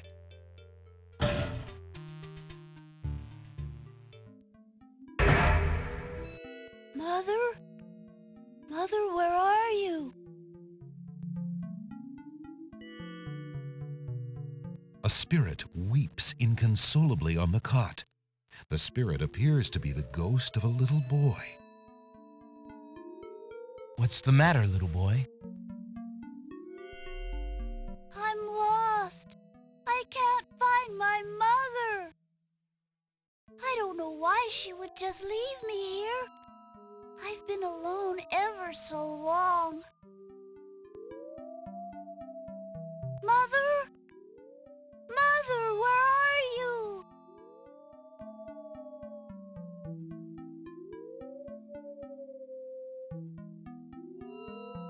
You must be the son of the spirit I met in the realm of the dead. She gave me this handkerchief and asked me to tell you that she's waiting for you there.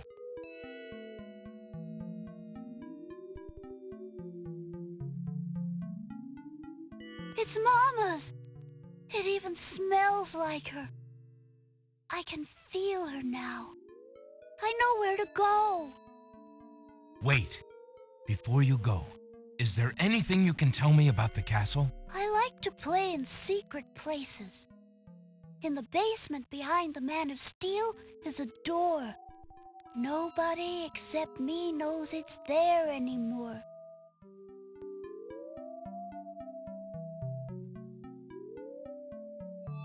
Farewell.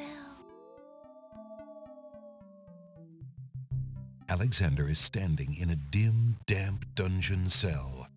The walls and floor are made of gray granite stones. A cot in the corner is the only furniture. A gargoyle peers down maliciously from over the dungeon door.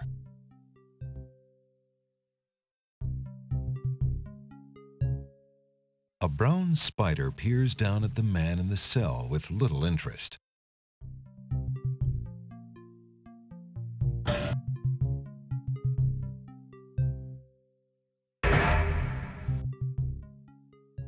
The ceilings in the castle are vaulted and formal, giving the halls a lofty elegance. The castle basement is cool after the heat of the day. The arched domed ceilings add to the sense of spaciousness in the wide corridors. On the east wall are 3 dungeon doors. This is the west basement hallway.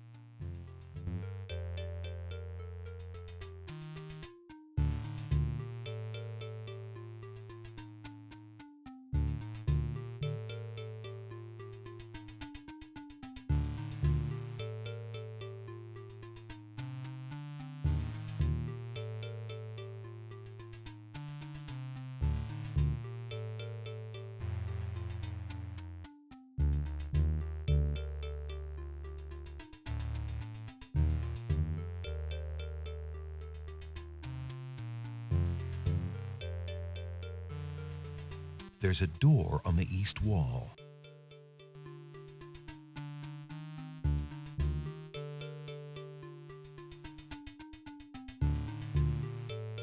Alexander decides to find out what's on the other side of that door.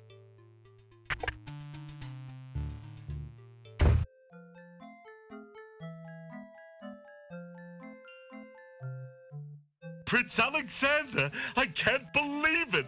How did you get into the castle? Well, actually, it's a little hard to explain. I bet. You run the terrible risk of being here, though. The castle is crawling with guard dogs, especially today. The Vizier will have your hide if he finds you. I know that, Giallo. But Cassima is being married today. What greater risk is there than that? Of course you're right. Young love.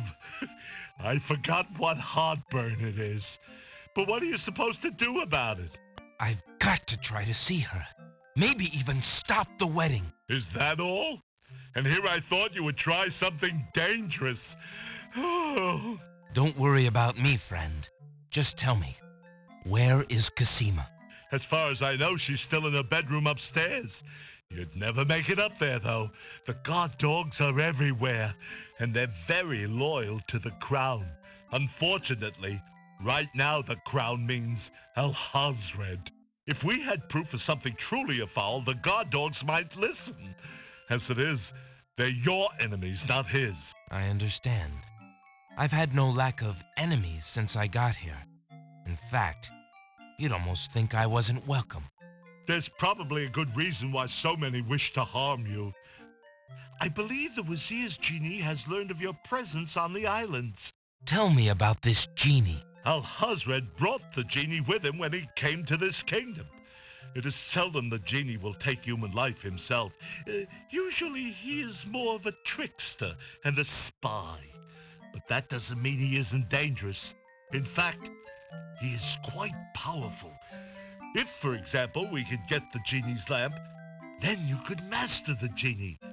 Al-Hazred and all our other problems would be solved. Is that merely wishful thinking?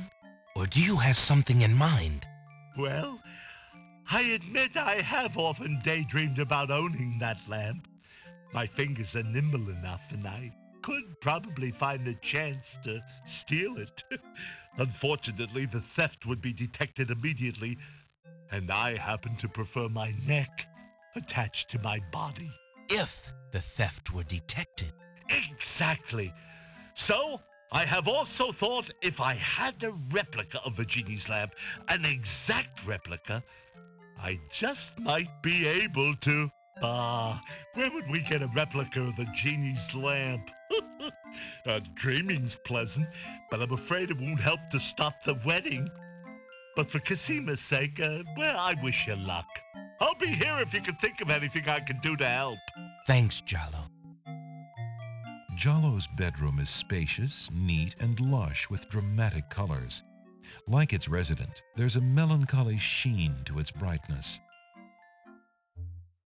Giallo occupies himself with his writing, but the frown on his brow indicates his anxiety about the fate of his beloved princess. A cozy little fire is ablaze in Giallo's fireplace. The comfortable-looking bed in the corner is neatly arranged. It looks just large enough for Giallo's generous size.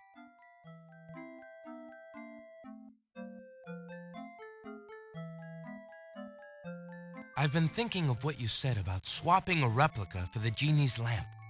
I got this lamp from the old lamp seller in town. Do you think it will pass? Why, yes! It's an exact replica. That's amazing. How did you guess? I suppose it was intuition. I'll have to wait for the right moment, mind you. But I should be able to get close enough to swap this for the real thing, and none shall be the wiser. Now you shall see Jalo's skill.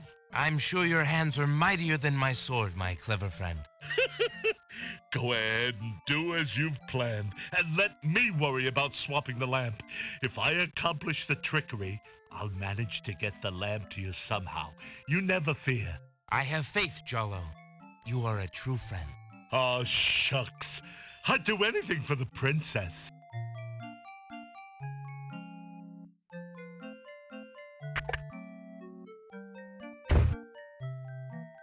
Jalo keeps his desk neat and tidy. The wall above Jalo's desk sports a notice of a circus. It seems very old. A plain trunk provides minimal storage for the bedroom.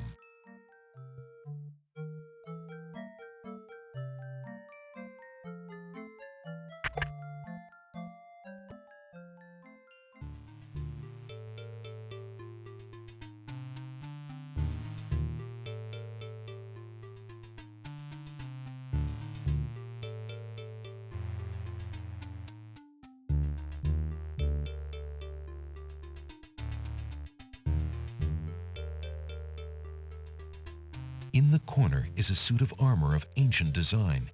Its right arm beckons slightly.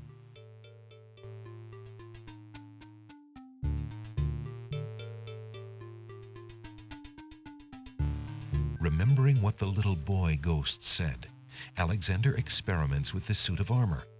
He pushes down, then pulls up on the knight's right arm. A secret passage.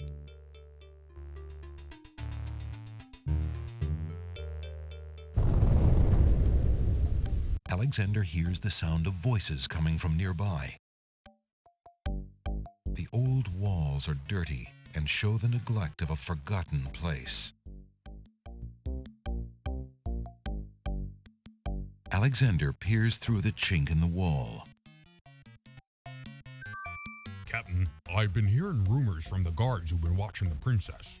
They say lately she's been pounding on her door and begging to be let out. Ain't none of my business, sir, but news like that is upsetting the other dogs. Ain't no guard in the castle who would willingly keep the princess anywhere she don't want to be. Hazred claims that a foreign intruder is here to assassinate her. That's why she's got to be kept under lock and key, right up until the wedding. Call me an old dog that can't learn new tricks, but I say the princess should be the one given the orders. Alhazred has been in charge for months, what with the king's death and Cassima's mourning. Tonight, the wedding will seal it, and there's nothing we can do about it. Like him or not, he's our liege. Need I remind you of your oath to the crown? Aye, we've an oath. For the sake of the princess, we'll not be forgetting it. He'd just better treat her well. Speaking of the Vizier, what do you reckon he's keeping in that magical room of his? It's not a magic room. It's just the door he's enchanted somehow. I say he's still got the royal treasury in there, along with whatever else he's so eager to protect. Not even the court treasurer is allowed in there anymore. I heard him in the hall the other day. He was speaking of that door. Black magic is what I say. I heard him say, Ali, but then Bay came up and started yapping at me. Enough! It is not our place to question the practices of our liege, no matter how strange. The wedding will be starting soon. Report to the throne room when you hear the music start.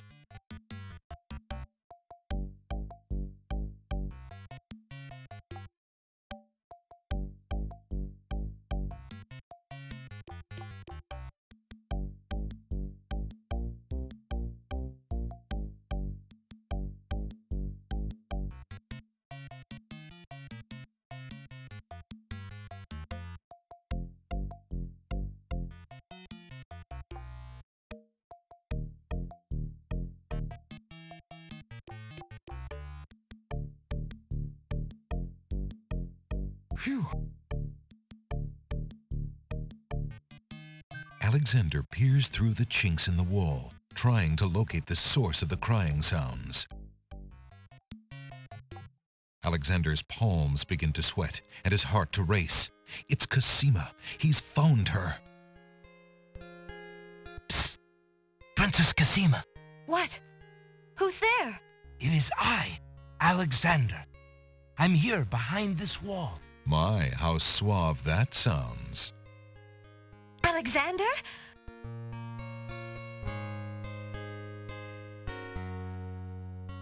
It really is you. Oh, I knew you were close by, but how did you get inside the castle walls? It's a long story and not important now. You did get my ring. Oh, yes. It has brought me such comfort, Alexander, to know you were close by and had not forgotten. But you shouldn't be here. You're only endangering yourself. I don't care about the danger. I would brave anything to learn. What is it? Alhazred, do you want to wed him, Cassima? Oh, please believe me when I say that I never agreed to marry that man. Even when my father trusted Abdul absolutely, I never liked him. But with mother and father gone, I'm afraid there's no stopping him. If you do not wish to marry him, Cassima, you shall not. I promise you. Only come with me now, and we shall escape. How? I cannot fit through this wall. Besides, do you think I could leave my kingdom, my people, in Abdul's hands? But Abdul would tear the castle apart if I were to disappear from my room. You shall have to do what you can to delay his plans from your end. I can't just leave you here. Alexander, do not despair for me. I have been safe in this room for nearly 6 months now.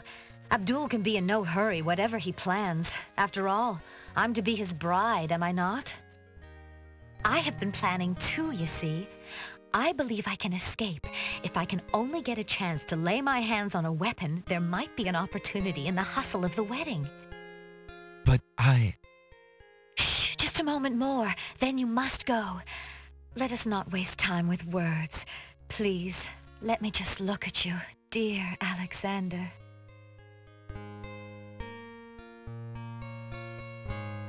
Here, take this dagger. It's not much, but it might come in handy. Why, it's perfect. This is just the sort of thing I've been looking for. Thank you, Alexander. I'll keep it close and use it if I must. Alexander looks with longing at the fair Cassima. She's even more beautiful than he remembered.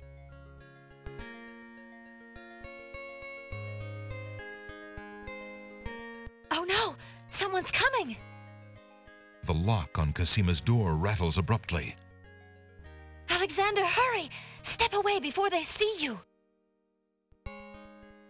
Alexander hears scuffling and a woman's brief cry from the other side of the wall. Then, silence.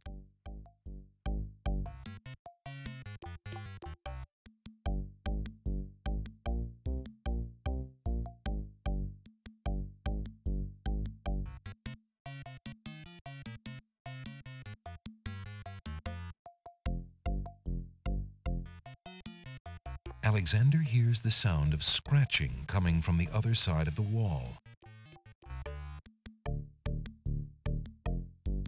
The old walls are dirty and show the neglect of a forgotten place. The old walls are dirty. Alexander looks through the chink in the wall.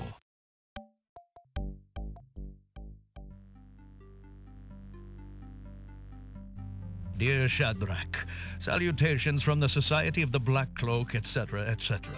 My long preparations are about to come to fruition. In a matter of minutes, I will wed the lovely Cassima. Once I've established my power and my crown, I can stage another accident.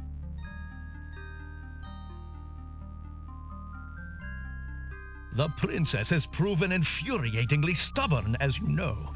She's becoming quite a dangerous little thorn in my side. In a way, it is a shame I have to kill her. She is lovely and would be amusing to keep around, but I can't risk her talking treason to one of the guards. So far, I've managed to keep her locked away, but I can't continue that forever. Well, on to it now. I'd send her to you, but as you know, I had no luck in doing so with Mordak. I close in triumph. King Abdul al-Hazred.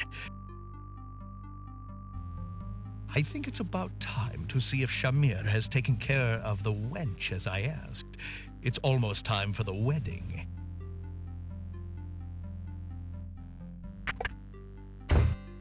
The Vizier's words fill Alexander with blazing anger and fear for Cassima's life. That blackguard! That murderous swine! He'll not have his way if I have anything to say about it.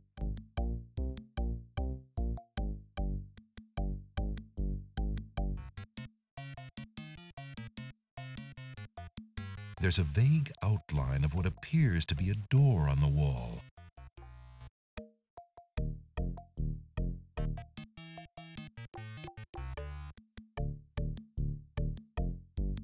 Alexander sees lots of black cloaks.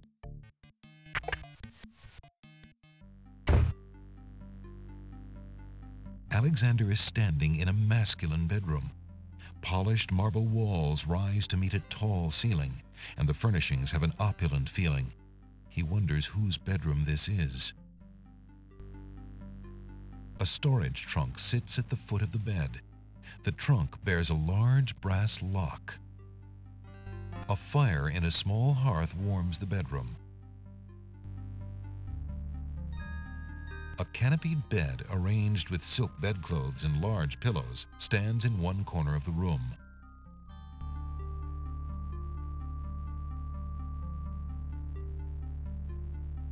The trunk is locked.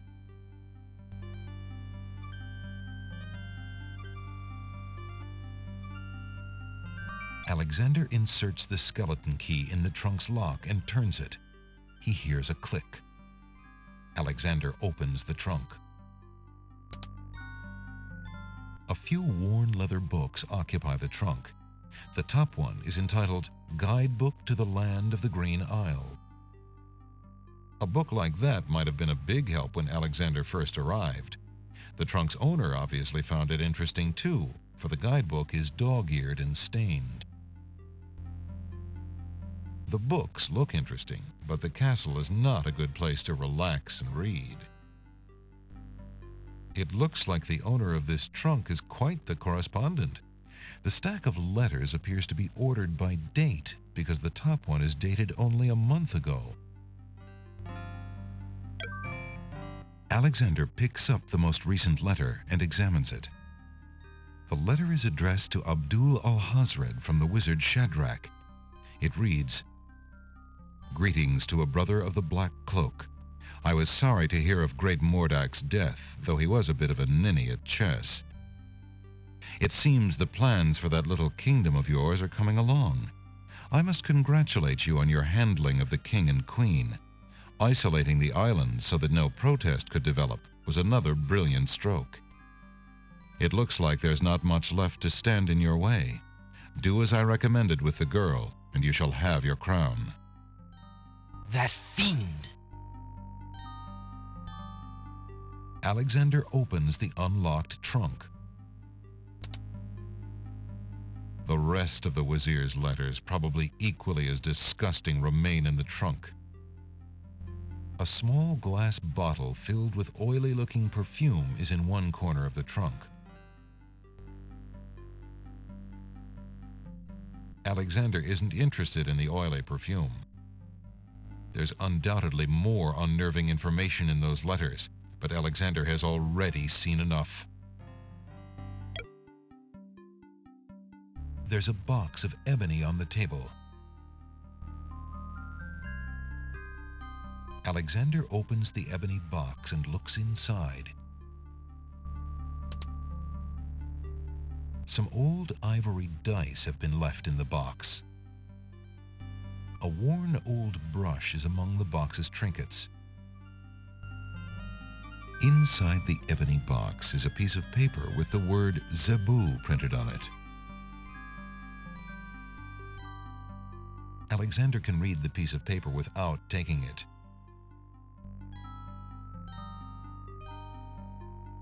The box's owner would probably notice it was missing. Besides, Alexander can't think of a use for a box of trinkets.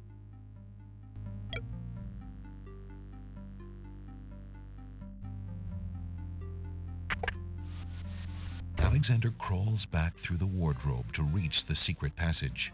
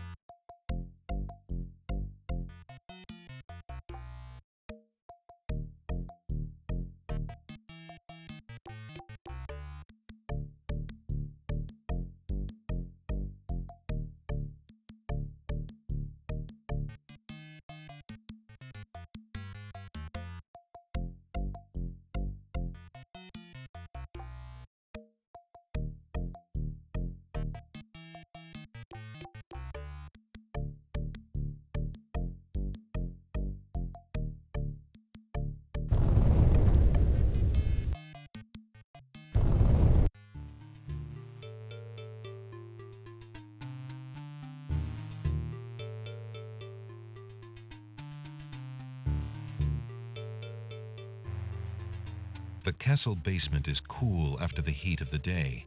This is the west basement hallway.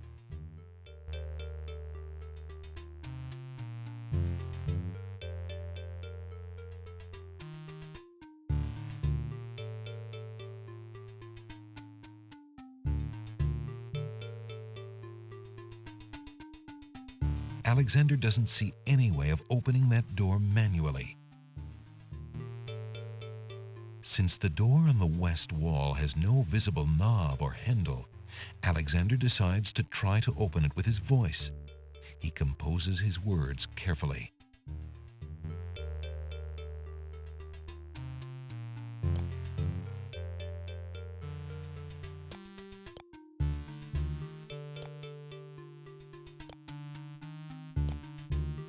Listen, door.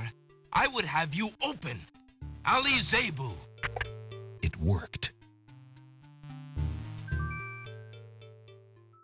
Alexander is standing in the Castle of the Crown's treasure room. The soft-toned room seems very secure.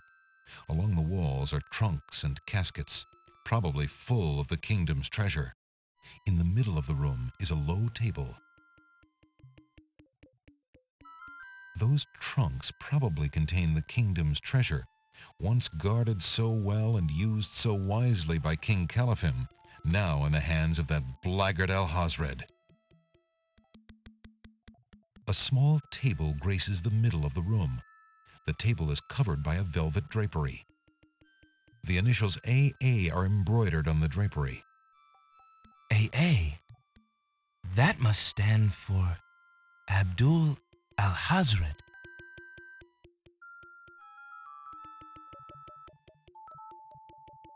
Alexander pulls the drapery aside, curious as to what might lie underneath.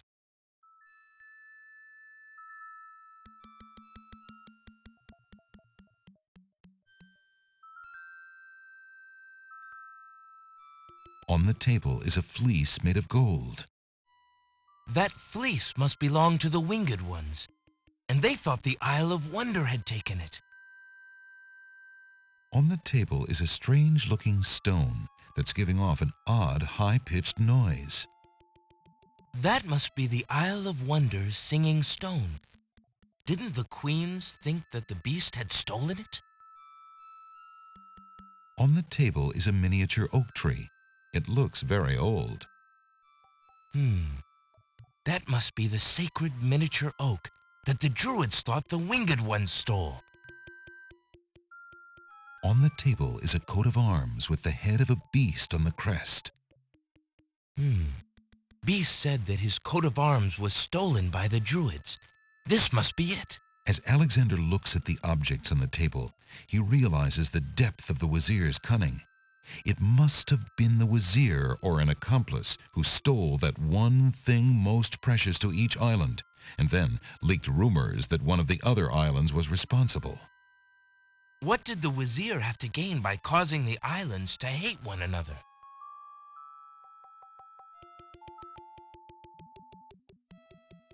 The Winged One's golden fleece is on the small table. On the table are 4 unusual items. The Isle of Wonders singing, the Druid's sacred beast's coat of arms. A gracefully curled trumpet hangs on the wall. Decorative shields and spears made of gold hang on the treasure room walls. Graceful urns adorn the cool treasure room.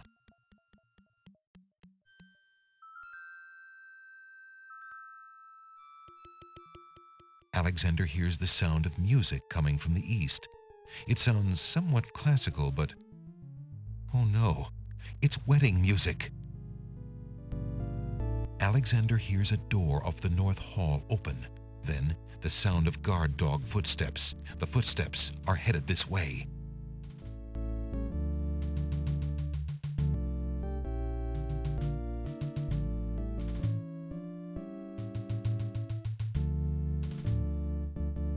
Alexander hears the sound of a guard's footsteps coming from the north.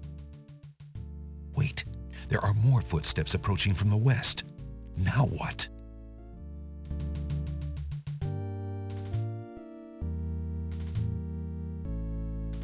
Alexander hears the guard enter the west hall.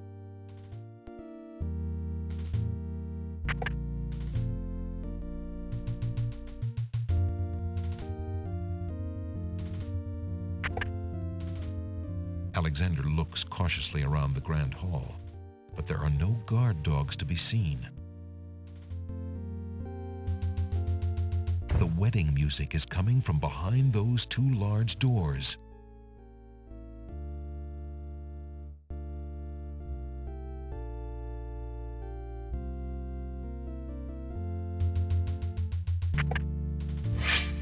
Prince Alexander, here.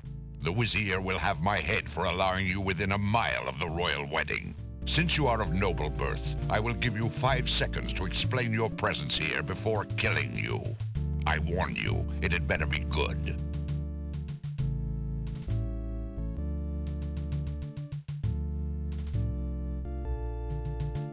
Alexander is carrying a message from his Alexander is carrying a letter.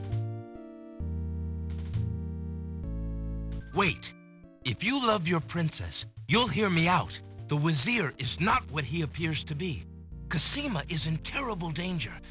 I have proof that this is so. For your princess's sake, you must believe me. Let me see that. Saladin reads the letter, his sword points still against Alexander's throat. Alexander watches the guard dog's noble face darken with rage. This is treason. I'll have his throat. But how do I know this letter is not a forgery? You could have written this yourself. But I did not. Have you no doubts of your own about Ahasuerus? Don't you see? All he wants is the crown. Cassima is being coerced. We must stop the wedding. It is true. I have had my suspicions about the Vizier, especially when King Caliphim and Queen Alaria died. But I have seen Cassima with him several times. She appears to be quite happy, even enthusiastic. I don't believe she could love him if he truly were so wicked. I cannot believe for a moment that she loves that snake. A jilted lover would not believe it. But come, see for yourself. The captain of the guard leads Alexander into the throne room, where a ceremony seems to be in progress. Alexander feels his blood run cold at the sight. I, Cassima, declare Abdul al-Hazred as my lawful and beloved husband and king of this realm. But, Cassima, what are you saying? Do you still claim that the princess is being forced? Perhaps it's you that's the danger, as the Vizier has said.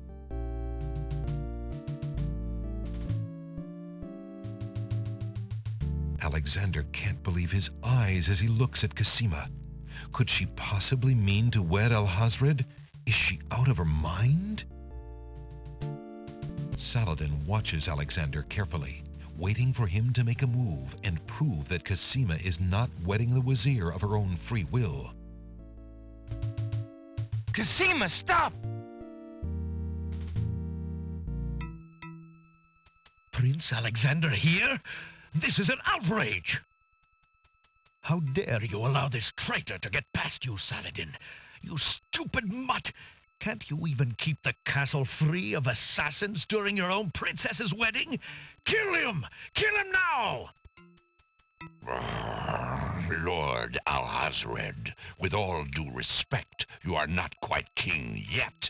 And this is a wedding ceremony, not an execution. What?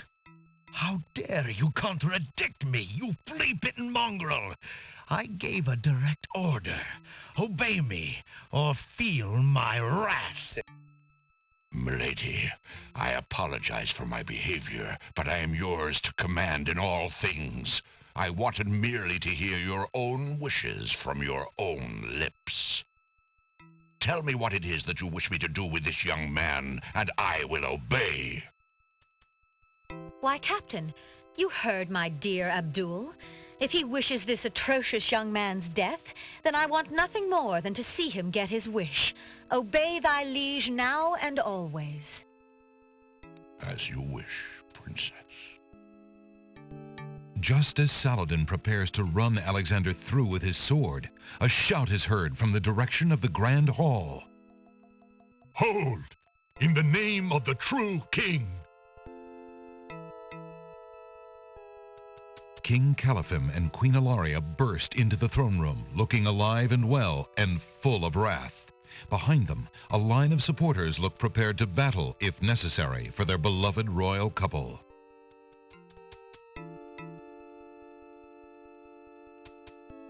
Cassima, darling, are you all right? Has he hurt you? Hands off of her, you murderous goat! If I want your advice, I'll ask for it, Mother. But, Caliphim, that's not Cassima.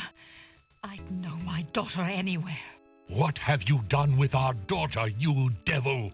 The lovely image of Cassima suddenly bursts into smoke and is replaced by the Vizier's genie. Why, you conniving serpent! Get him, guards! Saladin, your sword! Drat it all! You may have ruined my plans, but you won't get me, or your precious Cassima. Get them, Shamir! I command you! He's getting away! Stop him! Yes, sire, as soon as I deal with this genie!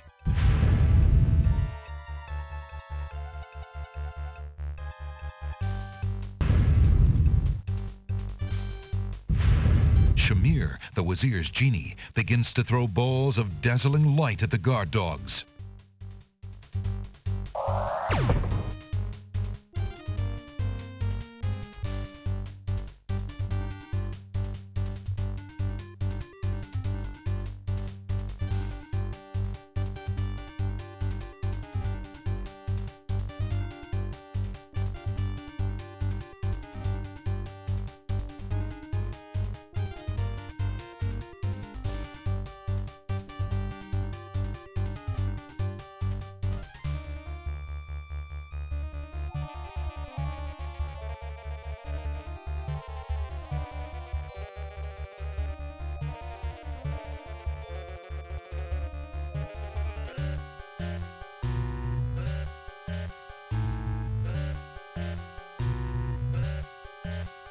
Alexander, be careful. Alhazred has a sword. Shut up, wench! Shamir Shamazel! Get in here! Here I am! master? It's about time, you bumbling fool! How could you let him follow me? Well, there were the guard dogs, master, and then... Never mind! Just kill him! Kill him now! As you wish, master. Razzle, dazzle, snap and snazzle. Alexander, I did it! I swapped the lamps. Here, quick, take it. Bless you, Jalo. I knew you could do it. Now get clear, friend. No argument there, my lord. Good luck.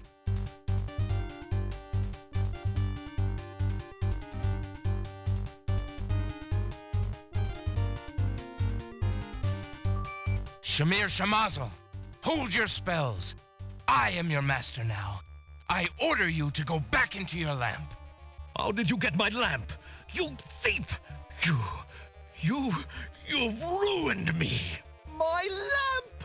Oh, thank Valhalla! I hated working for that loathsome creature.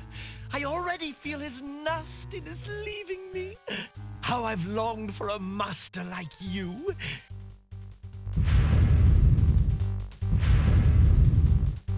I've got a new master. I've got a new master.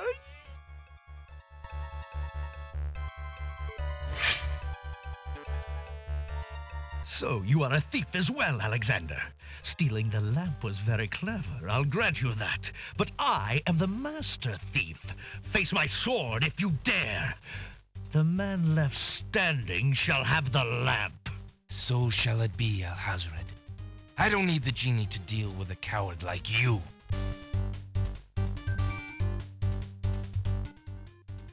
Inspiration, Alexander fixes upon the only weapon in sight. Zounds!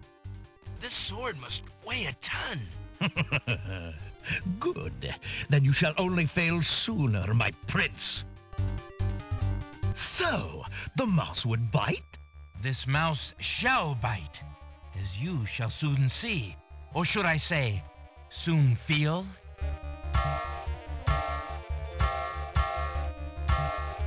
Ha! You can barely lift that sword, my prince.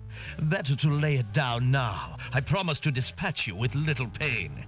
A tempting offer, but I think I'll wait and see what this sword can do. Suit yourself.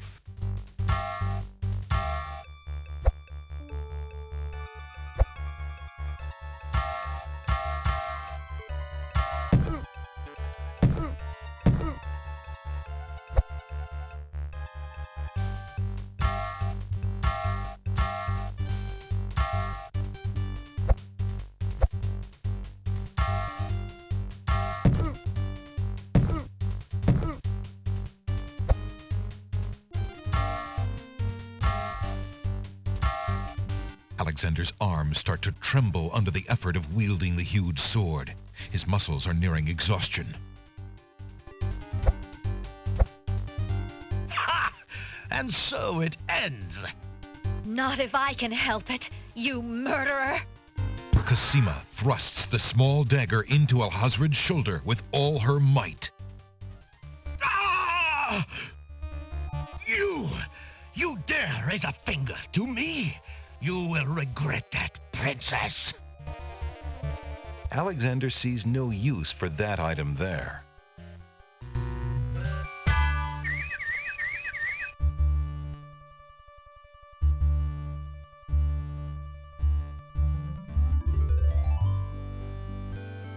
Cassima, are you all right? I'm fine, Alexander. I was just so afraid for you. There's no need to fear anymore, Princess. Yes, I know. How can I ever repay you? For myself, for my kingdom. It was not in me to let harm come to you. Can you find it in you, Princess, to give me more than your gratitude? Alexander, what are you saying? I love you, Cassima. Would you ever consider... Do you think you could... marry me? Could you ever have doubted it, my prince?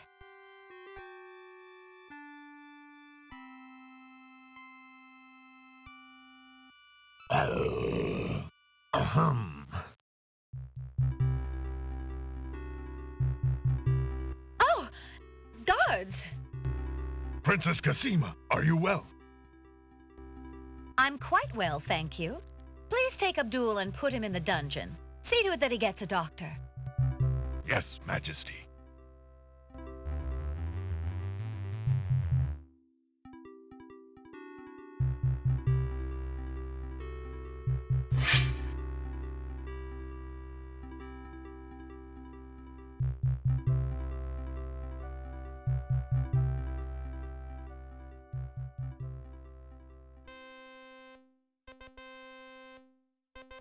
Cassima and Alexander ask Captain Saladin to perform their wedding ceremony.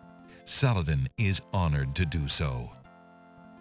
On this historical day of great joy in the land of the Green Isles, we witness the union of Cassima, beloved princess of this realm, and Alexander, Prince of Daventry. Do you, Prince Alexander of Daventry, take Princess Cassima to be your wife, to love and to cherish for as long as you both shall live? I do. And do you, Princess Cassima of the land of the Green Isles, take Prince Alexander to be your husband, to love and to cherish for as long as you both shall live? I do. Do you have a ring? I have Alexander's royal insignia ring. Very good. Please place the ring on Cassima's finger.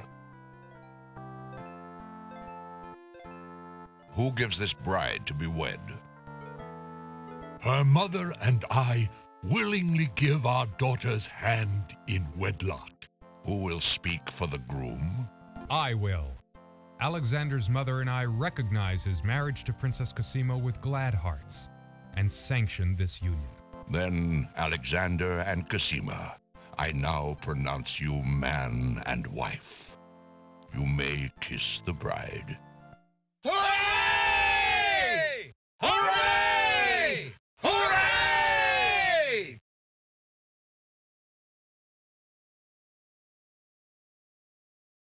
Congratulations, my children.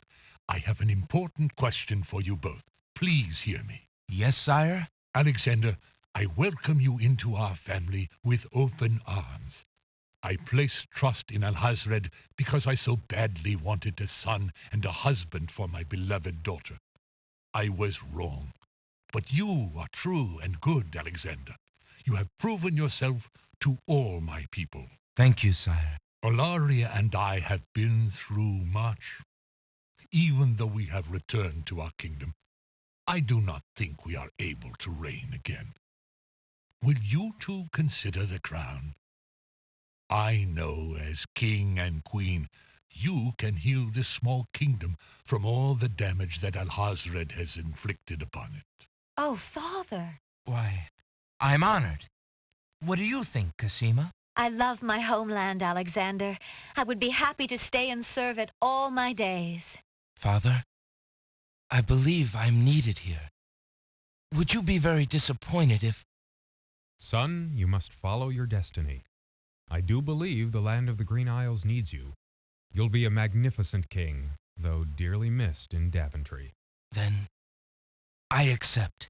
Oh, my boy, what a man you've become. And how I will miss you. Don't worry, Mother. With Shamir's powers, we'll be able to visit often. I'm not about to forget my family. Congratulations, Alexander. I'm so proud of you. Thank you, dear sister. Oh, Alexander, I'm so glad. Between the return of my beloved parents and our new reign, you've made me so happy. I'm glad I could make up for some of your suffering, my beautiful wife. Congratulations, King Alexander. When we return home to Daventry, your crew will be glad to hear that their battle at sea was worthwhile in bringing forth a new monarch. We were so worried when your men arrived home without you, son. I'm so thankful that you are safe and happy. And I am as grateful that my crew did not pay for my driven heart. You have only brought us all good fortune, sire. With Shamir saved and his power used for good, reuniting the islands will be far easier. He has already repaired the ferry. Your road will be easier now that the islands are no longer feuding. Already the wounds are starting to heal. Yes, my love. Discovering the island's stolen treasures has done more to bring peace to this land than anything else. It is now clear that Alhazred had Shamir steal each of the island's most valued treasures, then blame the thefts on others to cause the islands to hate each other.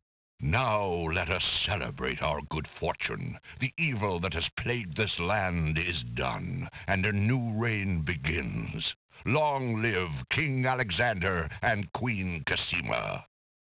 Long live King Alexander! Long live Queen Cassima! Long live the land of the Green Isles! Hooray! Hooray! Hooray!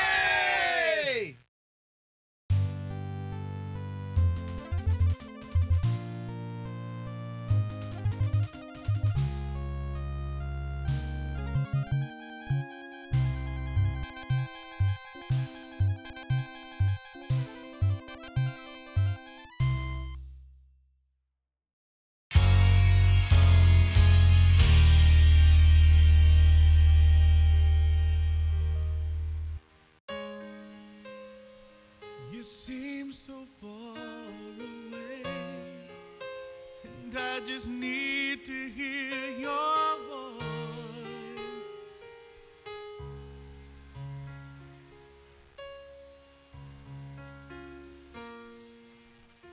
I just need to hear you say, if you would have me go or stay.